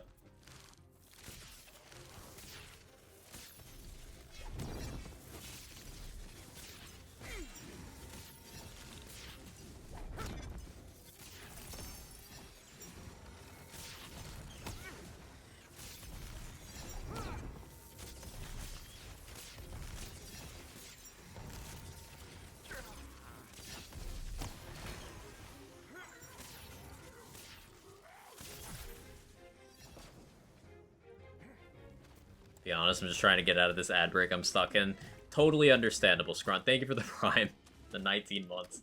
Sorry about the ads. I did take my monthly incentive this month because I didn't stream very much last month, and I want to, you know, be able to pay the massive stack of bills I came back from vacation to.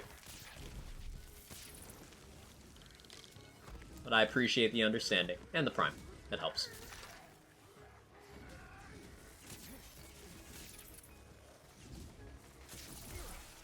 I can cast again!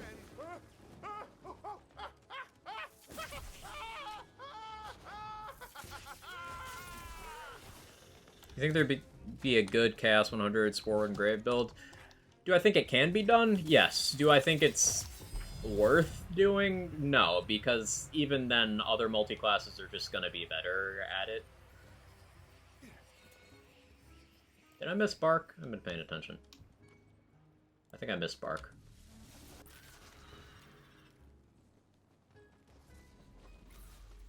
Or did that not happen yet? I don't know. Whatever, it's fine. Add some videos on my lyrics, sounds good. Watch the French dub, that's acceptable.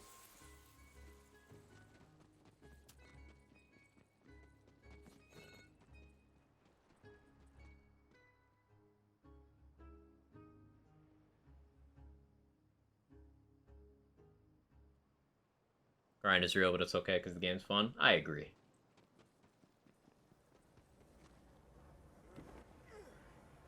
I'm a gameplay first kind of guy.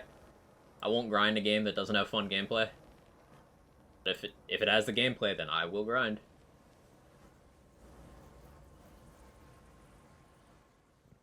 Not even for the grind, just because I like playing.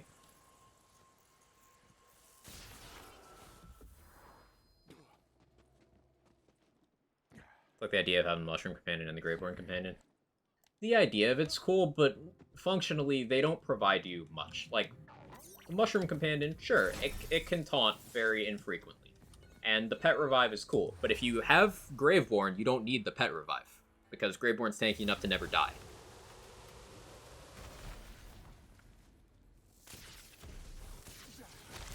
Time for a spell. They're classes that just don't complement each other super well. In the wind, didn't you? Whoa, whoa, whoa! More bad guys.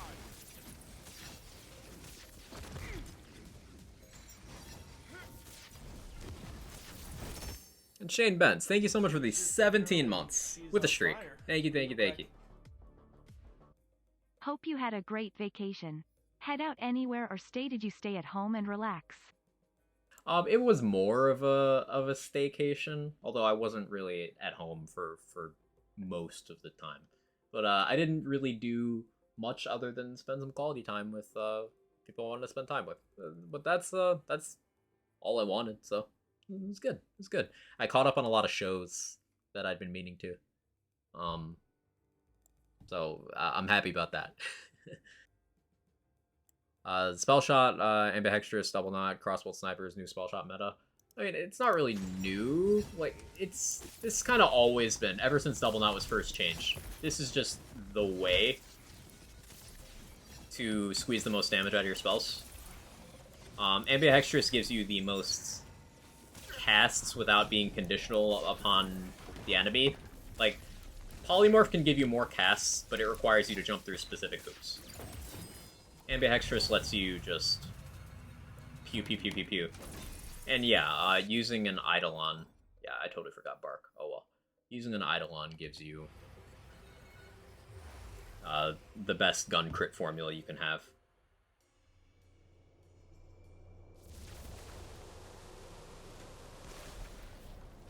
Class goes best with Spore.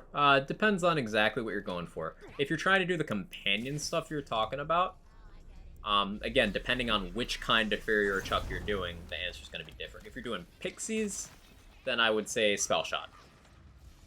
If you're doing Shrikes, then you're looking at Blight Caller or Spell Shot.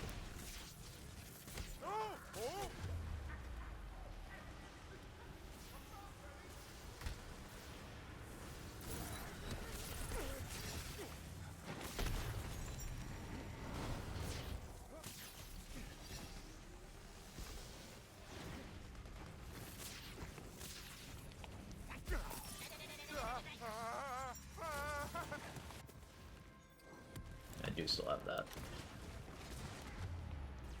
Aw. Nothing like a job well done.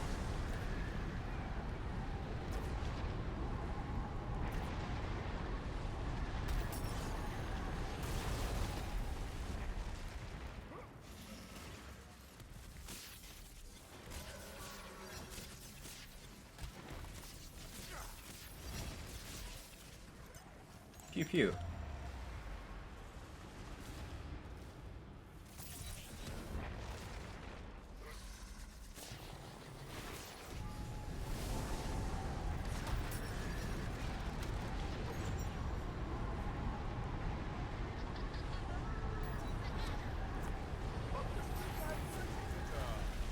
Got him.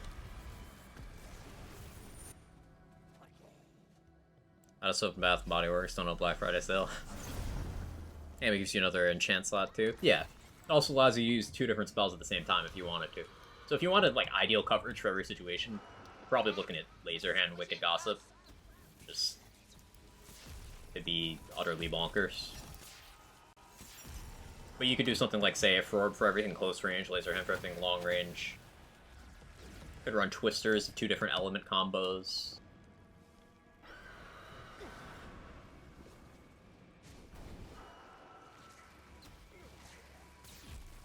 The flexibility is definitely a strength.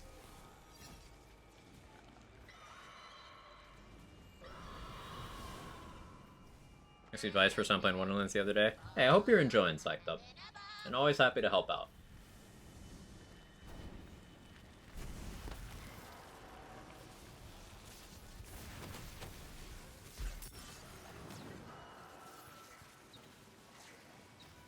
Always do my best to answer any questions or direct you to someone who has the answer.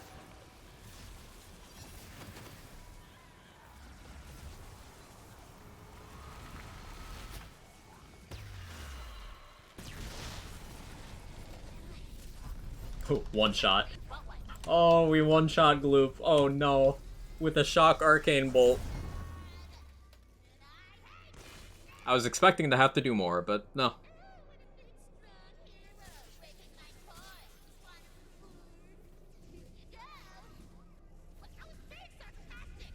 Time to make Christmas nail boxes on Etsy. Do it. It's interesting that Dark Hydras will attack the Maker while she's not an enemy, and you successfully get Dark Magic healing off of it. I wonder if you had, like... if you modified your game. If the Dark Hydras could kill the Maker when she's not hostile. You ever think about that? So Wonderland's probably the most fun I had playing a Borderlands game.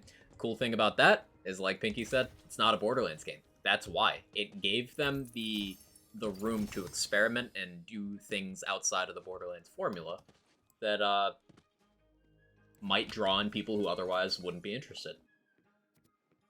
That's part of why it's so polarizing, because it is a cousin to Borderlands without being Borderlands, and some people never accepted that it's not the same.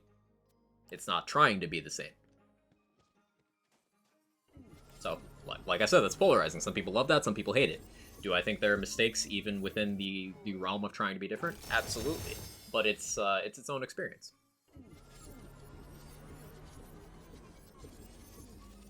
At least with lighter fluid, oh no. Makes you want to check if there are multiple Maker BP characters. The Maker you fight could be a different character. Could be.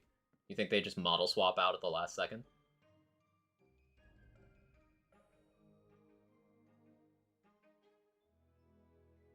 That's a good cube.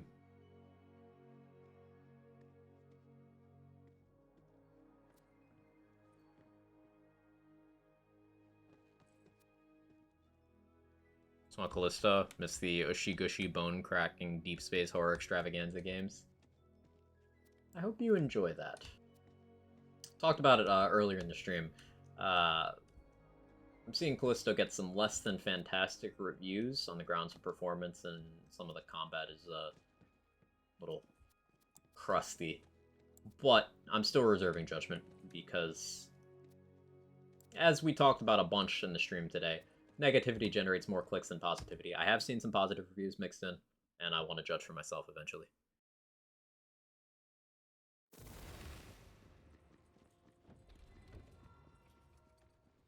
I wanted to do a Maker run, but I forgot to do Bark. Which room was Bark in? Let me look. After Lucia. Okay. So it's right after Droll, right after Lucia, right after Monster Stream. Okay. Smell like a game's from same franchise Borderlands makes sense. Well, this is a different franchise, but you mean the same sort of subgenre of looter shooters. We refer to the Lands games collectively as, you know, Borderlands and Wonderlands. They're the Lands games. But within that, Wonderlands is still not Borderlands. So it's different enough. But I do get what you're saying. I do get what you're saying.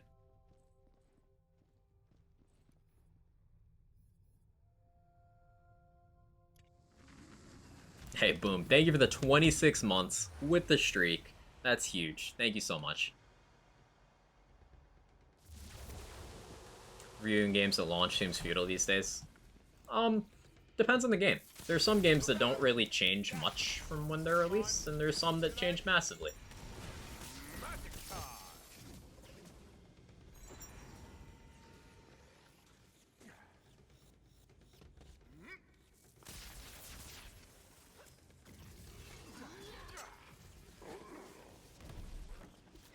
I didn't mean to jump up there. I didn't know you could mantle there. It's good info to have. She's just a girl and she's on fire. There you go, Quack. Long time no see. Hope you enjoyed Vaca. I did. Thank you, Boom.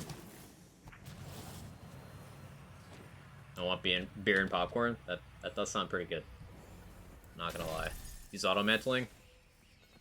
I don't know. I don't think I do. Do I? I do. Okay. I know in BL3 I don't, and this one I do. But briefly I was experimenting and I had them backwards. So that kind of messed with my memory of that. Oh, it's a party now!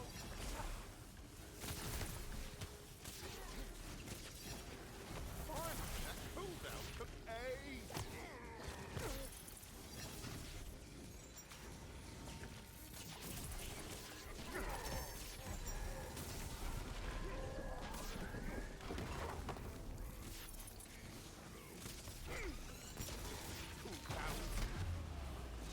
Body blocked.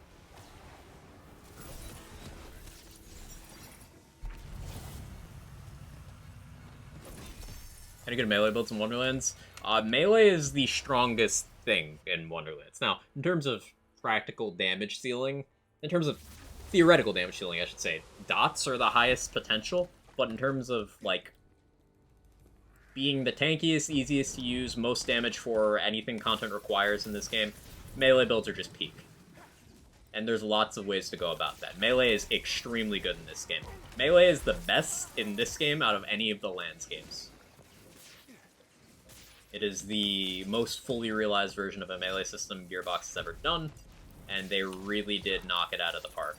Melee is extraordinarily good in this game.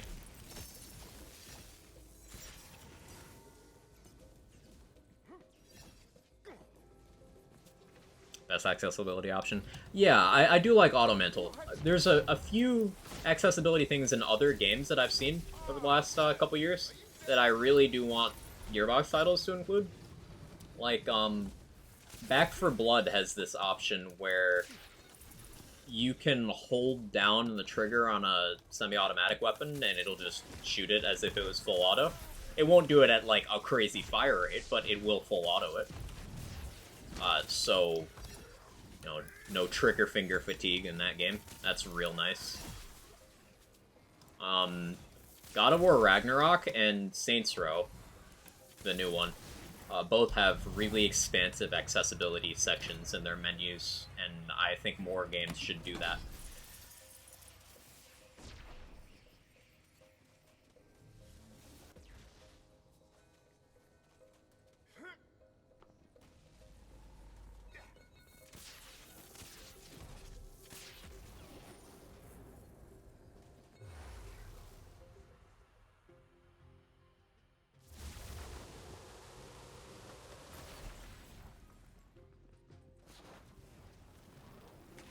It's epic. I'm kidding. Make a melee build. They're so good.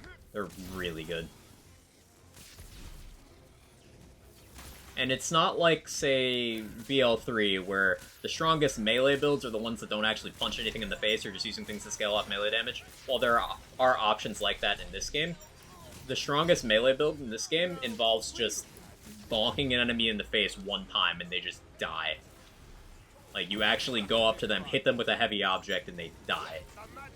There's just something so satisfying about that in these games.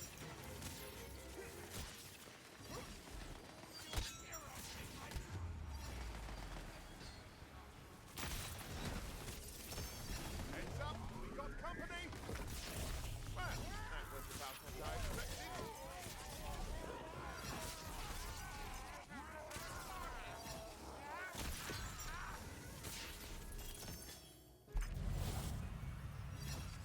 Generally speaking, the number of settings available in Ragnarok amazed me. I feel like I've never had that much choice in PS4 and prior. Well, Ragnarok's also on PS4. Is the accessibility menu restricted in the PS4 release? Or is it just... I think there's been more conversation on the value of just expanding accessibility, because there's been more representation for disabled people in the gaming space. And just more of a conversation about it. And even if you're not disabled, accessibility features are just great to have in general for people who want to customize their experience and ensure they're having a good time. Because video games are supposed to be fun. And you can provide people choices to customize the experience without compromising your creative vision. And you should provide people those options.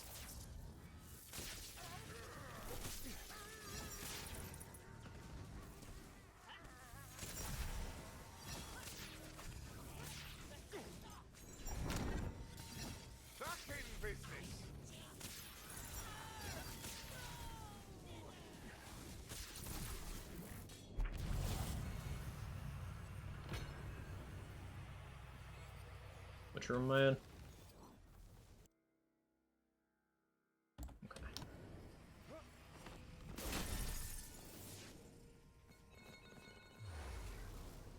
Wonder how old Kratos would respond to Beard Kratos. Probably try to kill him instantly with no dialogue.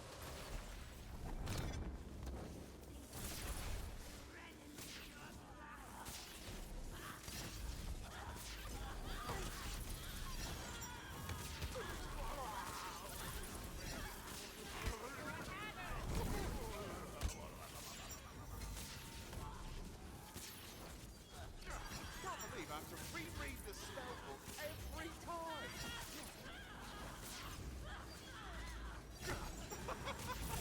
You can't be serious. This is my competition. Don't mess with the mess.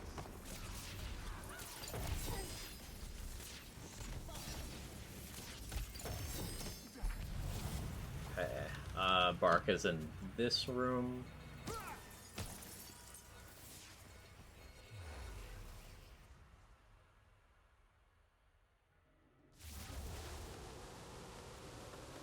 Make more money if more people can play your game. Yeah. Also make more money if more people feel like you are providing them inroads to enjoy a thing. Time for a spell. Like, accessibility, even if you're not consuming the product, is just a show of good faith to people who need those features to be able to play games at all. That they're welcome in the gaming space in general. It's just a good investment, and also it's the right thing to do morally. So, like, there's no reason not to do it.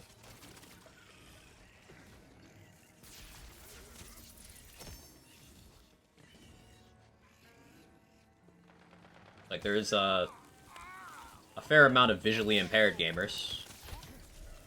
Be it full blindness, partial blindness, different forms of color blindness.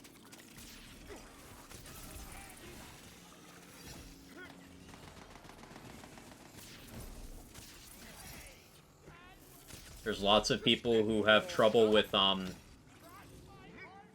motor inputs. I'm actually in that category myself, due to being, you know, arthritic. So things like what Ragnarok has, where you can opt to change all button mashing inputs to, say, press and hold, or you can turn them off entirely. Spider-Man has that as well. I believe God of War 2018 had that too. More games having that. It's nice.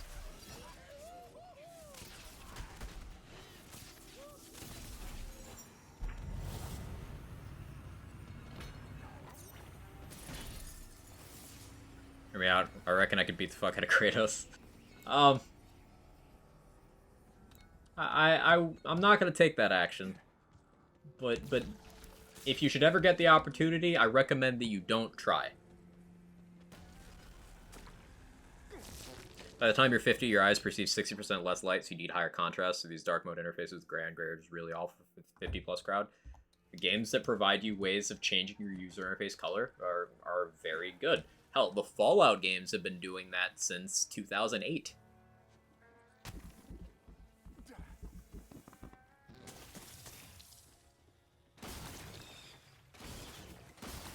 And that's a really good feature. Come on then.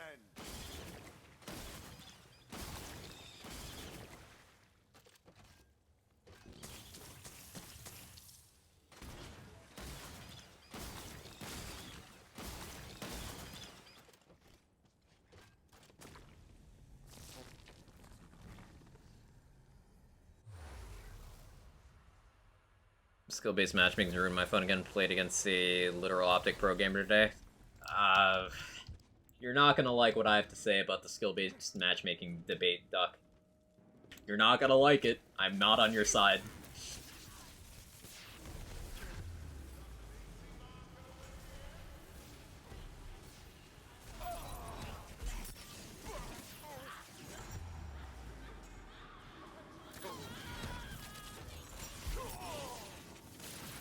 Never stood a chance.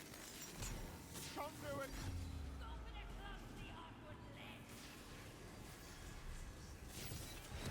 Found some of the red stuff.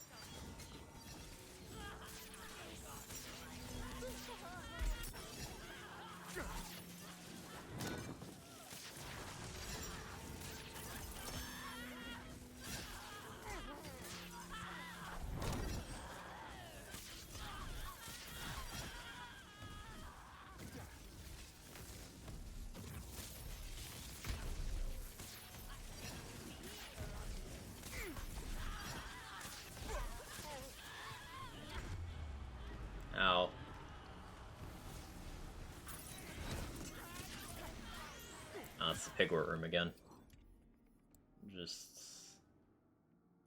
We'll do this.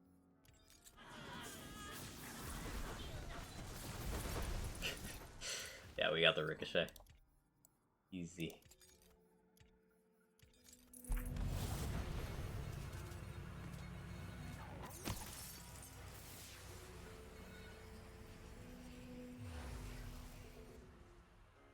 Nothing like a GM pretending to be a ELO 1000 chess player and stomping nubs. Yeah.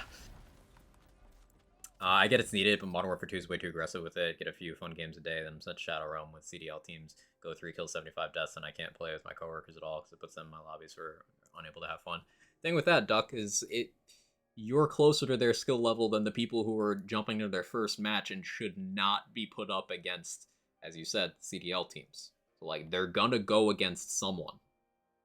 Skill-based matchmaking ensures that they're more likely to go against people closer to their skill level. And while there are valid complaints against skill-based matchmaking, the majority of the proponents of ensuring that it's not in any games are content creators who want to pub stomp. They're the ones who lead the charge on that. So, like, it's not an argument made in good faith.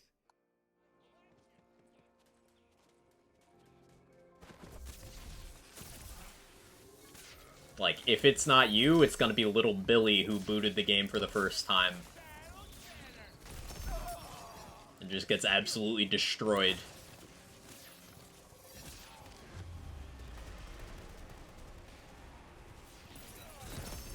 Fucking cast again. Take care of that monster. You welcome, world.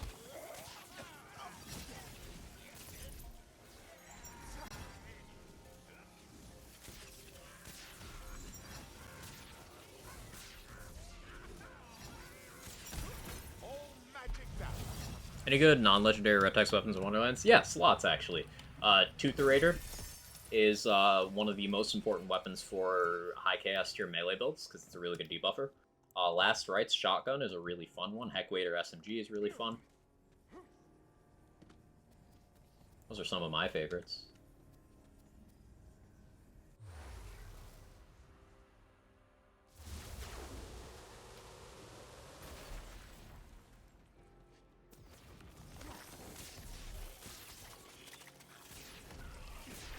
Fine, I'll fight the biggins, but they better drop some good loot.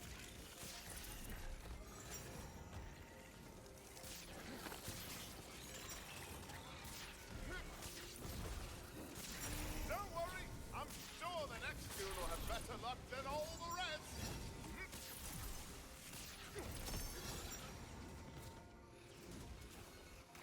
Quack, quack, quack, Chad, quack.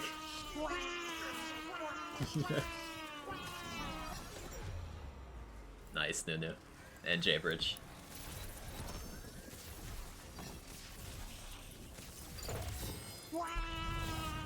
Eating time later, all. Take it easy, Pragmatic. Thanks for hanging out.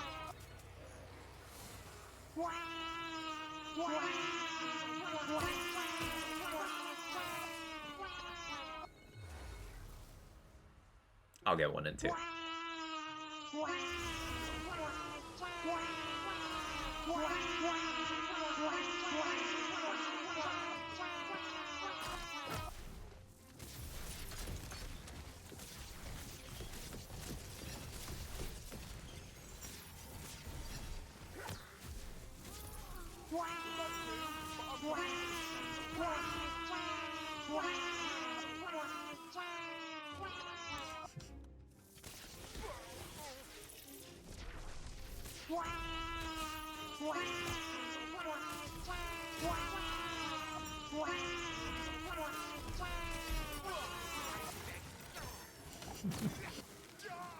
It'll never get old.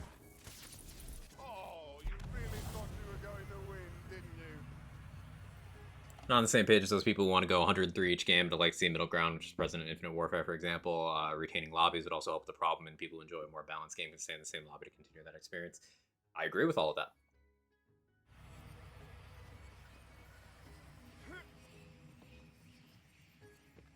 This choir of quack is really satisfying. It so is.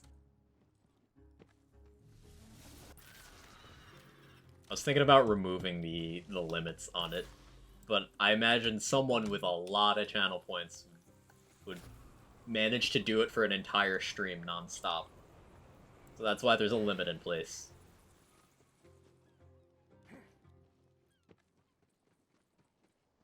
Do 27 right now? Believe it. Do the pet thing to you again, guaranteed? Yep. I'd enjoy it, but yeah. At around 298 times? Yeah, Baron. I figured it'd be you. You don't know me. I do know you. Ratio. See, I know you.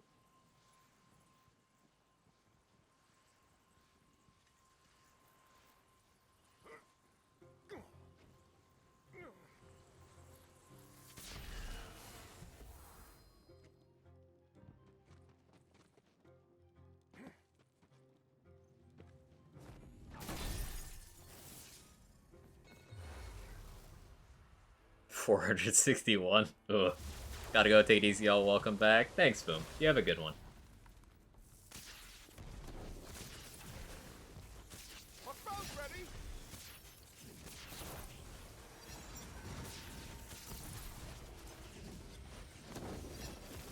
You have to do better than that.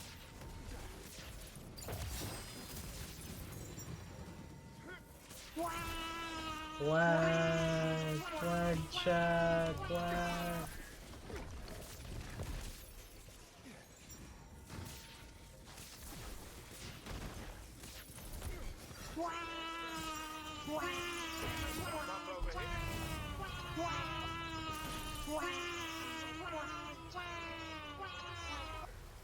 Okay, make a run this time. I don't remember what you were saying before. You have to farm for more gear every 2 chaos levels, so you're not weak? No.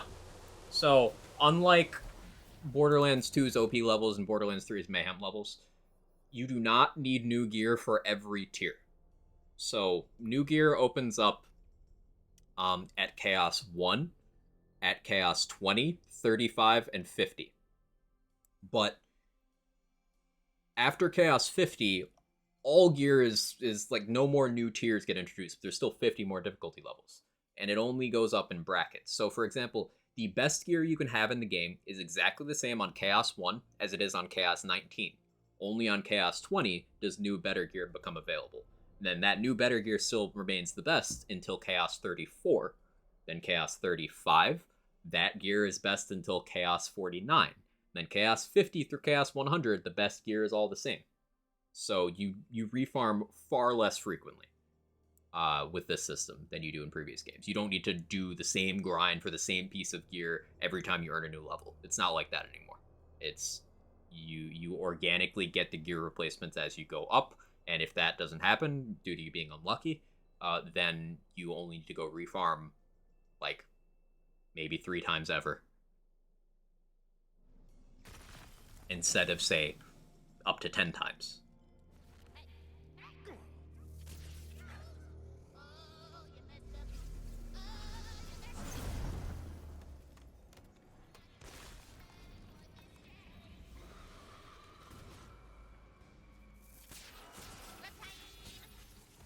Wait for it.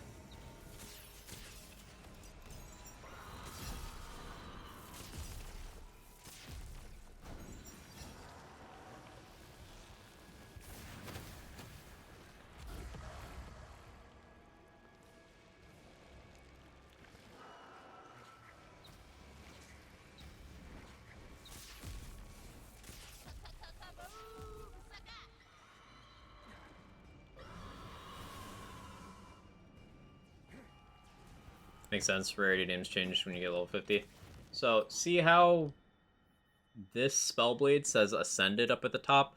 That's the Chaos tier. Ascended gear is basically, each Chaos tier is plus 2 character levels. So Ascended gear is 8 bonus character levels worth of stats.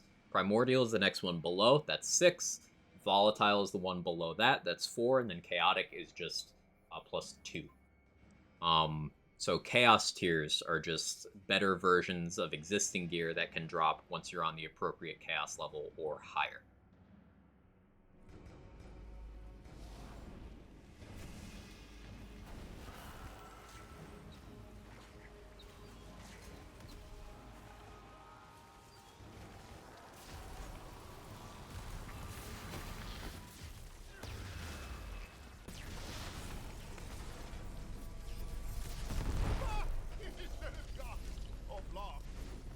Thank you, Heaps. You're very welcome. How do I want to deal with Bark? Wicked Gossip? Yeah, we'll Wicked Gossip Bark.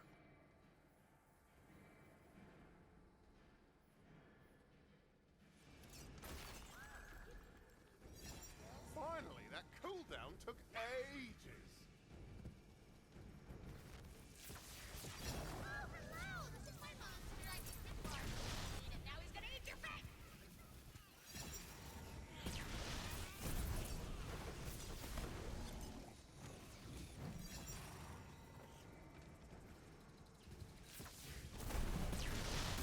It's a big fun.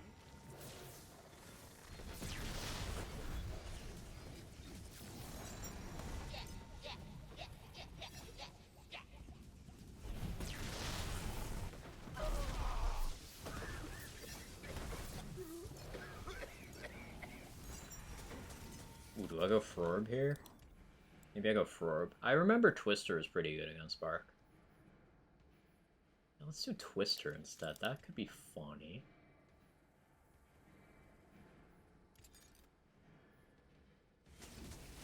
You know, real magic is the masterful word weaving done every day by tall, attractive writers.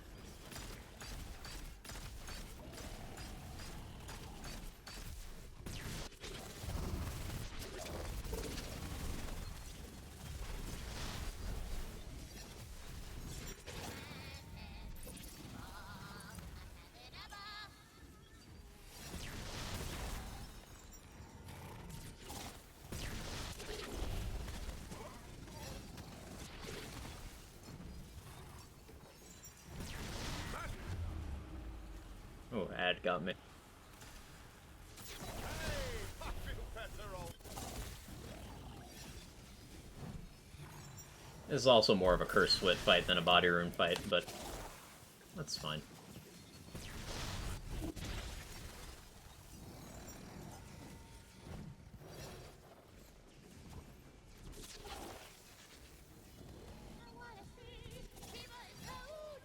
You can do a thing. I missed. I missed again. See, I'm bad at video games. I'm rusty.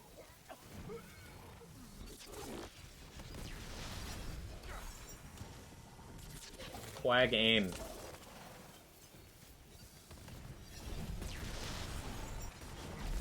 Okay, that one didn't look like a miss.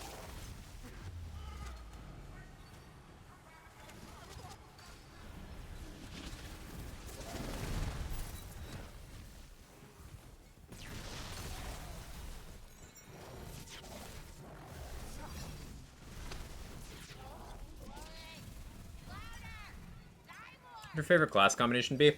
I really like, Berserker Sabomancer just does a lot of different stuff. It's just a very universally applicable multi-class. You can do really good gun stuff with it, really good melee stuff.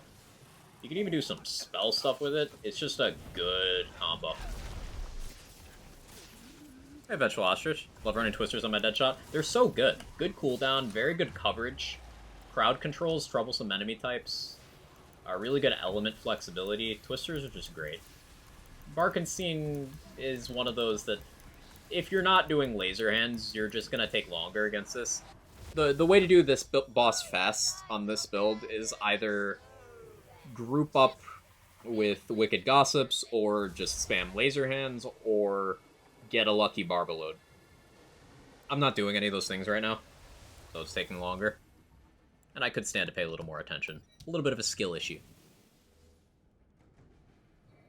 Soul Senate is big of a grind as full primal. It used to be, but it's not anymore. As of the C100 patch, it's, like, reasonable. But pre that patch, yeah, it's like full primal grind. Come on, let's go. Round two.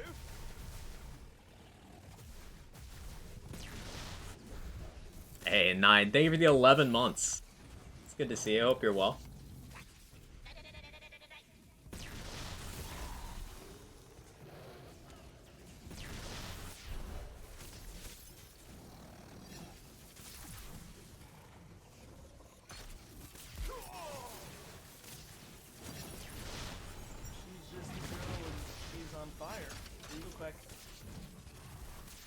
almost a year.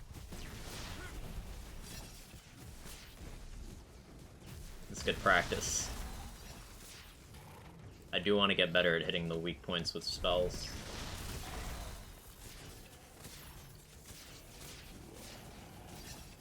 Okay. Got my stabilizers in for my bespoke keyboard build. Very excited. I don't know what that means, but I'm proud of you.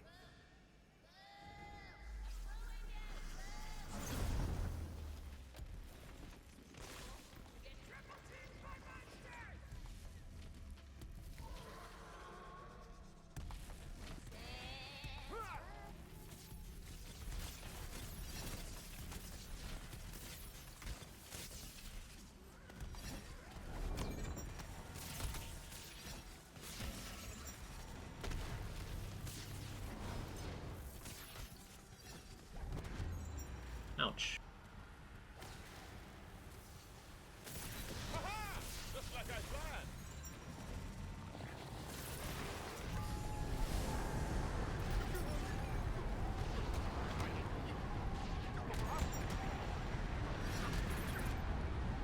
Ouch.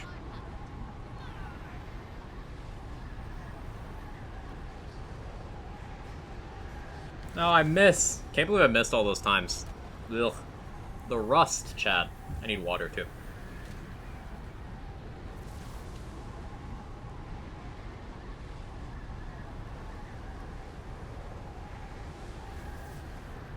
Made for a specific person.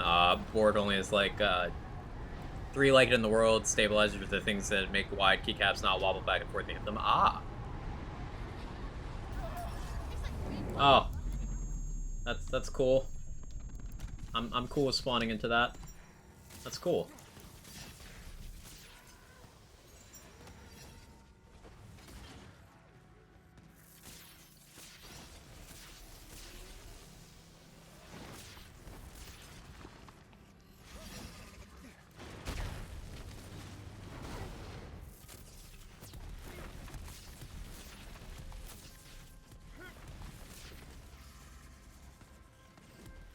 Gonna do the thing? Yeah, do the thing, do the thing. There we go. I think I saw 60 mil there. Coffee, thank you for the 5 months. Many more to come? I certainly hope so. Thank you.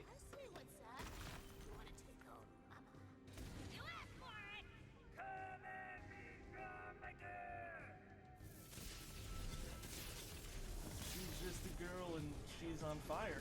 Real quick. Did I hit? 5 months of quack, and many more to come.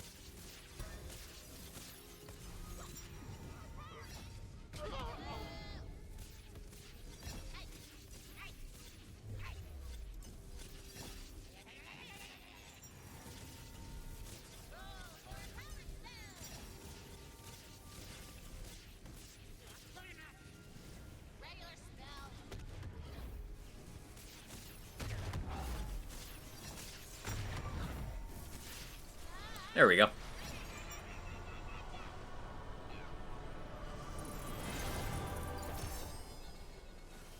Point and click adventure. That'd gone way faster if I, you know, aimed. I really want to Cape of Tides, but with double knot, because it would let me be low effort and not have to apply soaked. It'd be less damage than Tyrant's Truth, because with Tyrant's Truth I can just Twisted Delusion and have both, but it'd be low effort funsies. But I have not gotten to Cape of Tides with double knot in quite some time.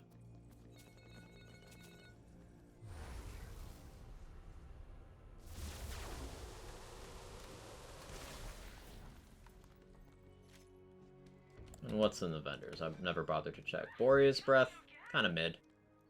Like, this Nightshade is better.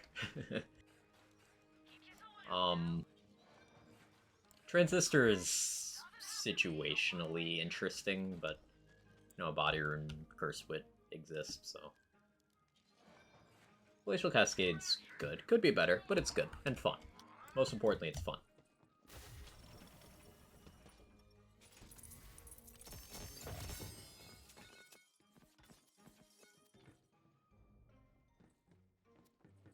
Cool.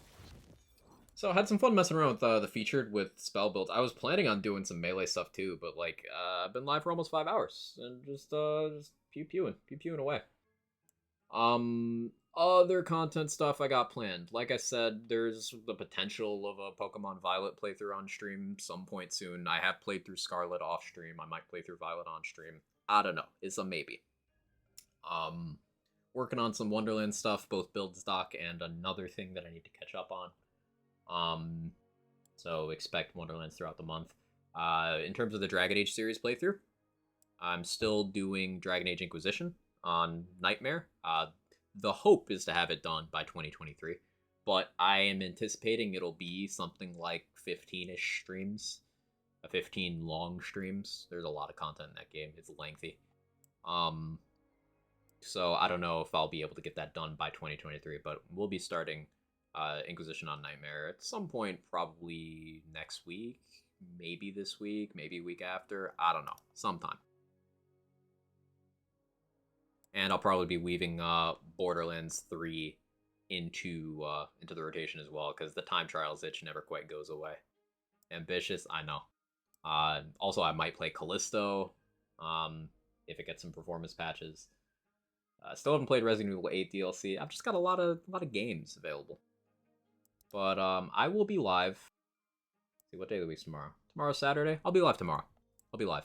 So I'll see you guys normal time, normal place. Let me find somewhere for us to raid into.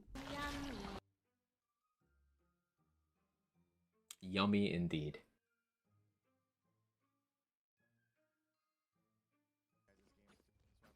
Twitch, stop auto-playing stuff on the front page. I don't care about that. Go away. Let's see. D2H and Dame are playing Callisto. Pascaroni's over on BL3. Peric's playing Titanfall 2. Ooh, Titanfall 2. Classic. Tizzle's on Terraria. Let's say hi to... BZK's playing Warzone. Let's say hi to Pascaroni.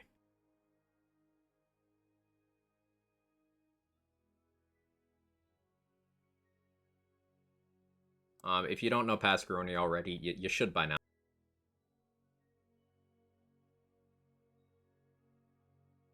You can click that button to do the follow thing. And the thing. But wonderful human. We're gonna head over there. He plays lots of lands games and other stuff in general, but seriously, Pascaroni is one of those people who is always genuinely excited for the achievements and stuff of people around him. Just a huge beacon of positivity. Just a fun guy to be around and shitpost with. All that stuff. So yeah, seriously, definitely drop a follow and hang out for a bit after the raid. We'll do for the raid message. Remember, style before stats every time.